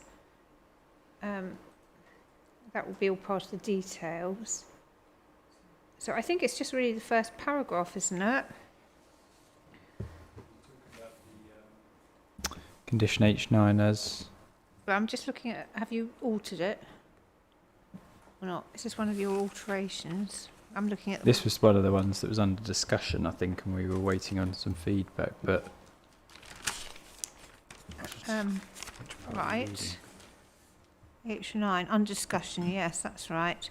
Well, I mean, everyone seems to be happy with the H9A, which is the new, protects the new dwellings. What we're talking about is the existing dwellings, isn't it? Yeah. So, no development shall commence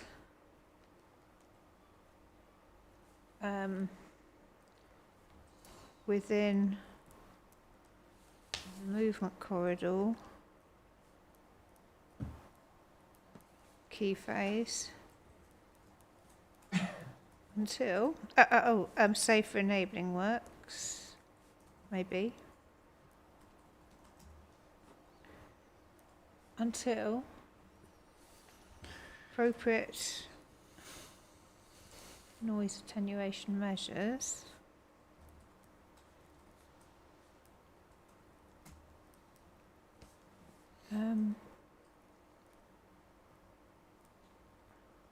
or until an appropriate noise attenuation strategy, maybe that would be better.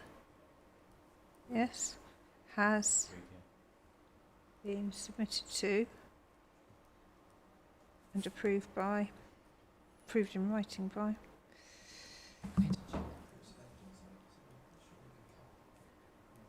The local planning authority. Do we need to say anything else? Do we need to give a limit? We were just feverishly looking for that. We can't find it. We're just trying to look through the ES and also any statements of common ground, because there were discussions on air quality and noise. So just trying to review what information has been provided to date to inform this.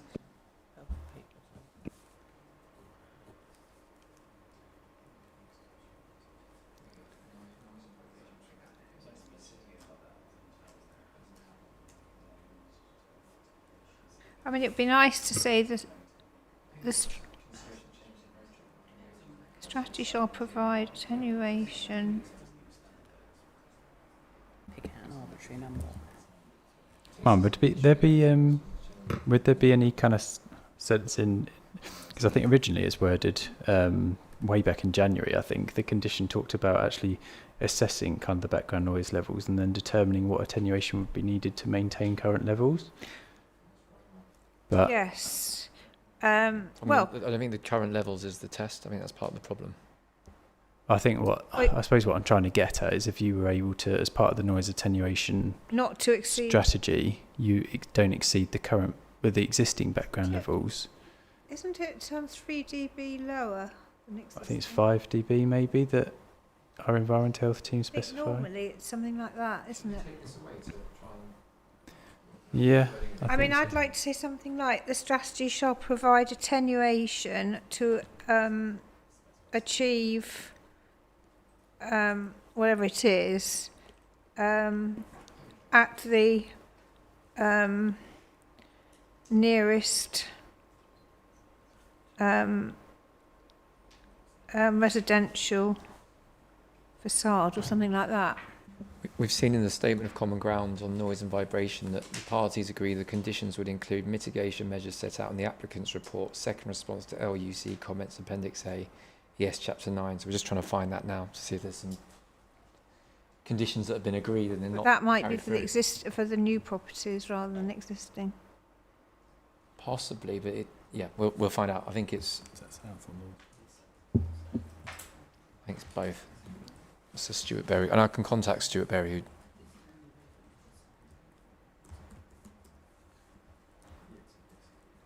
I'll email Stuart now. I think that would work. Okay.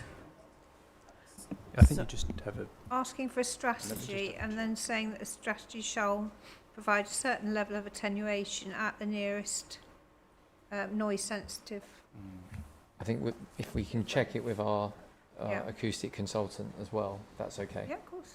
Yeah. And the council will probably do the same. So we've got a statement of common ground agreed. Yes, So we have, yeah. if we can share, there may be a condition that's been agreed that hasn't been pulled through. And the same will apply to the motorway junction, because that's on the Southern Relief Road and Highsted Road. Mm-hmm. But you're going to have, you've got the existing residential properties near the motorway junction, Bexham Court, and the houses opposite, etc. Yeah. There might be need for acoustic fencing there. There might. I mean, you've got all that. Yes, I mean, it does come quite close. Yeah, exactly. Yeah. So, I mean, I think this will apply to both sites. So it's along both of the new network roads, Yeah. north and south, and the Yeah. motorway. Well, H9 refers just to the Northern Relief Road, and whatever H it is in the southern. Sorry, I think that is the southern actually. Sorry, H8 I think is the Northern Relief Road, and H9 is the southern and the motorway junction. Yes, agreed. Right, so you want to come back on that? Yes? Yes, please. We're just double checking because we don't get it wrong. Right, okay, thank you.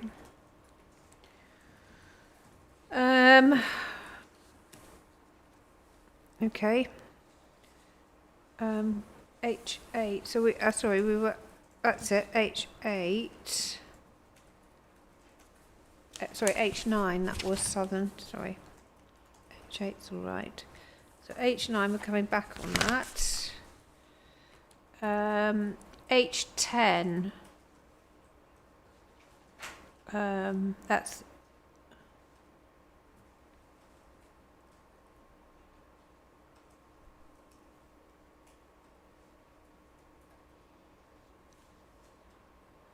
that's really a validation, isn't it, or review, or whatever you like to call it. So that's the same, isn't it? Everybody right with that? Yes, thank you. H11, we talked about this, didn't we, in the northern site. This is the same, except it's got obviously a different figure. I think we agreed wording. Did we? Or I can't even remember what we did. Or is it covered? No, I think we did agree wording, didn't we? We did. I think take the number out, I think. Yeah, well, whatever we said for the other side. Walking and cycling, that came out, didn't it? So H12 presumably comes out. Yes, in the 106. Yeah. Thank you. Okay. Now, we're on to National Landscape Plan. So we've got to think, because we were talking about the national highways, weren't we? You can see that I've sort of done a bit of a hatchet job on it. So I don't know if we've got any comments here. I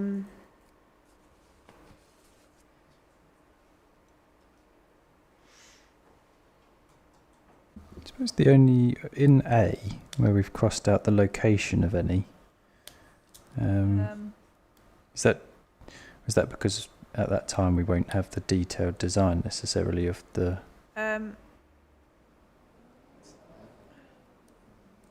So I think the purpose of that was just the proposed woodland and planting. What? So I think it's just where you've crossed out the location of any. Yeah, well, I think it's because it's on the parameter plan. Oh, okay. You can have a look. On the parameter plan, there is the woodland planting, isn't there? And that's one of the. Yeah, I can see it in the parameter plan. I think it was just being prescriptive about where that planting will be, because presumably it won't be right up to the. It won't necessarily. Well, I suppose actually, if it's identified in the parameter plan as woodland planting, then it would have to be there. So. If you look at the parameter plan for Highsted, which is in slightly bigger. Yeah, I'm just looking at that now, and I can see that the key says proposed woodland for that area. Yeah. So that's fine. So I think that's why, yeah.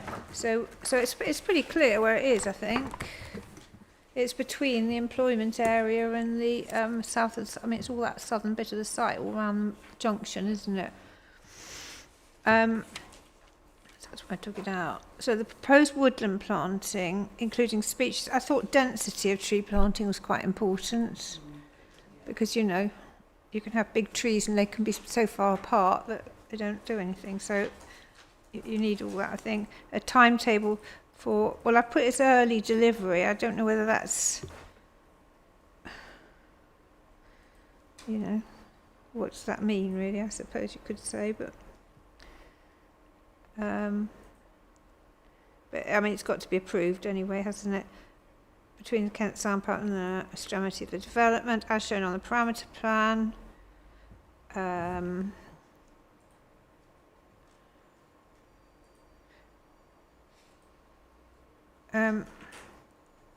Well, there won't be any public. I doubt whether there'll be public access. Will there? Right round a motorway junction. I doubt whether the National Highways would be very keen on that. The only public access would be for the diverted prow, yeah. Yeah. I don't think it's meant to be any sort of recreational area. Wouldn't be very nice anyway, would it? But there is the prow, of course, that goes across there. Details of how development proposals for employment buildings within the area. Now, what's my comment here? Oh yes, I said, how can these detailed specifications be provided at such an early stage and before reserved matters are submitted? I just wondered, it's very detailed. Yeah, it's the whole site as well, prior to commencement of the whole development, I agree.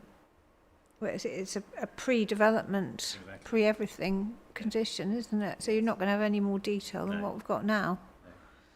I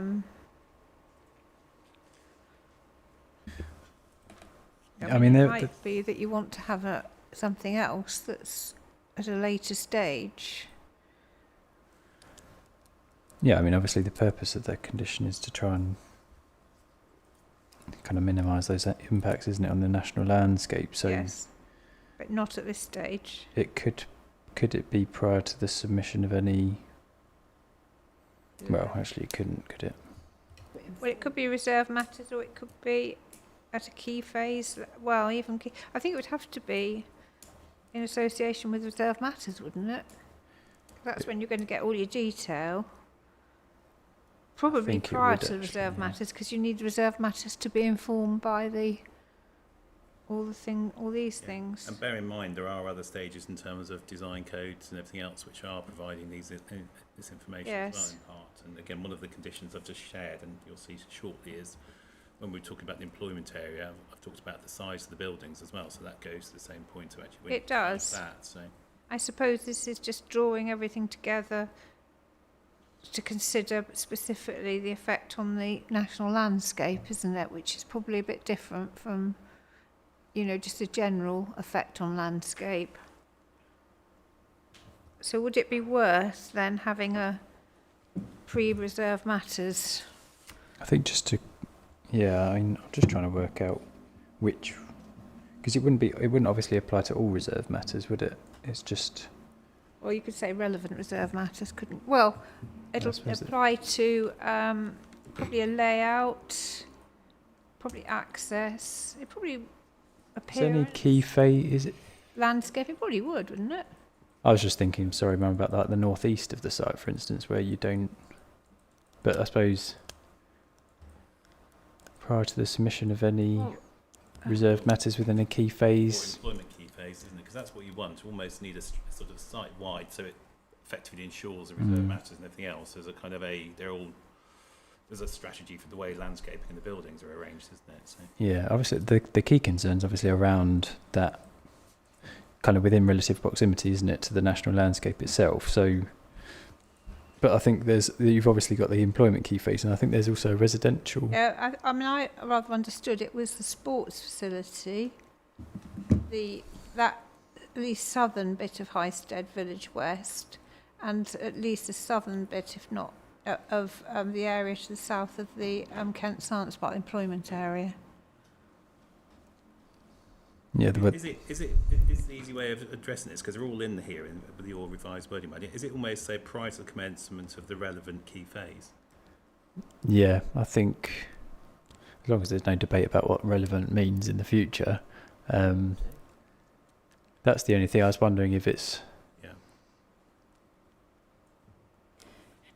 Well, I'm not sure there shouldn't be a. It definitely applies, obviously, to the employment area. I think that's like a given, and also the sports facilities. Sports facilities as well, because that's got a direct interface. And then the housing, because that's obviously in fairly close proximity as well, isn't it? So, is it any key phase adjoining the southern boundary of the site or something like that? Well, it's not just joining it, is it? Well, no. For key phases, there will be. Oh, I see what you mean. mean. What I mean. The phases are quite big chunks, aren't they? As we were discussing yesterday. So.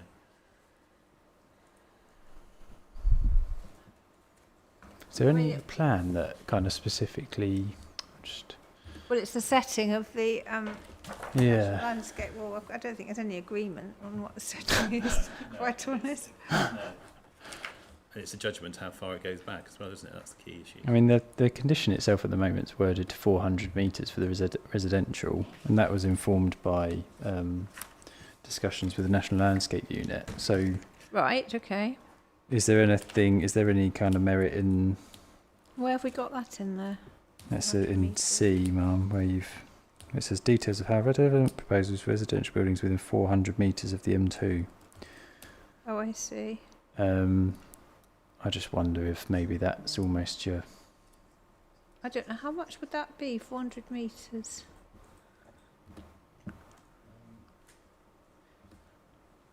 Let's have a look.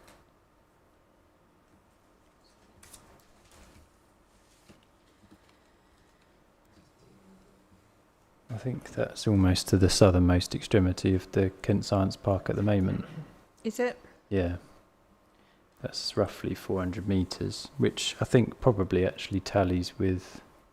It does, because I'm looking at structuring plan, again, recognising not for approval, but it does show, you can see where the plots are, if you like, or that would include the sports area around the residential next to the... I'm looking at development structuring plan. Oh, I see, yeah. So that, again, that just helps you. You can just see that does incorporate quite a lot of the southern scheme then, doesn't it? So are you saying that that includes Highsted Village West, which is all dark purple and sort of a pinkier shade on the phasing plan south? That's not... Oh, I see, sorry. Phasing plan. So if you look at the phasing plan... Yeah, hold on. What do you know? What have you got a number on there? At the top right hand. Oh yes, 53.8. Right, thank you. Right, okay. So that's all flat. So I mean, yes, it's all flat round here. So Highsted Village West is all, that land is all relatively flat there. So if you remember our night visit when we walked out to the path in the middle there. Yeah, well it is. Well, it's quite visible. I mean, you could, if you go to the parameter plan, you could say... Well, there is the zone of theoretical visibility plan as well. Mm-hmm. That was put in evidence as well, because that's what we're really looking at. Where will you see things in the setting of the national park? But that's without, I'm not sure that takes account, does it, of... It doesn't. It's worth validating things in terms of where you could see things, though, because that's what's just been talked about. But don't you want whole phases? Are you going to say you're going to put half of a phase in a... The trouble is we don't really know where the phase... Oh, well, we've got these. Yes, we have. We've got these coloured, coordinated years 1 to 3, 5 to... True. And I thought that's what this was supposed to do, tie them into... The conditions of tying them into these maps. We know it's the employment area, don't we? We know... And the whole household waste recycling centre. That's quite a bit further north. I'm not so sure about that. Well, you can see if you're on... That's not the purple, though. No, it's That's blue. The pale blue. It's blue. I mean, maybe that residential bit that's on its own. Yeah. Phase 3, that is. We know it's I think the sports facility it's important to mention. Yeah.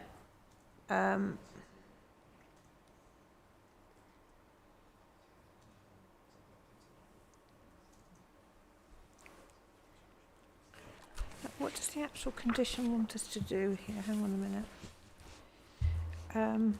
It wants us to provide lots of details. So it's just the appropriate point of when to provide those details, isn't it? It's the things that how far north do you go in this? Well, yeah, where? Yes, I mean, we could have a pre-commencement condition just relating to the first bit, including A, couldn't we? Yes, because that is geographically defined, isn't it? And then, and that's fairly high level. Yeah. Sorry. Just A, so just a pre-commencement high level, a detailed plan to minimise the impacts, in particular the new M2 junctions on the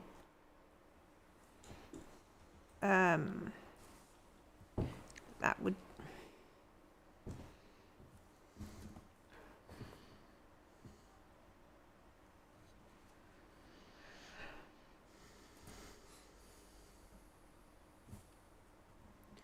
the AOMB unit says 400 metres, doesn't it? So maybe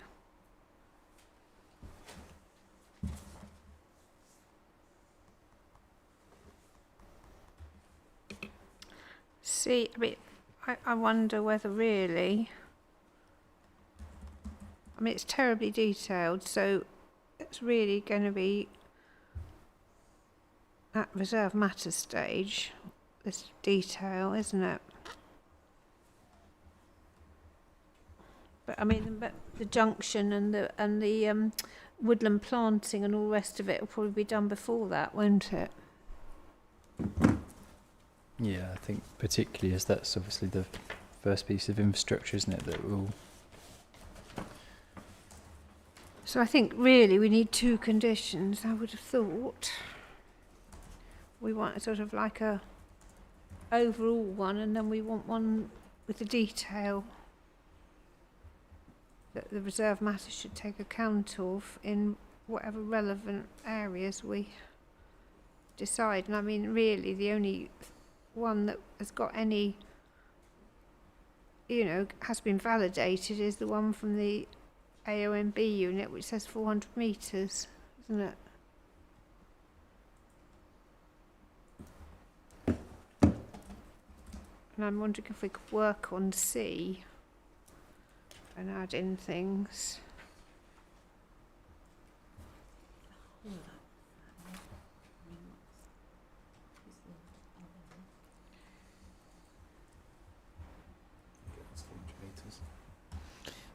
Measurement.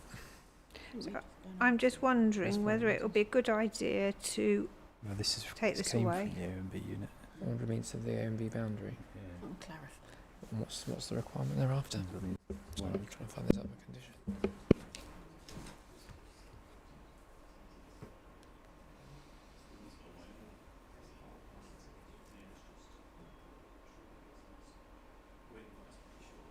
Yeah. We just get the measuring tool out onto how far 400 metres it goes, all the way up to essentially existing Highsted settlement, so all the way over. What, so it goes all up, how far up Highsted Village West does it go? Just going to measure off here as well in case your scale's wrong. But yeah, just check. I've done it on. Have you got something to measure then? Yeah, so if you've got the full version of Acrobat, you can. Oh, no. It's Is it? It's there. Why? Oh right, okay, it's wrong. Don't worry. 400 metres is basically up to the boundary. Fine. Well, That's I think comforting then. Yeah, it is. It's the wrong scale on the PDF. You put the wrong scale, oh dear. That's about 2 points. So Okay. on Google, 400 metres is broadly to the boundary with the science park. Right. Yeah. Well, I think that's what we said to start with, didn't we? Yeah. Yeah, so it's broadly about there. Yeah, makes sense. And then it goes across, so it would take in the southern part of Highsted Village West. Yeah, it would take probably H33, 34, 35, 37, 38 and SP02. Essentially, all the way. It's the road, isn't it? It's either that side or that side, depending on how we measure, because the boundary's closer there. I mean, what we could do, I know they're not for approval, but the development structuring plans do include the plots, and you could include the plots that are on there, just something on there, couldn't you, as an identifier? You could. Because that is, as Mr. Gearing says, that is approximate, isn't it? Sort of, it's everything, again, So what do you? So how far north are you saying? or we could use 400 metres, I think, that if you want to be precise. There is a reference to 400 metres, isn't there? So. It's relatively easy to demonstrate the 400 metre area because the M2 is obviously the boundary of the Kent Downs National I think Landscape. I'd rather just put that. Yeah. 400 metres. Can we just step back from this a minute as to what it's supposed to be achieving? Because from a town planning perspective, if this will be a new settlement, are we really going to say that you're going to split effectively the design that's appropriate to the Kent Downs on 3/4 of it, and then you're going to have one third? No, what we're saying is what is the trigger to provide the information? That's all we're talking about. It's nothing to do with the mitigation strategy. It's just saying, still got design case, got everything else. It's all it's saying is when, rather than doing it right up front before we've even designed everything else, it's just saying when do you submit the details. So it will have to be for the whole, it'll be a comprehensive design for it. This is all about the trigger for it.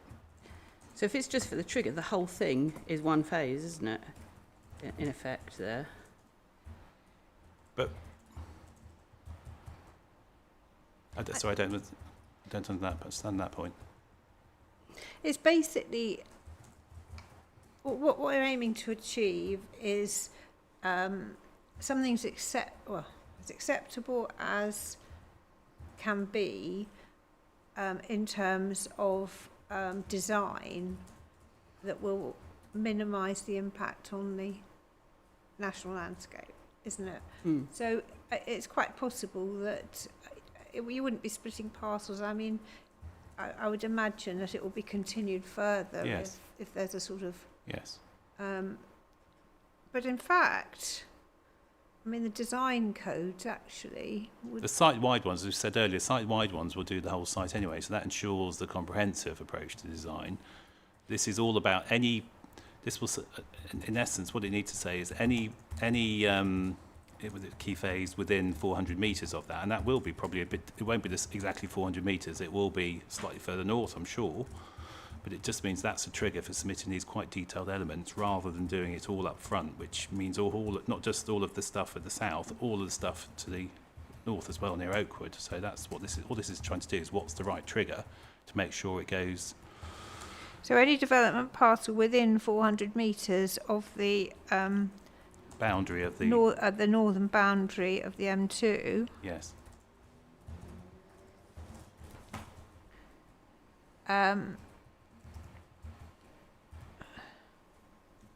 Shall so then we have to think of how we're going to word it after that. Or a national landscape plan shall be submitted to include any development parcel. To provide details for any development parcel within 400 metres of the M2 motorway, and shall submit details as follows, which is then B, C and D, isn't it?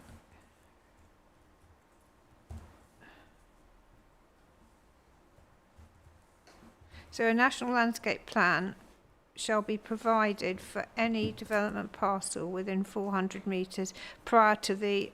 Is that right? Prior to the commencement of any... No, prior to the submission of any reserve... Prior to the submission of any reserve matters,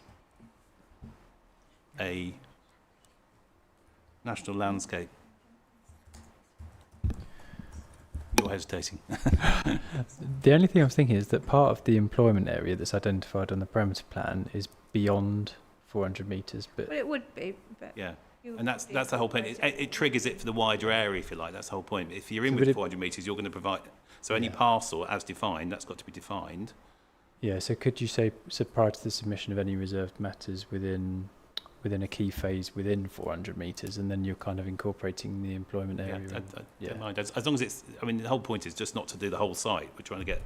I understand that. Yeah, it's just obviously making sure that we've got detail. So... I don't want an artificial 400 metres, that's the staff. No, that's fine. I understand that. It's just making sure that, the details come forward for the employment area as a whole.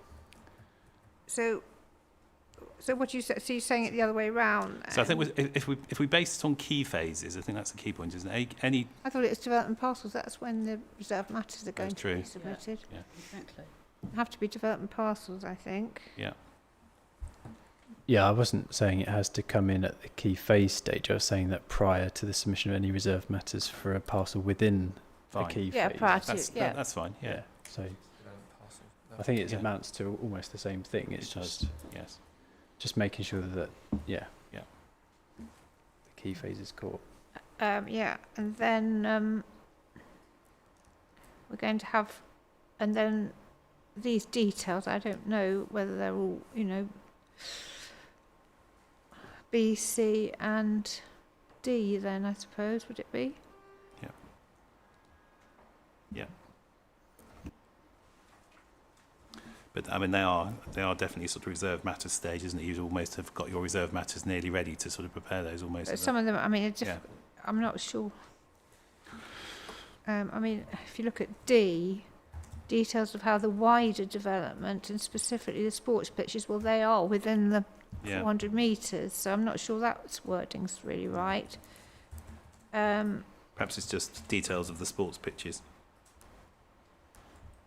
Will mitigate impacts to both the tranquility through noise pollution and dark skies through artificial lighting and reflection. I mean, I think it's got to be... a bit more precisely worded as to what. I think the essence is there. Okay. Just some details of noise and lighting. Yeah. Take out the kind of emotive words. Yeah. Well, it's also The lighting strategy for the we've also got massing, materials, height, sighting, Yeah. So I was looking at the pictures. lots of different things. But I think they could be. You could collect them together and make it a bit more cohesive and. Reduced it. Too prescriptive. Do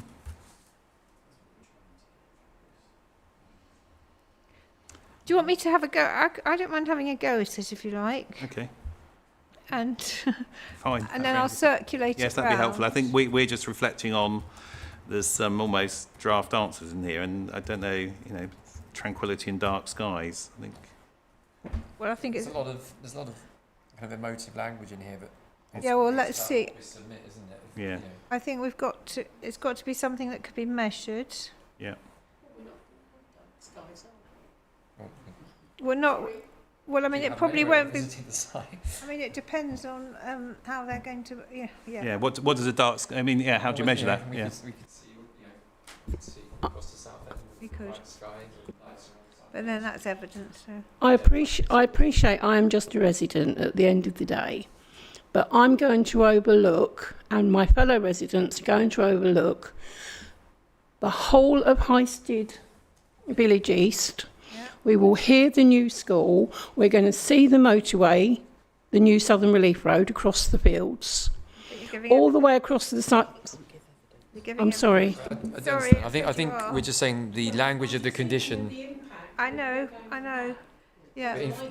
But focusing on, I think we're happy with the word lighting. We're saying that the wording of the condition should refer to strategies for lighting, for noise. At the moment, it's quite wordy. I agree with that. Yeah. Let me have a go at drafting it, and I'll ask programme officers to circulate it. And then, I mean, we can always, if there's anything that's outstanding, I would suggest that we just very briefly discuss it in the first half hour or something of the, or hour of the inquiry when we come back. I think that's going to have to. Yeah, of course. And if there's anything you want us to look at, we can try and agree them before we get there, so we're not sort of. Well, yes, yes, indeed. that would be ideal. So we'll try and do that. Okay. Right. Okay then. So.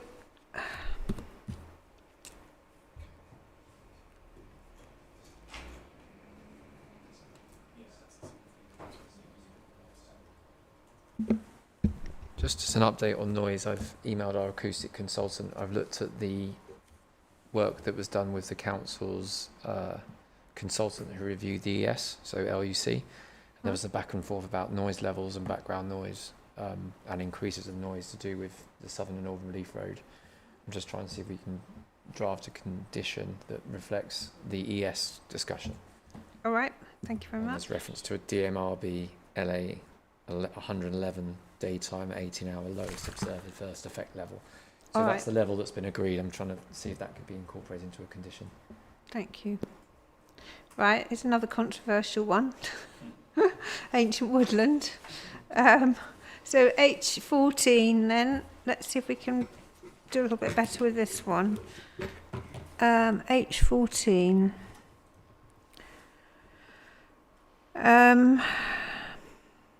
So I think there's only the ancient woodlands, as far as I understand it, is Highsted wood, which is that's the only ancient woodland that's actually needing any compensation, because that's the only one bit of ancient woodland that's actually going to be removed, as far as I understand it. Correct. Yes. Isn't it? So, so it's not so, and it's to accommodate that section of Southern Relief Road. So, but what I said there is the phasing plan, which is being, it isn't the phasing plan seems to exclude the areas of ancient woodland, doesn't it? If you look at the phasing plan.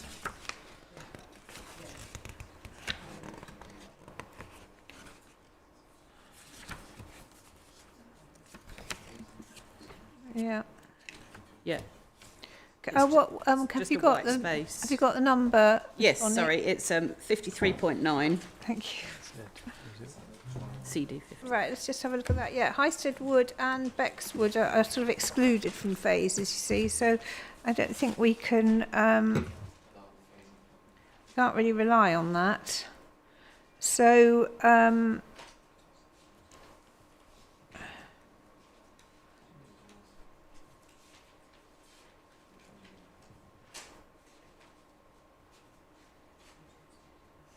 mean, I'm almost inclined to say, given that the movement corridor is the first phase, no development shall commence until...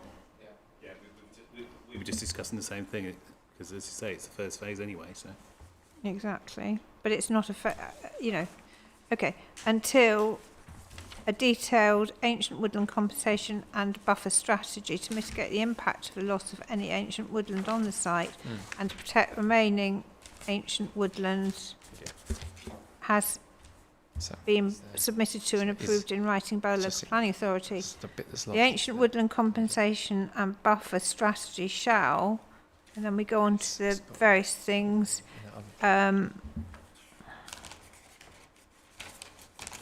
Right, J, which will actually be A, won't it? So this is what I said, that the only evidence of ancient woodland loss was the area of Highsted Wood adjacent to the quarry, isn't it? So I'm not really sure that we need that. And there's no evidence that any off-site ancient woodland would be affected, is there? I haven't heard any evidence at all of that. No. So it goes on with bits and pieces. So I commented on M. The evidence was that ancient woodland lost will be replaced by new tree planting, not tree location. And then Q said, would there be detail the minimum buffer to be provided between the development, presumably you mean the edge of the road, and ancient woodland remaining in situ, which will be no less than at 15 metres. And I said, well, it's so tight, would there be room for that? I think you're right here that by definition the Southern Relief Road is going into the ancient woodland. Yeah. So therefore you can't have a 15-metre buffer from the ancient woodland. I don't think so, unless you remove 15 metres more of ancient woodland. You're not going to remove, well, yeah, so the buffer is the ancient woodland. I mean, the only thing is the movement corridor is obviously wider than it needs to be, but then we'll minimise the size of that as much as we can through this area. So I think it could be, you could take the text away that says, which would be no less than 15 metres. Yeah. I think this is a wider point because it says we're not sure to include residential gardens, so perhaps it's picking up on a more standard ancient woodland condition. I think that's right. Well, there aren't any residential gardens, are there? At the... No, not near the ancient woodlands. I think, is there Highsted Village East? Is that next to the ancient woodland? Yes. So it might be picked up I think it was just to safeguard, obviously, because when you look at the parameter plan, the Highsted Village East immediately abuts the ancient woodland. Okay, well we can... so it's just making sure there's obviously that appropriate buffer in place. Here, that blue parcel here, that... So in terms of buffer, it's not just Highsted Wood, you've got obviously development there close to Bexwood, but also you've got the household waste recycling centre. We agree, so that is needed to Chromers, It's outside the red line, but you've got the gap. Yes, I was thinking we just don't want any more ancient woodland lost in terms of the relief road. That's all I was thinking. I accept that to create a buffer.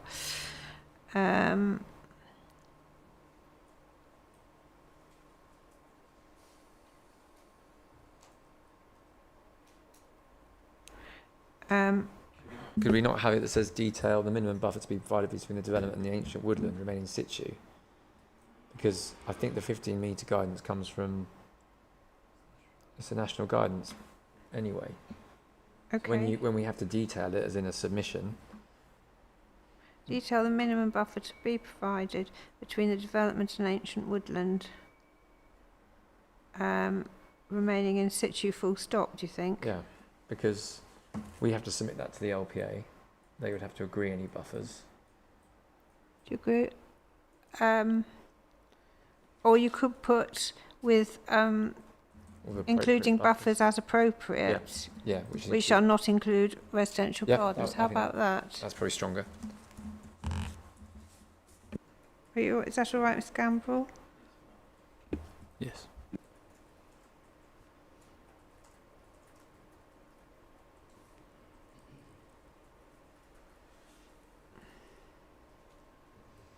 All right, Miss Bonney?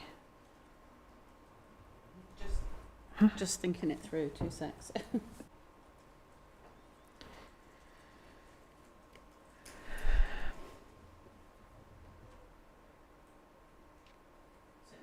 So I'm just looking, thinking how that all works, because obviously it's about protecting that ancient woodland, and you've got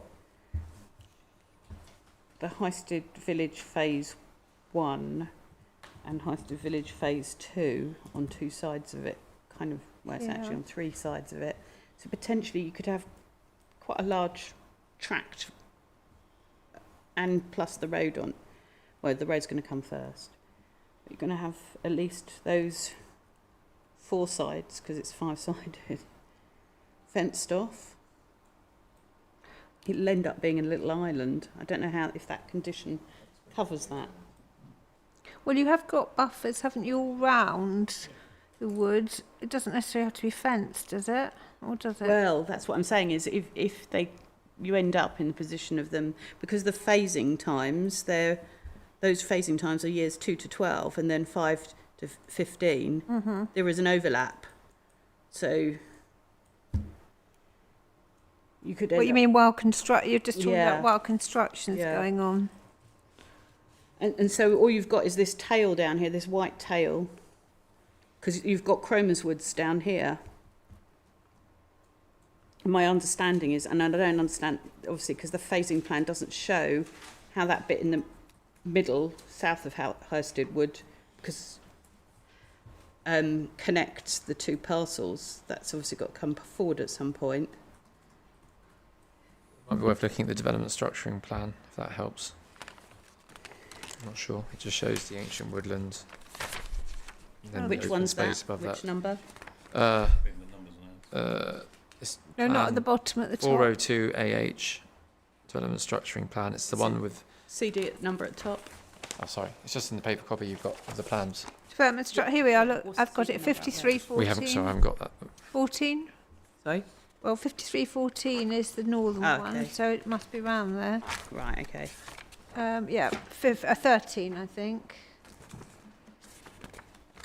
We have another set of those plans. Is that the one you mean? She's taken them as well. Ah, yeah. Development structuring plans, Highsted. Yes, is that one you're looking at? Yes. Yeah. Yes, it is. So what are you saying? I just wondered if that plan was more helpful to what Miss Bonnie was looking for. Oh, I see. Not really. Okay. No, because this shows the phasing plan here, though, on 53.9, shows the purple and the blue. I'm just, what we don't want is that as an island in the middle with, those sides. When you say the islands, you talking about HP04 and HAW03? I'm talking about the Highsted Woods, because it would be surrounded by those. You're talking about just during construction when the site's fenced off. Yeah. Because there are potentially quite long periods of time there. But they probably wouldn't. Would they need to fence it off for the? 2 to 12. It's not going to be fenced off the whole of that time. I wouldn't have thought. 'Cause they'll start at one bit, and that's a whole phase, isn't it? Which is going to be a number of development parcels, isn't it? That's the woods outside of our red line anyway. And there's public access. Mum, just a thought. The wording we discussed this morning for the northern site about keeping open, I think that we inserted into the Kemp would probably cover that as well. Just in terms of keeping accessible. I think with Highsted Wood, when we looked at in relation to the SANG, do you remember? And yes. we came up with some wording about. Oh yeah, that's right, we did, didn't we? Yeah, I just a thought something similar might cover that. Mr. Birchall. Mr. Stimpson, sorry. Oh, Mr. I thought you were Mr. Birchall. No, I'm sitting in his place, so that may have confused you. Yeah, well, we shifted seats I know overnight. Mr. Millard. Yeah, I've got you right. right. I hope. I pop up every now and again. Yeah. Mr. Stimson. Yeah. Yeah. So, can you remember which condition it was? I mean, I'm not so worried about public open access per se. I'm more concerned about with the wildlife connectivity. They can get through a fence, though, can't they? Sorry? The wildlife can get through. I mean, basically, there is a corridor going down, isn't there, from Highsted Wood down and then towards Cromus Wood, isn't there? Yeah, but that's estate roads as well. And it's estate roads as well. Yeah. I'm saying, I mean, depending on the type of fencing, wildlife would be able to hop through. If it was. What that doesn't show is the phasing for that bit there, because they're estate roads. That's the main estate road, goes between Highsted Village East in the purple into the blue. And then I suppose it's not having the detail and understanding how you stop Highsted Wood becoming an island, using that condition to prevent it becoming an island. Well, have you got, do you remember what... Could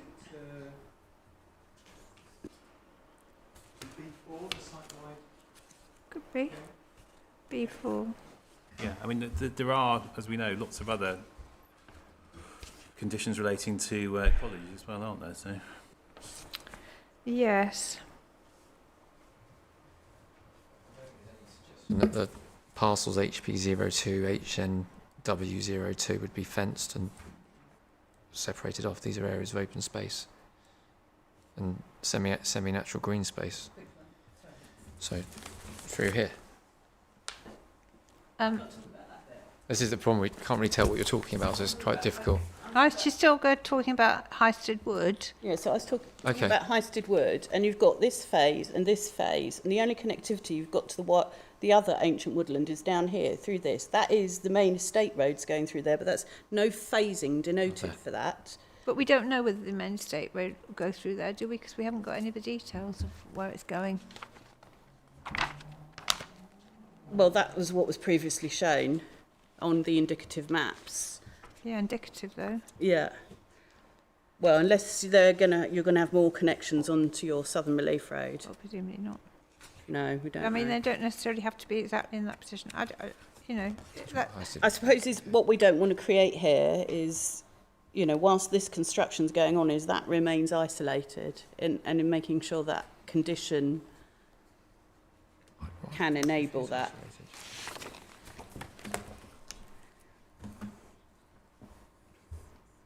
As you say, it's not in a phasing plan, that bit around Highsted Woods. We don't know what point that will be dealt with. Well, it will have to be dealt with early, won't it? Because you're going to be taking out ancient woodland as part of the Southern Relief Road construction. It's got to be done, in fact, this condition is before anything happens, basically. Isn't it? So...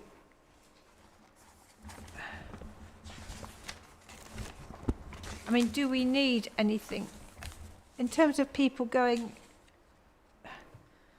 I mean,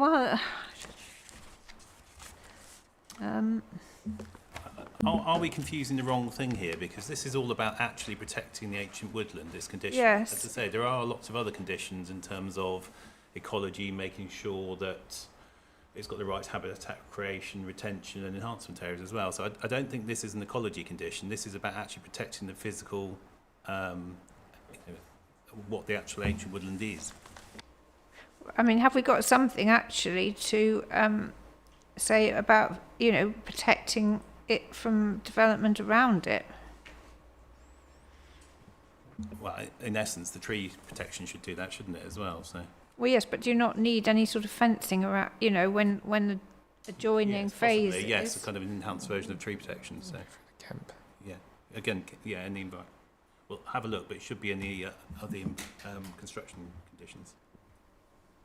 Right, okay. So if just to assist here, on 53.13, At 53. Oh, I see, sorry. Yep. 53.13, Mhm. HAW02 is obviously the ancient woodland. Yep. And then if you head south of it, that's the blank bit that was in the previous map I referred to. You head south along, there's the road layout, presumably for your parcels that you're going to be, and then in the middle of it is an orange dot, so that's a play area. Mm-hmm. So what I'm saying is ancient woodland is not just a bunch of trees. No. It is in a whole ecology. We know we've got badger sets and other protected wildlife there, and it's about the connectivity around the different ones. That's the purpose of the other conditions, to protect the ecology. This is about the physical elements of the ancient woodland itself. This has got a different purpose. Okay, as long as the other one protects it. I think we need to reference that. We've got ecological protection. We've got, We can add something in. haven't we? Yeah. So, Mum, again, just trying to be helpful, I suppose. This bit of ancient woodland that we're talking about now, obviously, is within the residential. It's surrounded, isn't it, but on three sides by residential. So, in terms of protecting the trees, I wonder whether that was what the 15-metre buffer was for that was discussed. So, reinstating that or keeping that 15-metre buffer where it applies to obviously residential, that will provide that sort of root protection zone and that goes for back the to trees. the point, this is about the physical protection of it, and the other one to make Physical sure the ecology protection has that connectivity and other things that concerns that you raised about. Exactly, yeah.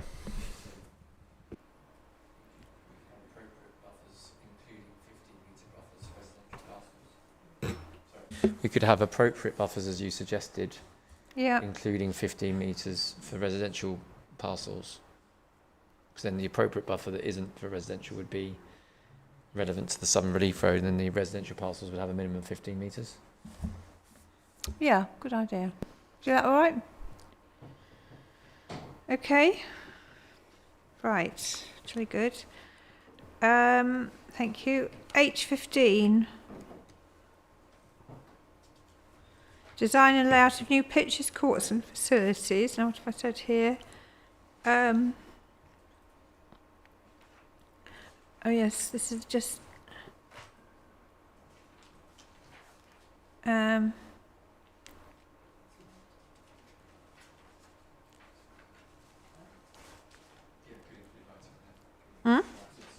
Yeah, It would make it quite realistic and easy to have the lights at the same time.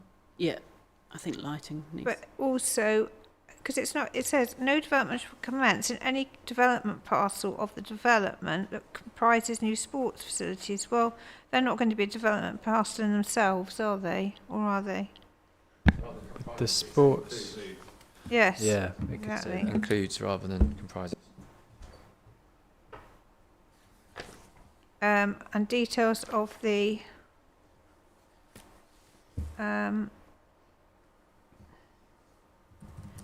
so a development parcel is satisfactory, is it?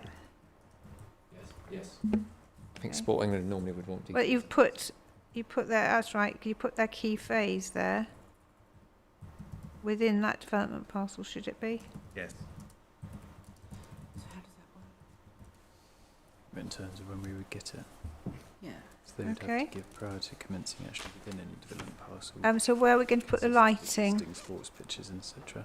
They have to give us details of pitches that will basically be provided to replace those facilities. And you could put it until details of the design and layout of pitches, courts, lighting and facilities. Somewhere there. Yeah. That'll work. Until details of the design, layout, of pitches, You- courts, and then add in lighting and facilities. Or courts, facilities and associated lighting, either way. it's design and layout and lighting of pitches, courts and facilities, isn't it?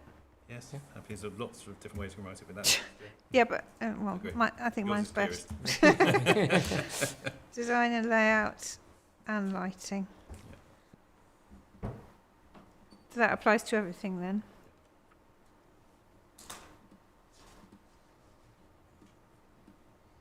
Thank you very much.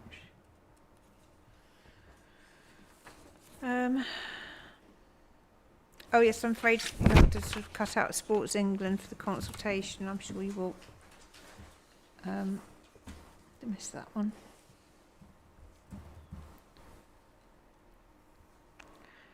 New natural turf pitches, H16. Just a little bit of a. I've added in maintenance and management, as long as they remain in use. That dovetails with the section 106. Sorry? I think that dovetails with the 106 quite well. So, but it's important to have it in here, isn't it? So yeah. I think it's okay as a condition. Everyone happy with that? Yes, ma'am.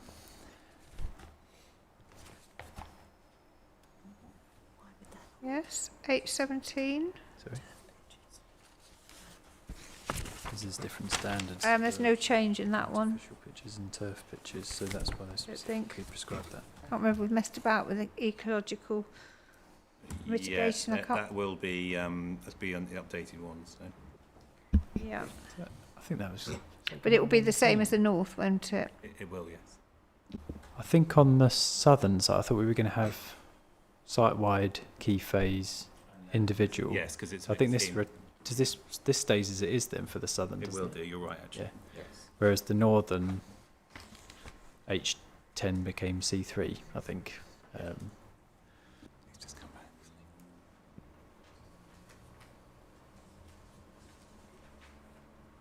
Okay. Thank you.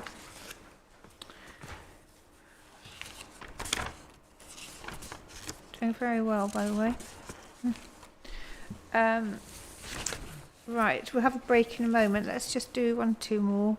The advanced planting, that's the same, isn't it, as the Northern Relief Road advanced planting, I think. So are we happy that's the same as the...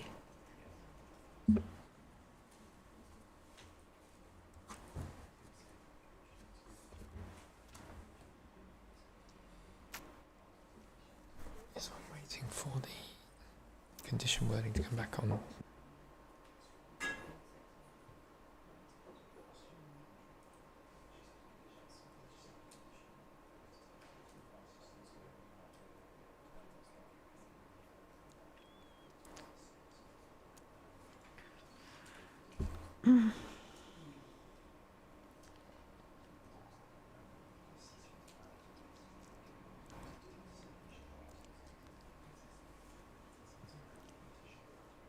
You happy with that or not?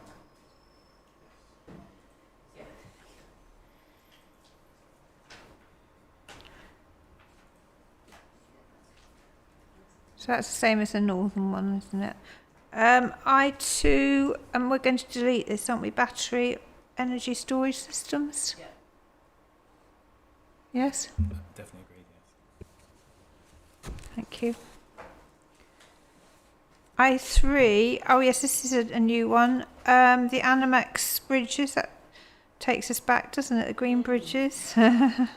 Seems a long time ago, doesn't it?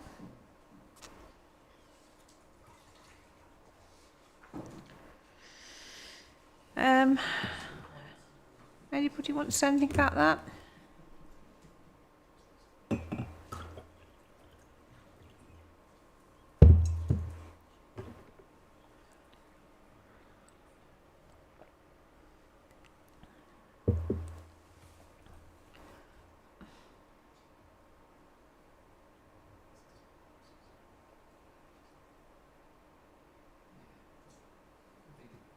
It's fine. I think it's all things that are covered in the existing ecological mitigation strategy anyway. There was some drafting that moved some of this into the 106 that we took out because it wasn't appropriate to have in the 106. So it's fine to have it in this condition. So is everybody happy with this one then? Or did you think it's not necessary? I think it's fine. Yep, you're happy. Sustainable movement corridor. We take that out, do we? No, I think that's being maintained, isn't it? Is that not in the section 106? Sorry, the reference was the 106 tried to duplicate some of this and it's been removed, so it's good to have it in the conditions.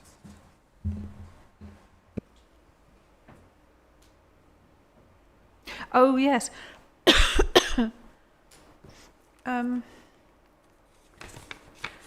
Yes, I think, sorry. So,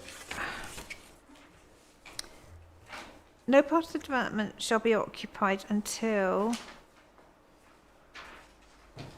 the sustainable movement. Yeah, I've sort of.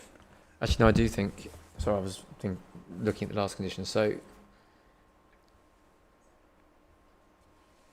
the detailed design of the sustainable movement corridor will form part of the detailed design of the Southern Relief Road. Well, I thought they were all together, you see. Yeah. I thought they were all part of. My original comment was I thought they were all part of the same piece of infrastructure. They are, and then, so there's no reason they wouldn't. They would be designed at the same time. I suppose. I'm a little bit unsure about this one because I think in terms of the section 106, I know there was. No, it doesn't. So it deals. The 106 deals specifically with obviously the relief road, and there was originally reference in the agreement to the sort of movement corridor, but I believe that's now come out. So it deals purely with the road. That's a shame, isn't it, really? I mean, I prefer it to be part of the same.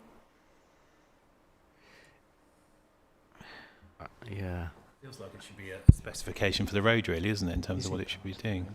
What is it? Are we talking the busway that's not a busway? We're talking. It's not. It's not a busway. There's different elements. There's the cycle path on one side, and then pedestrian paths, and then bus link as well. But that requires detailed design because it may be that bits drop in and out in their junction and things. So it's part of the detailed design of the whole Southern Relief Road, without a doubt. Part of access and layout. So when we design it, we'll design it at the same time. From a KCC point of view, they don't need it, as it were. Yeah, I mean, I guess it's a point for you, and you may want to take away. I've got no objection to it being in the section 106, and it could be put in there if it is going to be part and parcel of the road that you deliver at that stage, and then be adopted. Yeah, I mean, obviously I suppose. Does this because this simply requires the details to be submitted and approved prior to occupation, but obviously if it's going to be part and parcel of the relief road, then the relief road has to be built and open, substantially complete and open to traffic before anything is occupied. So if the movement corridor is sort of coming on as a sort of separate add-on, I'm simply asking the question because I don't know. So to my mind, especially the southern site is on that, it's got these sort of quite tricky angles to it, gradients to it. So surely, I mean, you're going to have to, cut and fill, and surely the corridor. I mean, when we saw those sections, you see the section of the road, and then you saw the pieces either side. So you need to have the whole of the corridor. It would all be designed, and then you have the landscaping at the side. You can't just have I don't think you should have just a bit. No, I agree. What the cars go on. We agree. Yeah. It's all or nothing, isn't it? I think it's a piece, isn't it? I think so. How do we deal with it? I suppose. I mean, regardless of who's going to adopt it, doesn't really matter, does it? Because it's basically to be designed, and then you will adopt your road. And obviously you have requirements. Just trying to think, does the section 106 cover this? Because this is mandating a...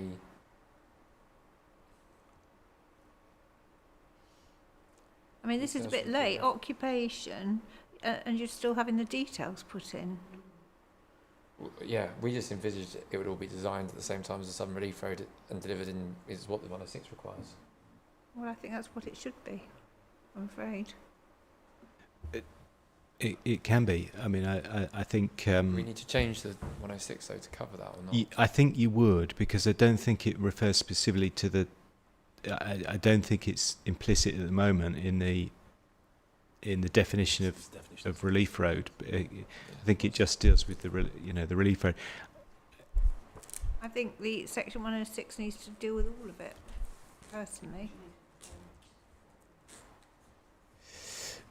Yeah, if it's all coming together as one, then it is. But yeah, Otherwise, it could be a danger that you just get the road and you don't get anything else. I think early on it was. I may be misremembering, but early on it was suggested that it might not, and it might come. But I think we haven't done the detailed. The whole, as we've always said, the detailed design isn't finalised, but we would always envisage the detailed design would deliver the requirements, walking, cycling, and bus provision. Whether that's in entirety as a standalone busway or not, that comes down to the detailed design. But yeah, the key is it would all be delivered at the same time under the requirements of the section. The only thing you've got to think of is, of course, there's a cost, because you can't occupy anything until it's basically been done. So as long as you're happy with that. But the design of it would need to be incorporated from the outset. Yeah, anyway. I think it would have to be implemented as a piece, wouldn't it? You wouldn't really want... Just trying to find the definition we've got here.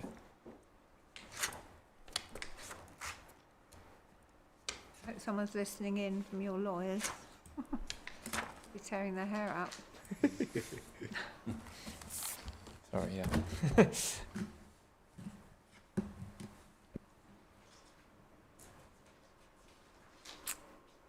Would this be a good time to have a break? Should we have a break? Everybody can get a cup of tea. Yes, we'll have a break until is everybody happy to have a break till 4 o'clock? Quarter of an hour, is that all right? Thank you.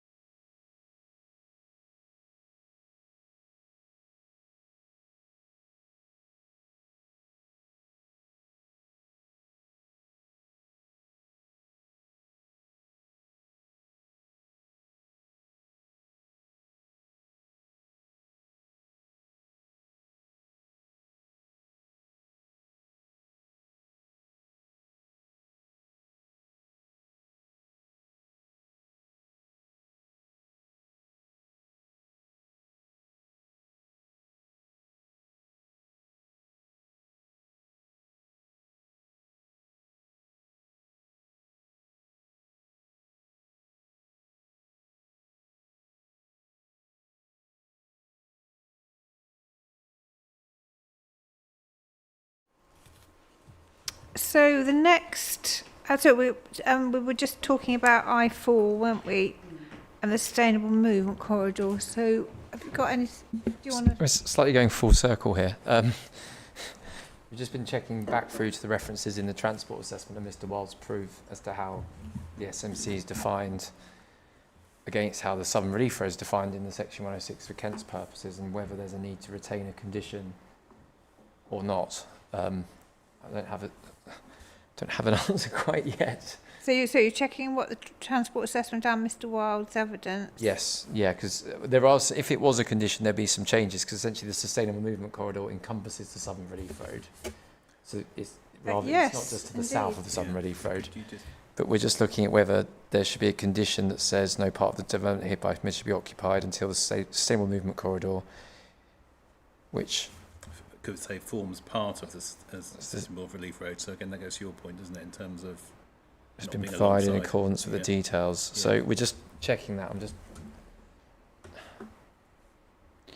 It's trying to put it into the 106 now would be quite complicated, and the Section 106 cross-references to the drawings as illustrative drawings in the application, which already show all the components of the Sustainable Movement Corridor anyway. Yeah, I mean, we could deal with it as a condition, I suppose. But it would have to, I just want it to be made clear that it's sort of one piece of infrastructure somehow.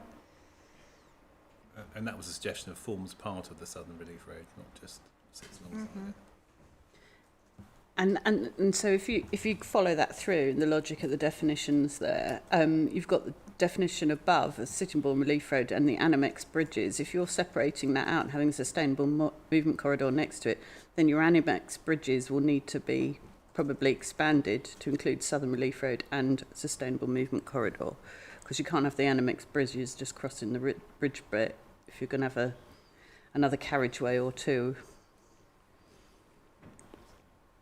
That's how the ES envisages it, like, as you said. What, over the whole lot?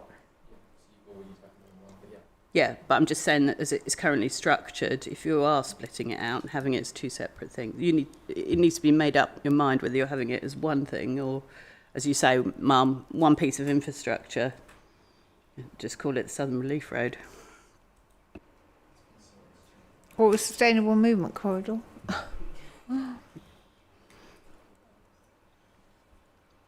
Well, that means you're going to then have to change it in every other bit of documentation, including your conditions on the north. Oh, that's true. You've got to follow it through. This is the only reference to the Sustainable Movement Corridor. So the only reference to the Sustainable Movement Corridor is this last condition, and what it's there to do is make sure that the cycling, walking and bus requirements of the Southern Relief Road are delivered.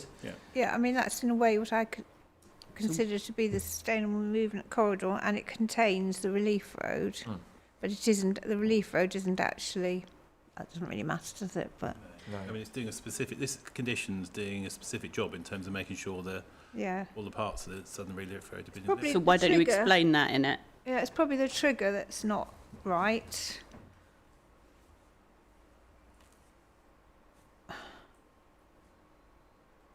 I just think it's too late.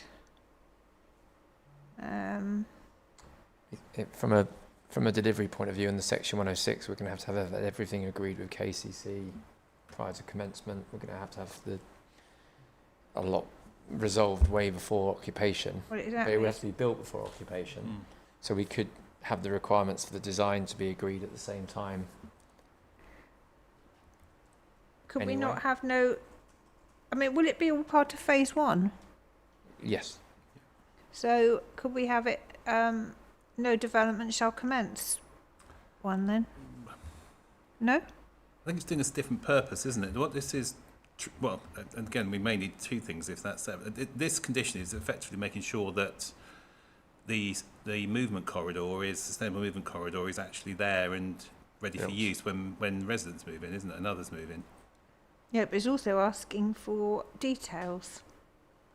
Sorry, details was crossed out. Details is crossed out. So well, I've crossed details out, but yes, then because it goes down to put about details. Yeah, and it shouldn't need to be details because this is doing quite a specific job. If you cross the details out, isn't it? It's just making sure it's there for when residents and others are there. If it's Well, until it should be... details prior to commencement, we're going to have to do that for the road anyway. So Can't you just put in the Southern Relief Road, including, for, you know, for the avoidance of doubt, including relevant, I don't know, whether you want to call it bus lanes, pedestrian routes, cycle routes, and then whatever it is. Where else do you use sustainable movement corridor? Well, we could define it, of course, I suppose. Yeah. No part of development hereby permitted shall be occupied until the sustainable movement corridor containing the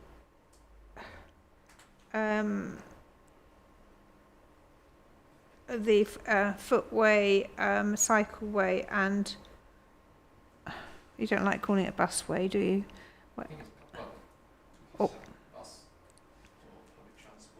Well, it's not. It must be a bus. It can't be a train. Will it? Along there. I mean, it's going to be a bus, isn't it? I mean, it's got to be before occupation. It's not going to be. I know we were talking about all kinds of things that could happen, in the future, but this is going to be within the first few years. It's going to be a bus, isn't it? it is. I spoke to Mr. Millard, and he said the only concern would be that if you had to build that surface in full at the outset, and then maybe the bus connection using that would not be coming online until both villages are built. You would then have a piece of an asset that KCC wouldn't want to maintain in the interim. Oh, I see what you mean. So you might build it all but not quite finish it. So there is there are some. But surely complications there. once the development's occupied, you want to have the buses going, don't you, or not? You would, but you don't know if at that point you might not have the two villages. No. Well, you've got to have occupation. I mean, presumably you're going to have something being occupied. Yes. You're going to have houses built at the same time as the corridors being built, aren't you? Yeah. So it's whether you have, and this was just a very quick discussion with KCC, whether you would have a completed, if there was a fully separate bus route along that. I think cycling and walking is not less an issue. Mm-hmm. Fully built bus route along to the south of the road, would that be open at the same time as the road if you didn't have buses using it at that point? Because there may not be buses they might be utilising existing expansion of routes out of Sittingbourne to the east and southwest. Mm-hmm. And if that's then is that then a liability for KCC, because you can end up with kids just using it or something? I don't know. So well, how would you do it then? You wouldn't have it in there at all. Or you may not have it at all, or you may have parts of it, or you may have it. Then you wouldn't be able to landscape it, would you? Because you'll need to. It takes 2 years to adopt. Goes until then you have a landscape corridor at the side of it. I mean, for KCC, they already explained, didn't they, that it takes a year or two for it to be adopted anyway. So it'd be you as the interim would be maintaining it, and other houses would be coming on the stream, as you quite rightly say. Detail, and just something to worry about in the future. As in, as long as we've got the... I mean, you don't have to adopt it, do you, straight away? No, I mean, this was the other thing that we were discussing, was possibly within the Section 38 agreement we can, within the terms of that, manage the delivery through that way, so it doesn't necessarily come online straight away that it's adopted at the same time as the rest of it. So there's probably need to be designed at the outset, because obviously wherever you've got every junction, you need to design your junction on the basis of whether there's a separate bus lane going through that junction or not. So all of it needs to be designed, and the decisions have to be made at the same time as the road. I think maybe we just keep it as it is, and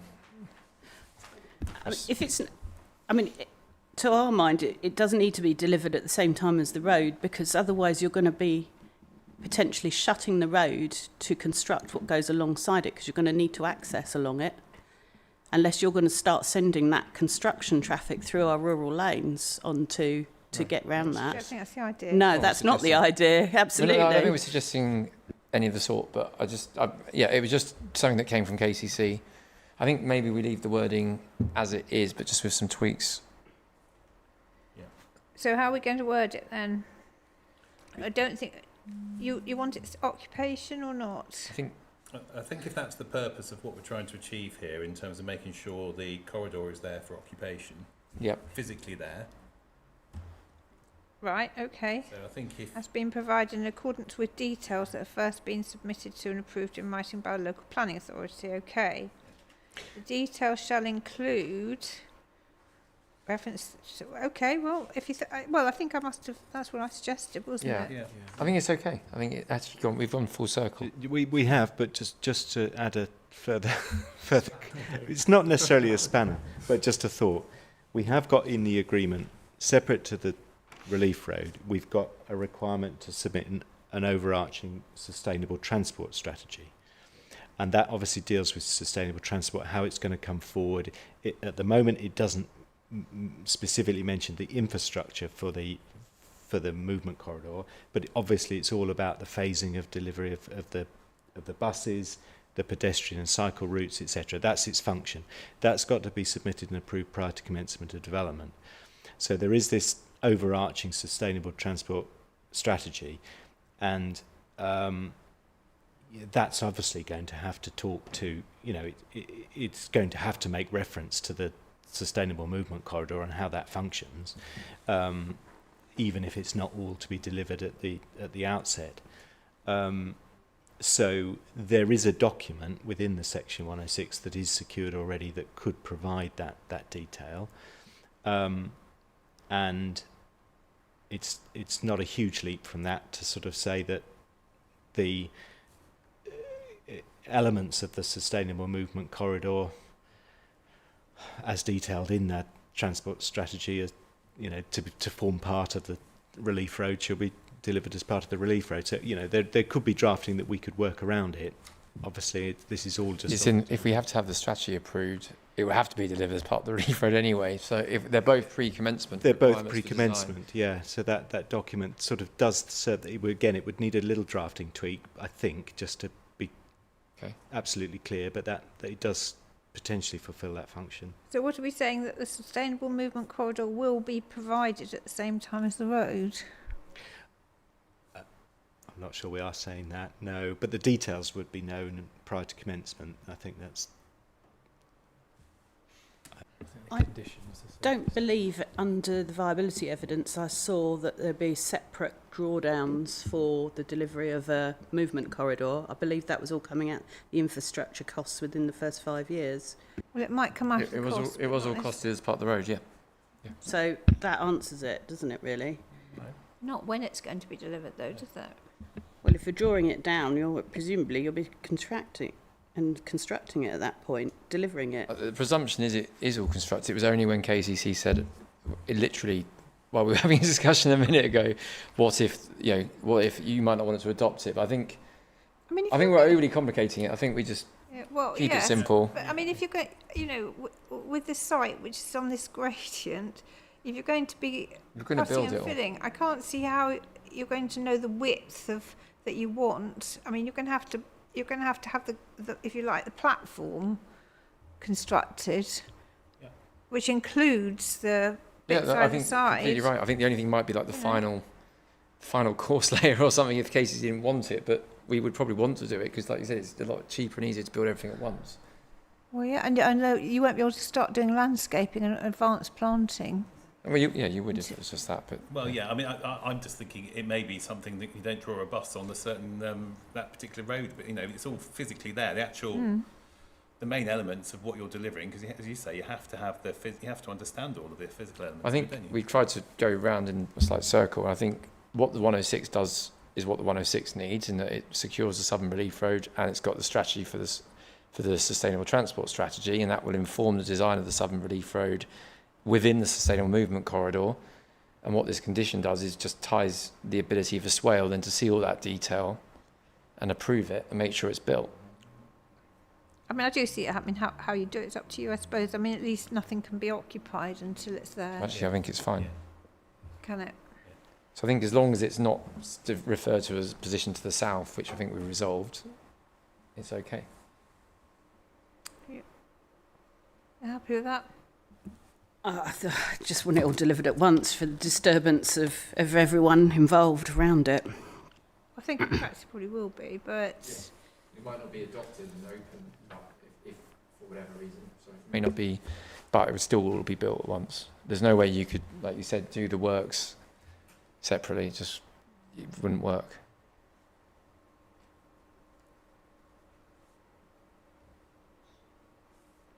I think it's okay.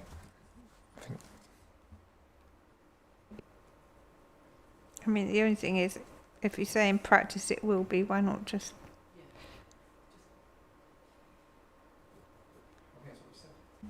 Yes, but that's not the way the condition's worded. Conditions worded that nothing has to be done until occupation, really. Well, I mean, it has to actually be provided before occupation, but not... They can't actually be occupied until it's... But on the other hand, that's quite a... You know, you're going to want to... You're not going to want to sort of drag it out, I suppose. That's the only thing, because you won't be able to sell any of your houses. No, we would have to have already had reserved matters approved prior to commencement building, so all the details are going to be in the RM anyway. Mm-hmm. Okay.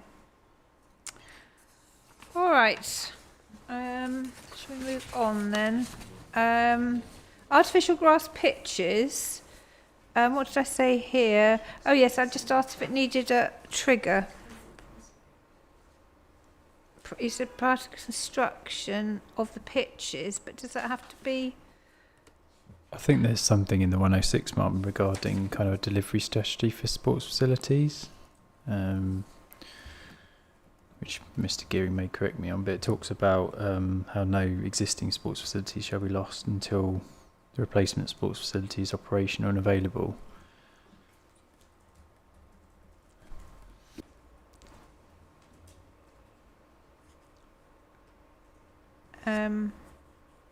Okay.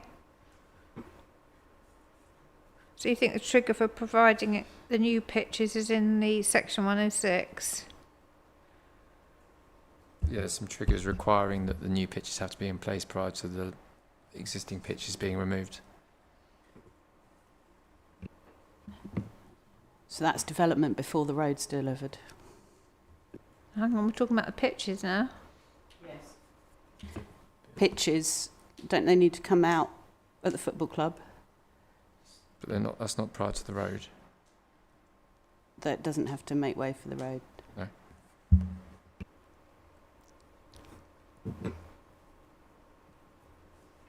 Okay. So is everyone happy with that then?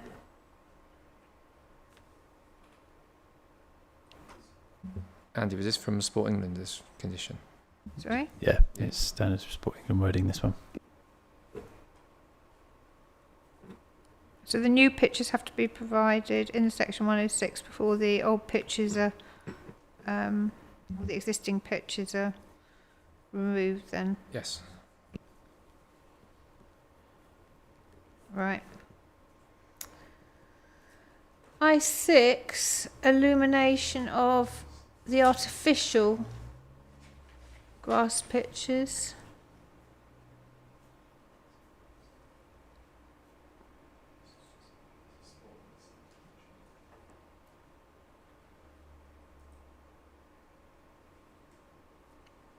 Any comments? Agreed from our perspective.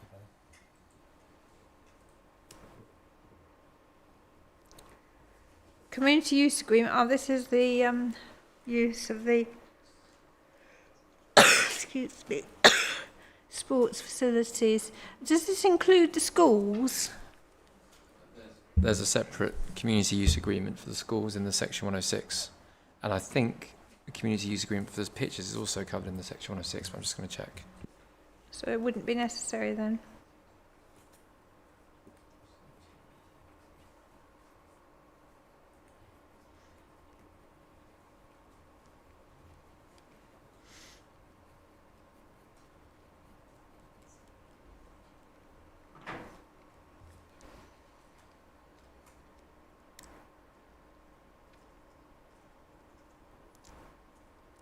Oh, we've got to take it in consultation with Sports England.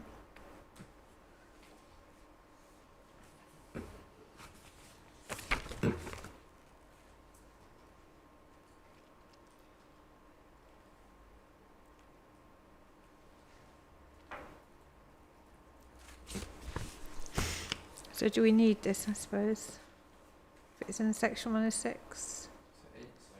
education community use agreement is covered in Schedule 5, just answering your question. And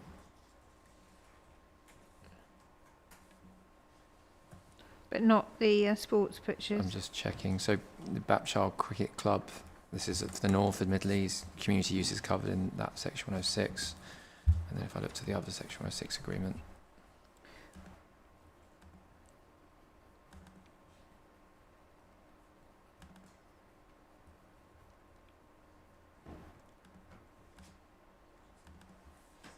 So it's just the football club then.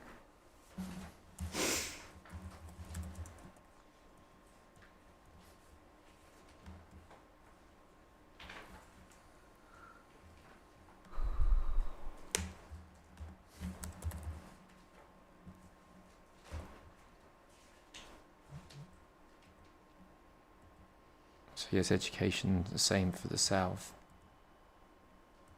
And then, sorry, sports facilities and open space, community buildings, for local community uses.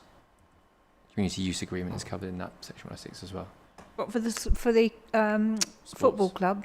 Yes, for all the sports facilities, so for both. So we can take this condition out then. Yes, yeah.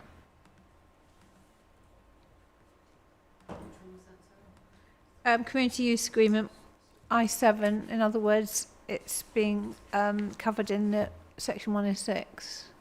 Okay, are you right, Ms. Campbell, with that? Yeah, it's kind of referred to in the sports facilities strategy, so Mm-hmm. providing to maintain the level. Right. I8, Household Waste Recycling Centre. Right. So I commented that it's a bit subjective, some of this stuff that has got to be agreed, so we need to probably rethink that. Anybody got any comments on this? Mitigation measures required.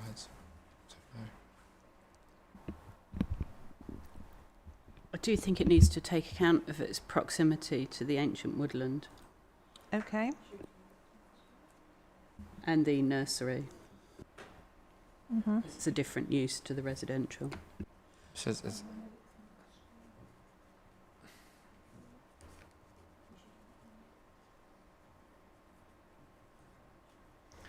Um,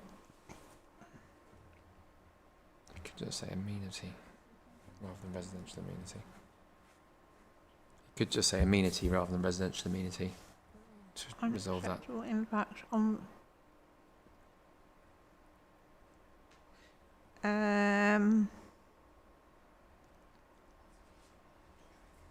It's quite complicated because KCC will be applying for the Household Waste Recycling Centre.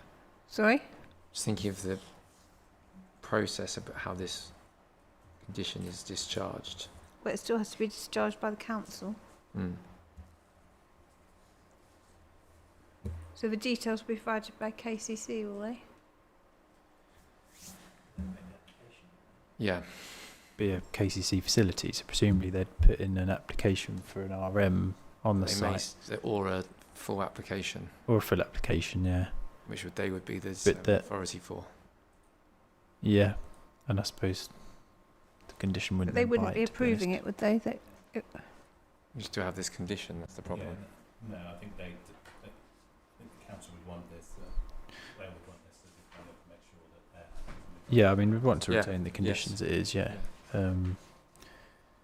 So they'd have to make an application within the remit of this. Condition. Yes. Yeah. Because, I mean, yeah. Has to be that way. So did you suggest, Sean, we went... I suggested some slight tweaks to the wording. So Yeah. again, just recognising the there's the nursery next to it, isn't it? So Just read it out. Yeah, so I've changed it. So no development should commence on the household waste recycling centre until details demonstrating how the household waste recycling centre will avoid unacceptable impacts on the amenity Yeah. nearby occupiers Right, that seems reasonable. from dust, etc. And then I think if you put a full stop after health risks, Yep. I don't think you need, if health risks, you don't need full stop. Health risks, if you delete then, and associated damage to qualities of life, well-being, community and environment, I think that's the bit, as you say, that's very subjective. What does that really mean? Mhm. I think it already covers it by unacceptable impacts anyway, so it's submitted to and approved in writing by the local planning authority. So I think that still has the same purpose, but it's more precise and it doesn't have those. Measures to control any unacceptable impacts. I think we have to arising from. So, I mean, how do we? In terms of ecology, don't all of the. In terms of ecology, aren't there all of the other various conditions on ecology dealing with ecology already? So, because this is all about amenity, isn't it? So, again, each condition has a purpose. So. Yeah, there's all the same as the ecology conditions. It would fall phase within the development phase. Yeah. So it's covered by those conditions. Yeah. This is a huge. So, which condition would cover the ancient woodland? Actually, or the ecology, I suppose. Yes.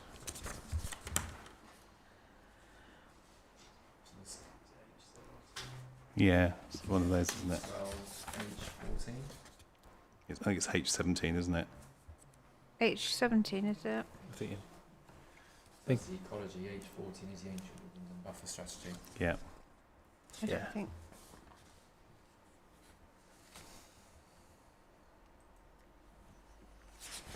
Yeah, so again, if you look at H14, it says identify measures proposed to ensure the protection of the remaining ancient woodland on site. Again, bear in mind that's probably not this ancient woodland, to be fair, the way that's worded. So.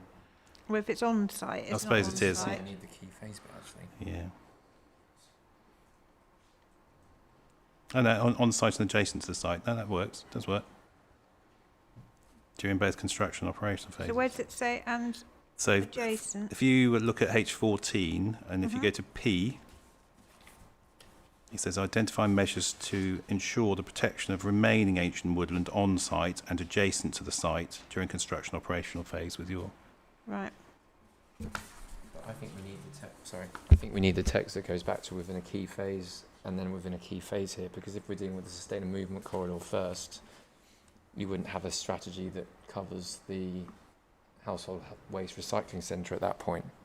You would deal with that later in that phase. Yeah. And similarly for Highsted Wood, you would deal with that later. Sorry, can you just repeat what you say? Because your deleted text, Mum, at the top of H14, where you said... Oh, H14. Sorry, I thought Yes. you were... Yeah, where you've crossed out within a key phase. Oh, have I? H14. Oh, yes. We were thinking, because there's the Southern Relief Road, but also where it refers to adjoining, that would pick up on the household waste recycling centre. And then there's the residential parcels that surround Highsted Wood. They're all different potentially 3 different key phases that would need to meet the requirements of this condition, but you wouldn't need to discharge all 3 before commencement of the whole scheme. Right, no. So what are you suggesting we put this in I there? think just within a key phase. So it's effectively, Oh, I I think see, it's okay. reinstating the first part of the condition which you've deleted. And Yeah, I see. Yes, and then if you go down to the fourth But line, not containing ancient woodland, or do you want it... within a phase because the thing is, or containing or adjoining. nothing contains a... No, you're correct. That's correct. So containing or adjoining. We're not containing, because there isn't... No, so you're right. Sorry, a key phase that adjoins ancient woodland. Okay. And then again, if you then reinstate the fourth line, whether it says within that key phase, that should work.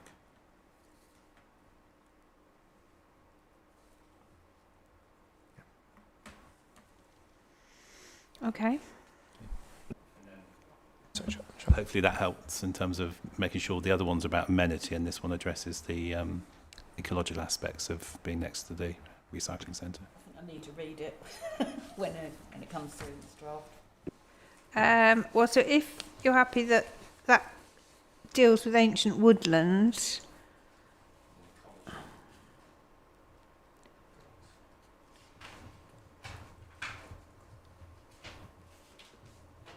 Hang on.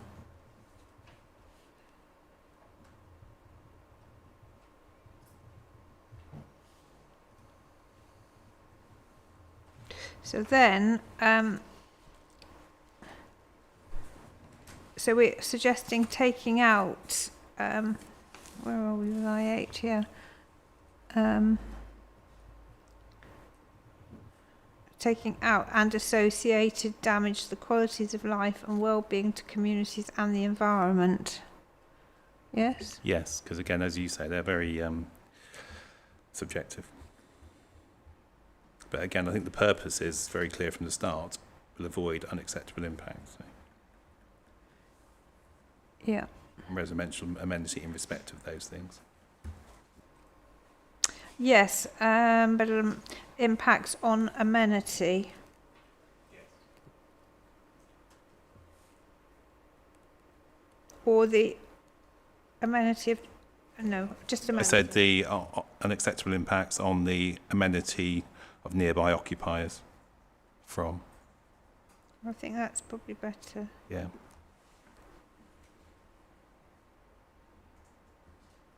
So, Miss Bonnie, what do you think? Oh, good. Okay. Sorry, sounds better. But again, I'll need to read it. Okay, well, I don't want you coming in on Monday morning. I'll try not to. Yeah, lots of different things. You know. If there is any specific thing you want, can you email it and we'll try and think about it, at least think about it beforehand. When will these be circulated, do we know? Well, they're not. I mean, I'm relying on people taking notes.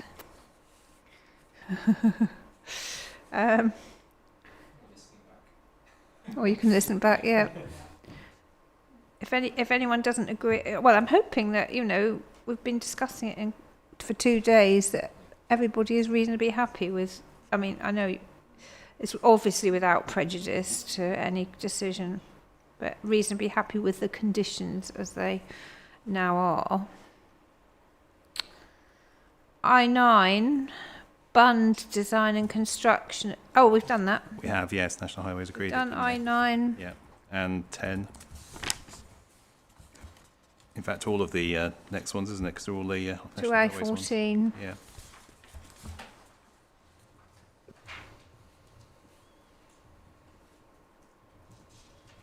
So, thank you. The next lot, details prior to occupation, water efficiency. That's set. Doesn't accept it as 110 litres. But exactly. Yes, that's right. Yeah. So that's the north.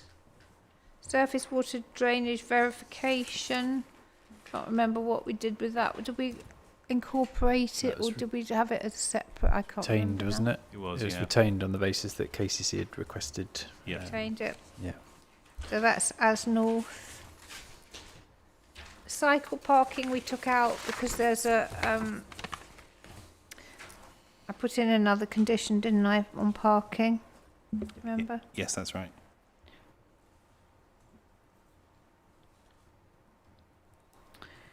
Okay.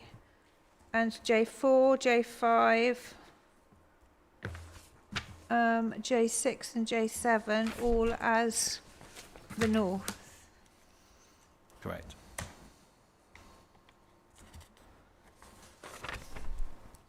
And that is that.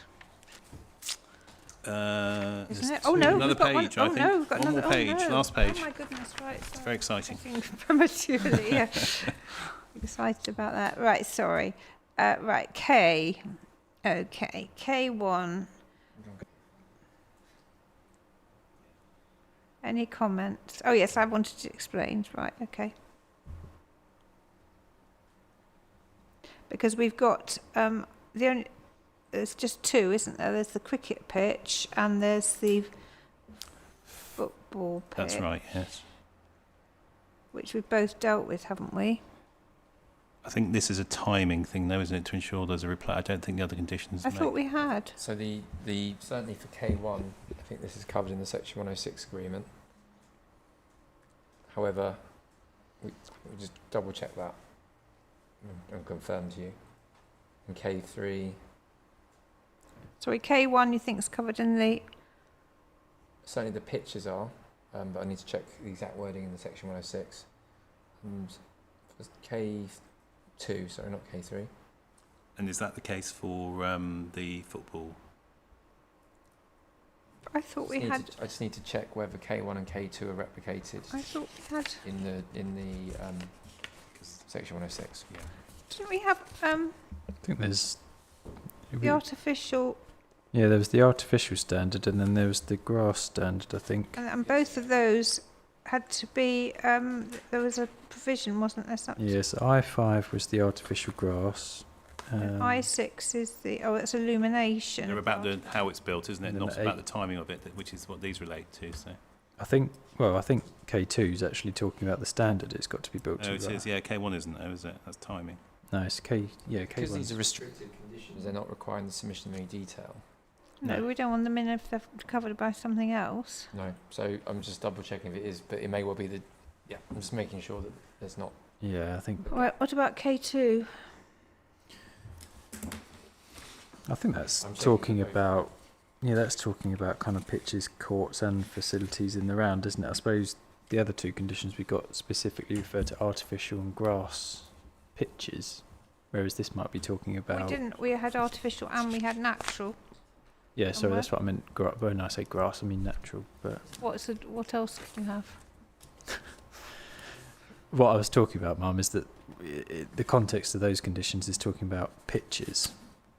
As in pitches for, I don't know, playing fields and what have you. It's not, whereas K2 is talking about courts. That's what I'm kind of getting at, is that K2's introducing courts and facilities, which may not necessarily just be solely artificial or natural turf pitches. No, it could be tarmac, I suppose. I suspect this is a Sports England condition, isn't it? Yeah, well, we still have to scrutinise it, though, don't we? Yeah, we do. But I think that's where it's come from. So. Would it be better to pull in H16 and... We'll just double check, actually, that they covered H16 and I5 into this condition? Or at least make sure that the standards referred to are covered by this condition. Well, that's about FIFA qualities. This is about Sports England, isn't it? Well, the conditions all came there is a Football Association guide. Turf pitches, right. Seems that these two could be combined somehow.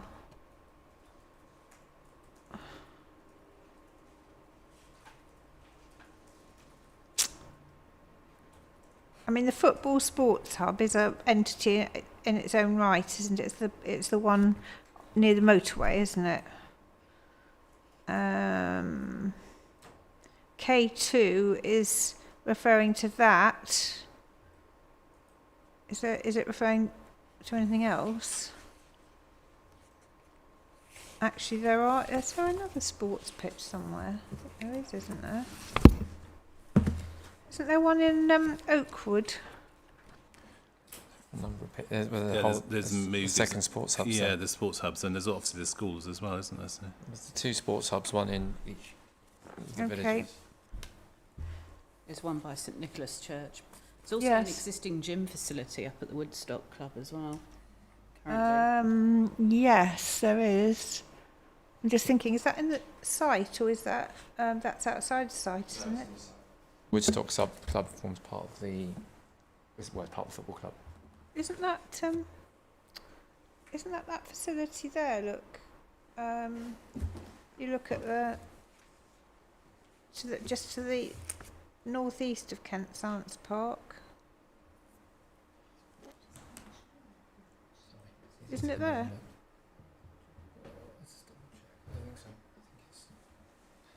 They're separate, aren't they? So Tonic's Gym and the football club. They've got separate leases. Can you pass me the plans?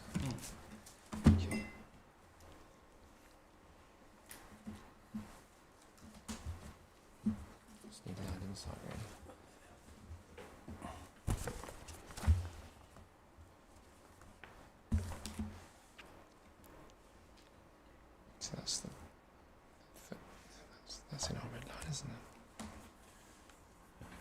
pitches are as well. Though. Pitches are here.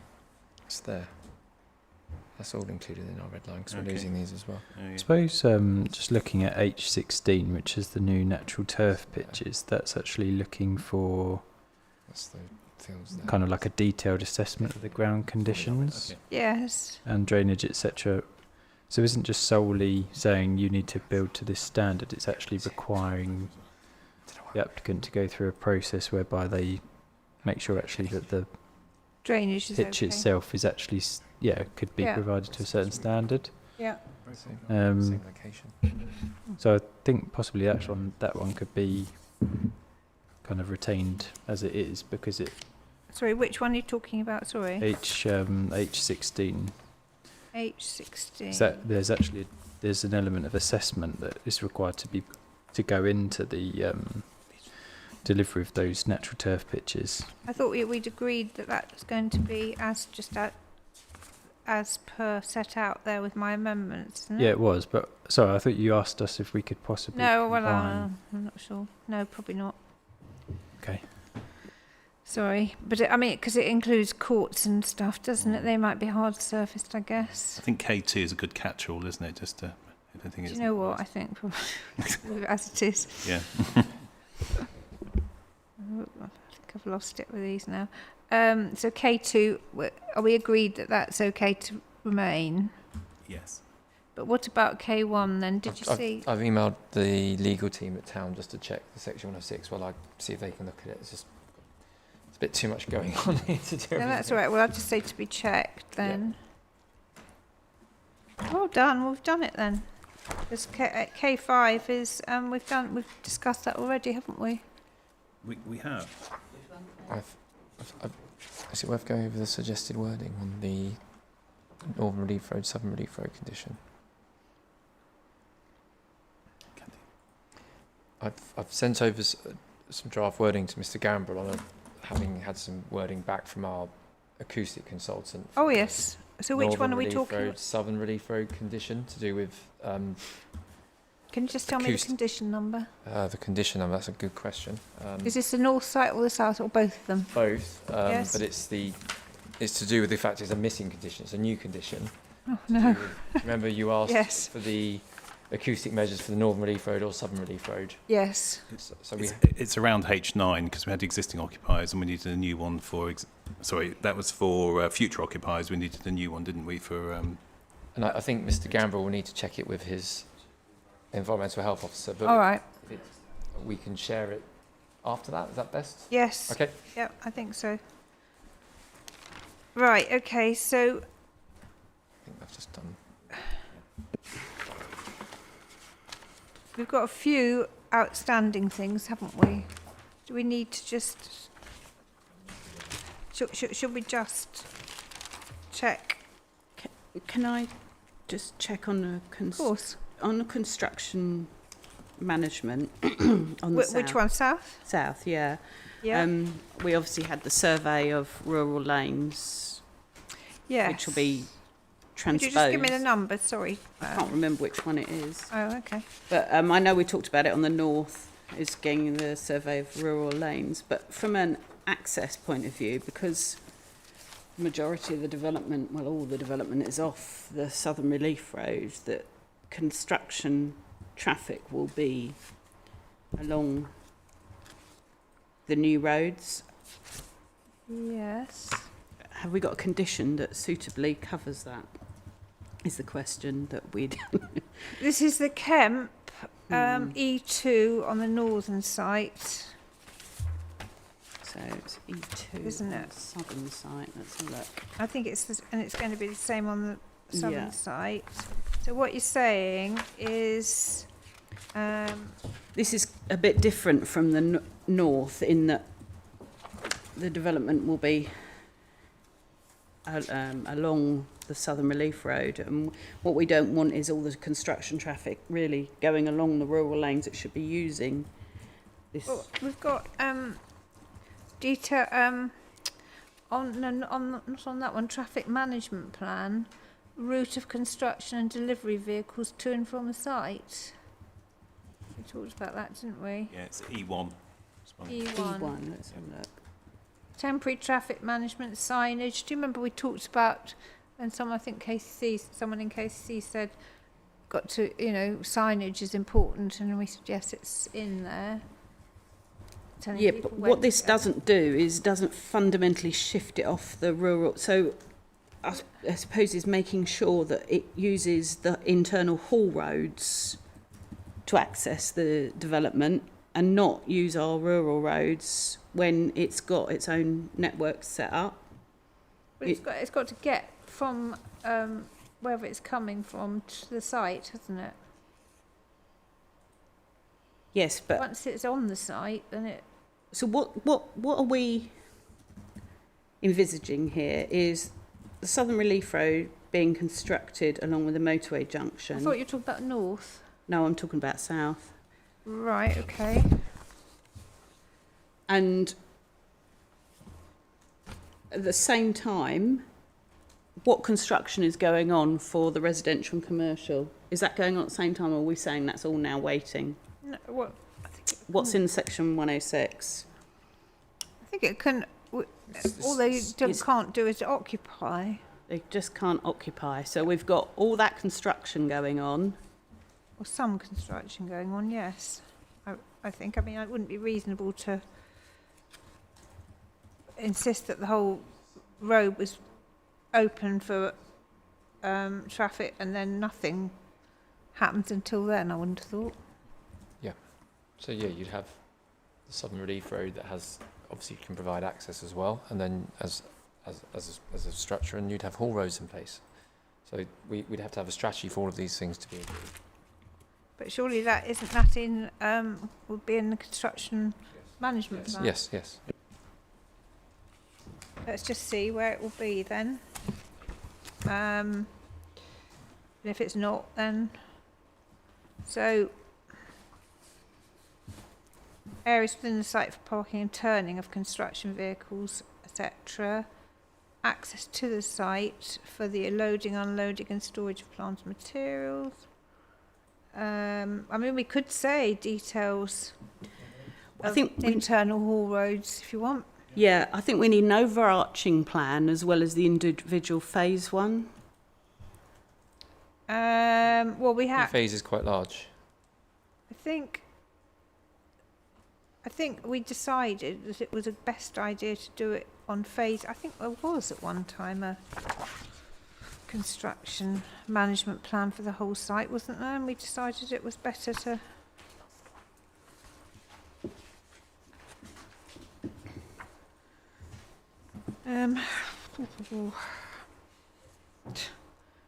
Here we are. Site. Oh no, that's not right. Yeah, construction environmental management plan.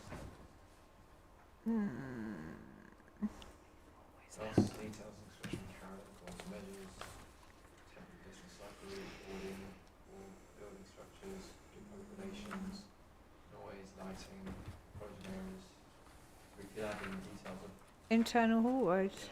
Do you want that in there? In the site-wide one, B4. Yeah. You probably want the same in the other phases as well.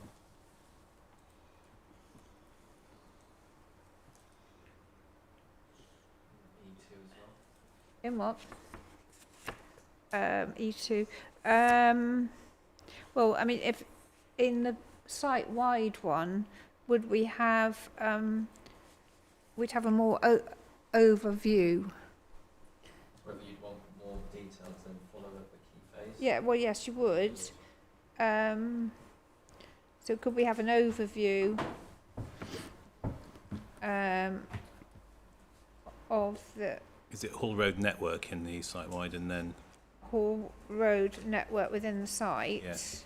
At the site-wide and then the details at the key phase? Okay, Miss Bonnie. Yeah, so I think... Then, yeah.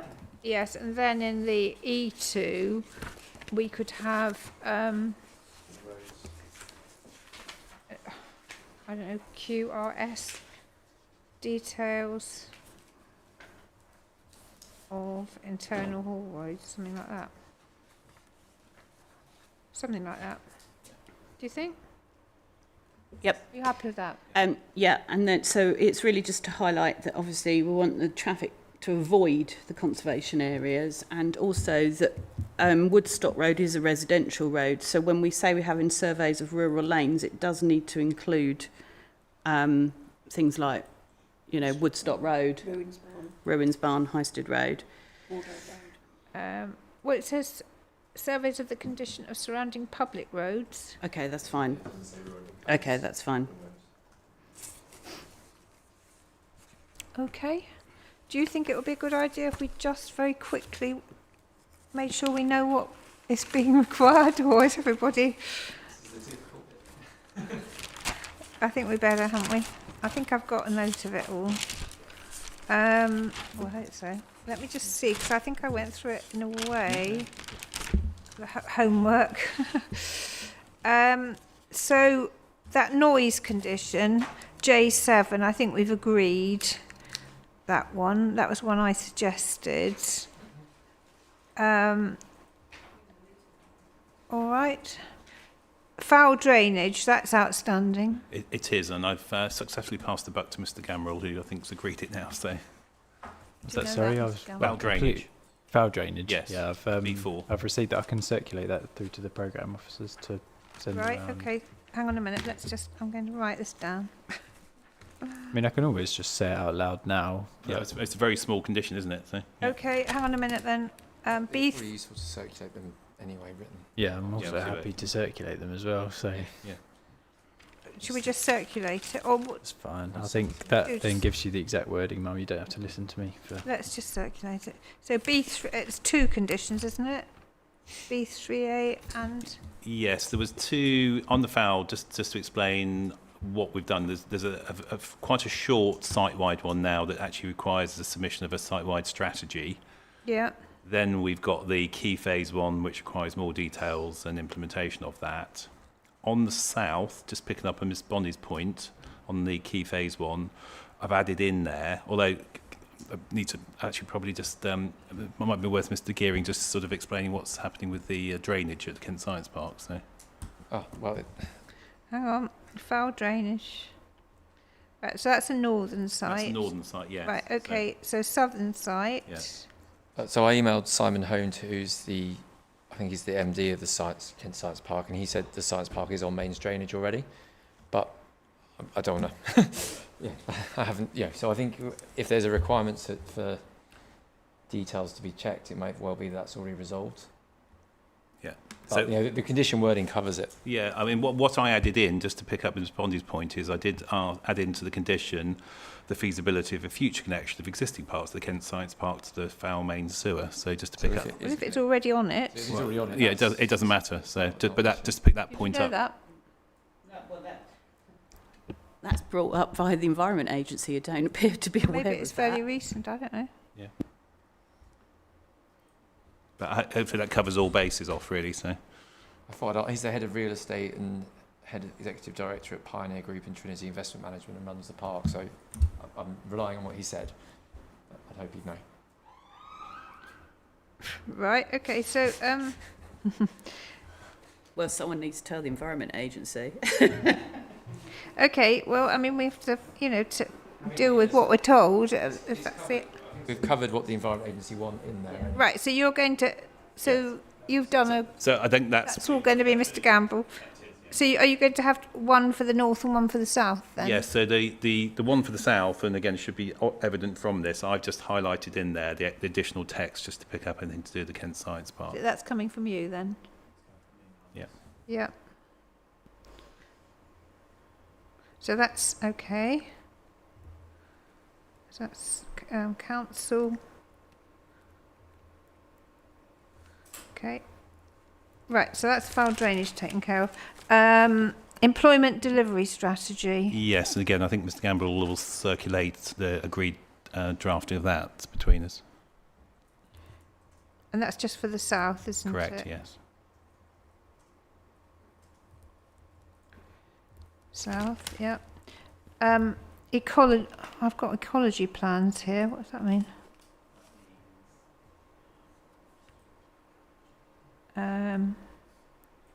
that was the 3 tiers of ecological mitigation enhancement strategies. So again, I think at the moment, we were struggling to get the development parcel wording actually into the key phase wording, weren't we? So the way you remember, we were trying to not have to do that last phase on the ecological construction. The way that there was some drafting going around at the weekend, which turned that into a construction ecological management plan, so it had a different purpose in a way. But again, Mr. Gamble was going to reflect on that in terms of what he wanted to do. mean, but I was quite happy actually to retain that, because then you then end up with kind of almost a mimicked approach between south and north. Yes. Again, Mum, I can send that across. Can you just remind me which one that is? It was H10, I think. So there was the trio of B10, C3, and H10 was the kind of from the north, which whether we could see how those 3 things sit together, if you like. So and that was just is that just the north then? That's just the north, but in essence, I think you would do the same in terms of the wording. The question is, I think, on the south, you probably do want that further layer down from the key phase, because there's going to be quite a lot of parcels. If you can just make that clear. So that who's doing that one? I've successfully passed the buck on these things, but I have sort of obviously everything. Well, I did them and then shared them to be agreed. Right, so okay. yes. Yeah, we drafted and then they've been checked, Mr. Gamble. Yeah. Okay. Yes. Yeah. Okay. And condition 110. Oh no, we've dealt with that. That was the one National Highways one. We've dealt with that, haven't we? Yes, that's right. Just on K1, I've had confirmation that K1 is covered under Lim D of the definition of sports facilities delivery strategy in the section 106. Oh, hold on a minute. K1. Which is the replacement sports pitch, courts and facilities. Yes, so K1 can be deleted, can it? Yes, yep. The whole thing? Yep. But K2 retained.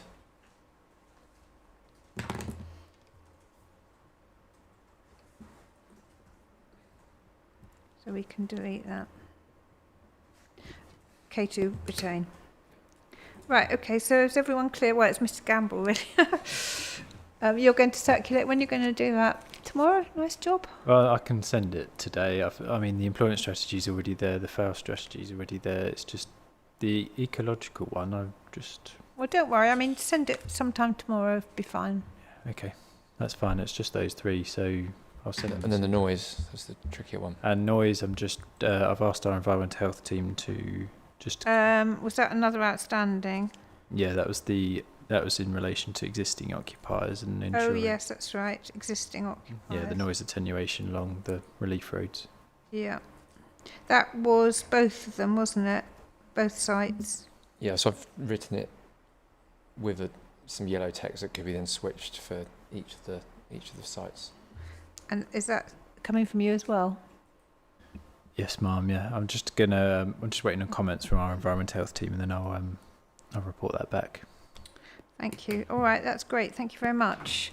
Now, there's just one other thing before we go, and that is this relation to the SANG. Yes, so basically it is something that you're going to deal with, isn't it? Or no, I don't know, you or Mr. Bashford, I don't know. There's been notes flying around internally for us, and we've got a call with our council at 5:45 to just ask some questions. But we will be responding to the council's note. And in Natural England as well, you include that? We have spoken to Natural England. One of the problems is that Natural England have answered questions from the council, but the questions from the council assume it's a SANG. So they haven't said to Natural England, this may be a SANG. They've said, this is the loss of a SANG. What are your comments? So we'll need to address that in our comment, and it may well be that, it's depending on timing, Natural England may need to look at our response, or we may need to discuss with them. I could probably give you a written update tomorrow. Well, I'm not going to be here tomorrow. No.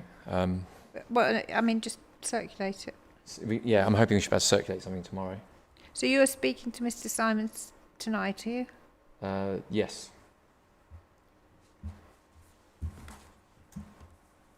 I think I can't give you an exact time, but we want to get something back to you as quickly as possible. No, that's fine. So what So our intention is to provide a written response back to the council's note. I suppose the question then is what is does that cover everything, or does that lead to further issues that we need to resolve? Is the unknown. Yes, well, I mean, I need something from Natural England because at the moment that's what we've got. So you're going to, could you do that by a close of play tomorrow? Yes, I think so. I'll say yes, Okay. and we'll have to. Yeah. Thank you. And then I will need you. I need you to or something from Natural England on the basis of what you're saying. Natural England have seen the note from the council. Yes, and they've responded. We've contacted Natural England, and they've suggested they could potentially meet with us on Monday next week, which would be good. But it's just, when you say meet, do you mean it's a virtual call or something? I mean, the timing isn't great because we're in the Section 106 session at the same time. They couldn't meet this week. They didn't say they could. I can ask. Can you ask them? Yeah. Let me see if they could meet. You could discuss it on Friday or something, or Thursday. Or... Yeah.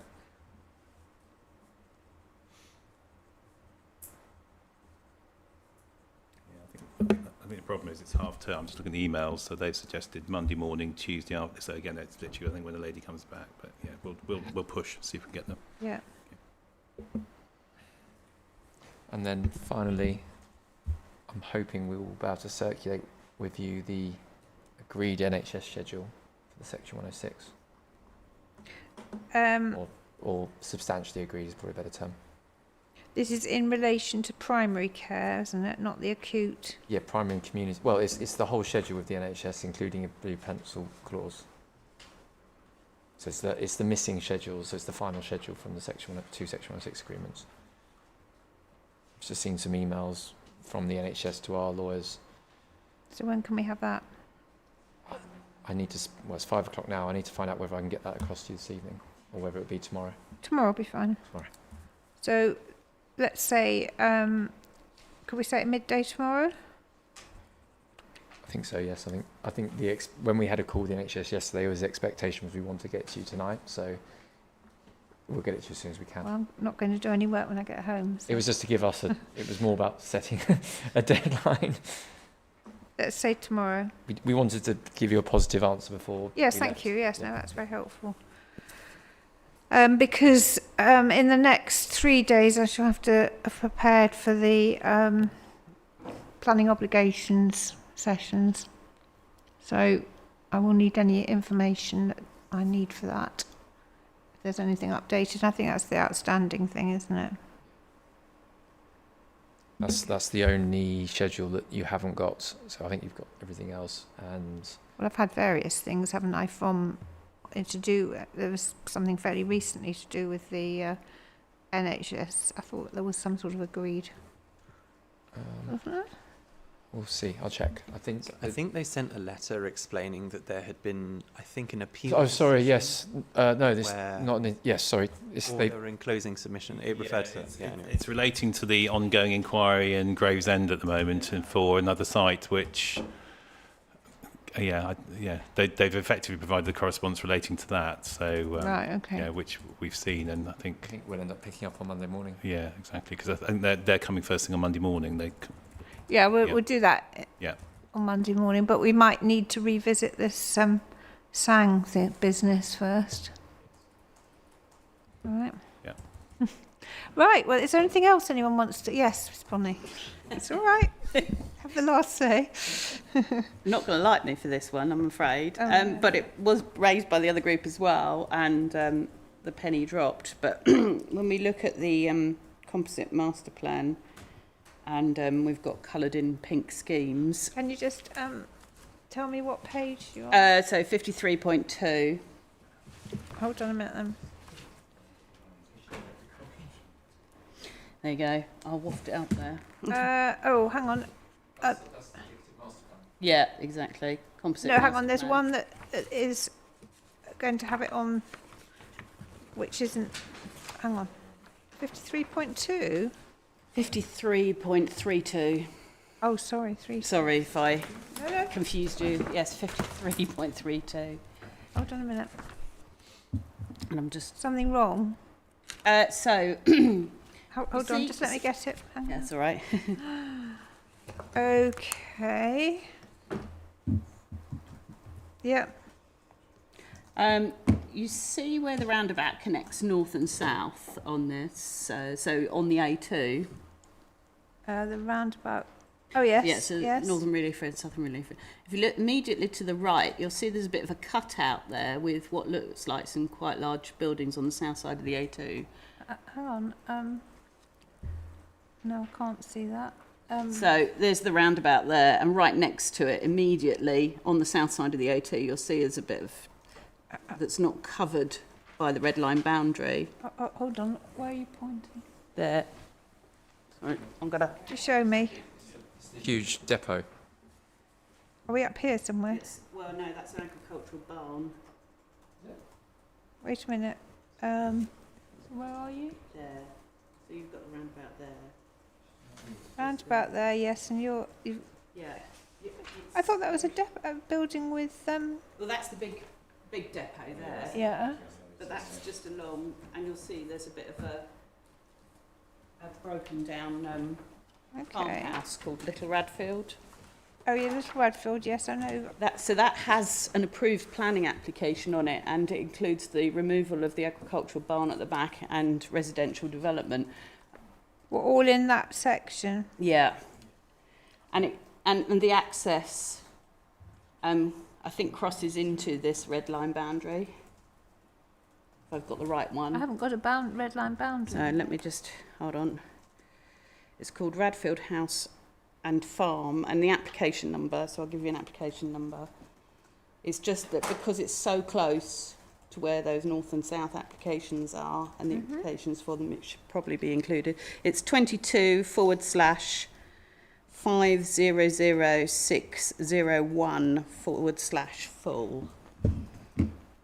And what's that for again? And it is for Radfield House, which is a listed house and farm, and it's the farmyard at the back, which is removal of the agricultural barn and the creation of some new dwellings there. It's just a handful. It's a small application, but it is right around. Does that include that depot? That anything to do with the depot? No, not the big industrial depot. So how many houses are proposed there then? Can't remember. I'll find out. It's the subdivision of Radfield House into 2 dwellings, and then a creation of 9 dwellings at the back, with using the track onto Dully Road, and of course Dully Road is impacted by this application on the south. Okay.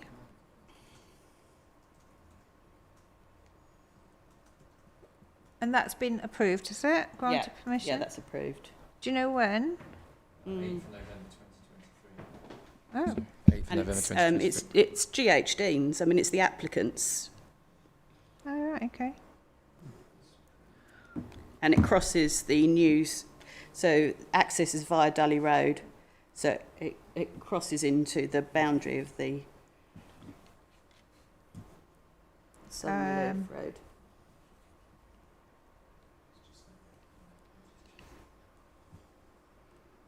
Okay. So can we see it on a sort of larger scale? Maybe hang on a minute. No, that's not very good, is it? There you go. Oh, brilliant. Oh, parameter. Let's just look at the parameter plan.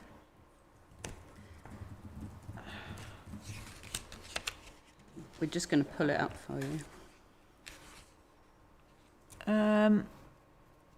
So it's in here. Not quite sure how we missed that off.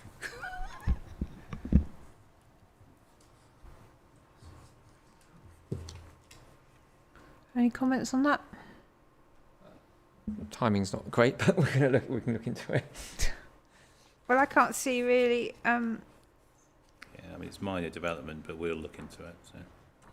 I don't think we're suggesting changing the drawing. I really don't want another set of No, drawings. we don't have.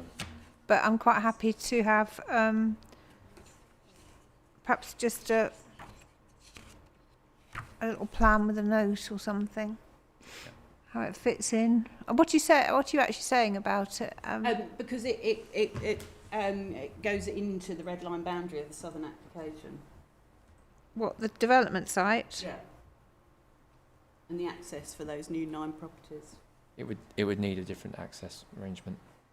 Yes, so it fundamentally, this southern this southern scheme impacts that scheme.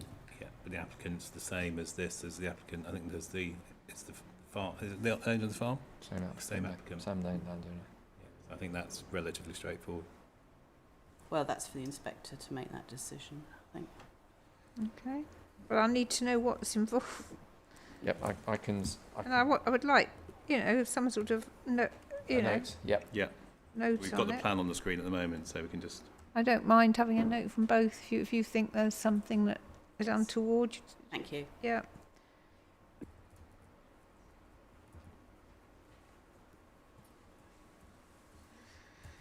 Right, we better have that note then, and I'd like just a plan, if you don't mind, just to show. Fine. We've got that. There's a layout plan and a red line plan. So can we have that? I mean. And the planning permission. We can give you the planning permission. It's just all quite easy to get in with one note. All right. It's a very small scheme. It's just the access. That's all right then. Can we have all of that by the end of the week or not? Or is that too onerous? If I can say yes now, and if something goes wrong, Well, if you say yes, yes. Yeah, I mean, say yes, no, I'll hold to it. I can get all the information very quickly. Yeah, when we're in Highsted. It's probably just I can't see an issue. No. Yeah, end of the week's fine. What I would like to know is how it interacts. I mean, the most important thing is how it interacts with the site. Exactly. So, are you happy to do it by the end of the week? Yes. Yes. Midday on Friday, yes? Yes. Yeah, and we'll drop you a note on that one. Yes, same time frame then, please. Yes, so when was that? Remind me again, sorry. Midday on Friday? Yeah.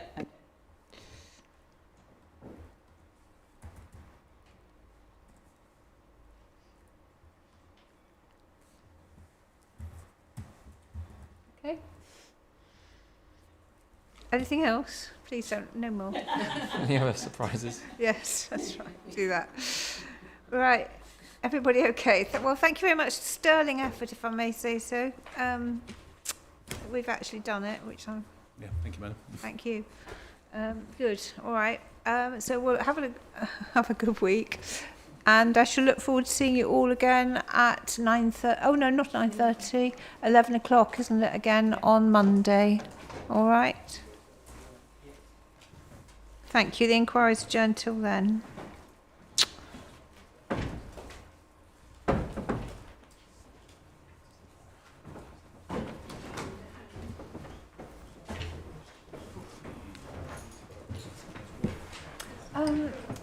I don't know whether...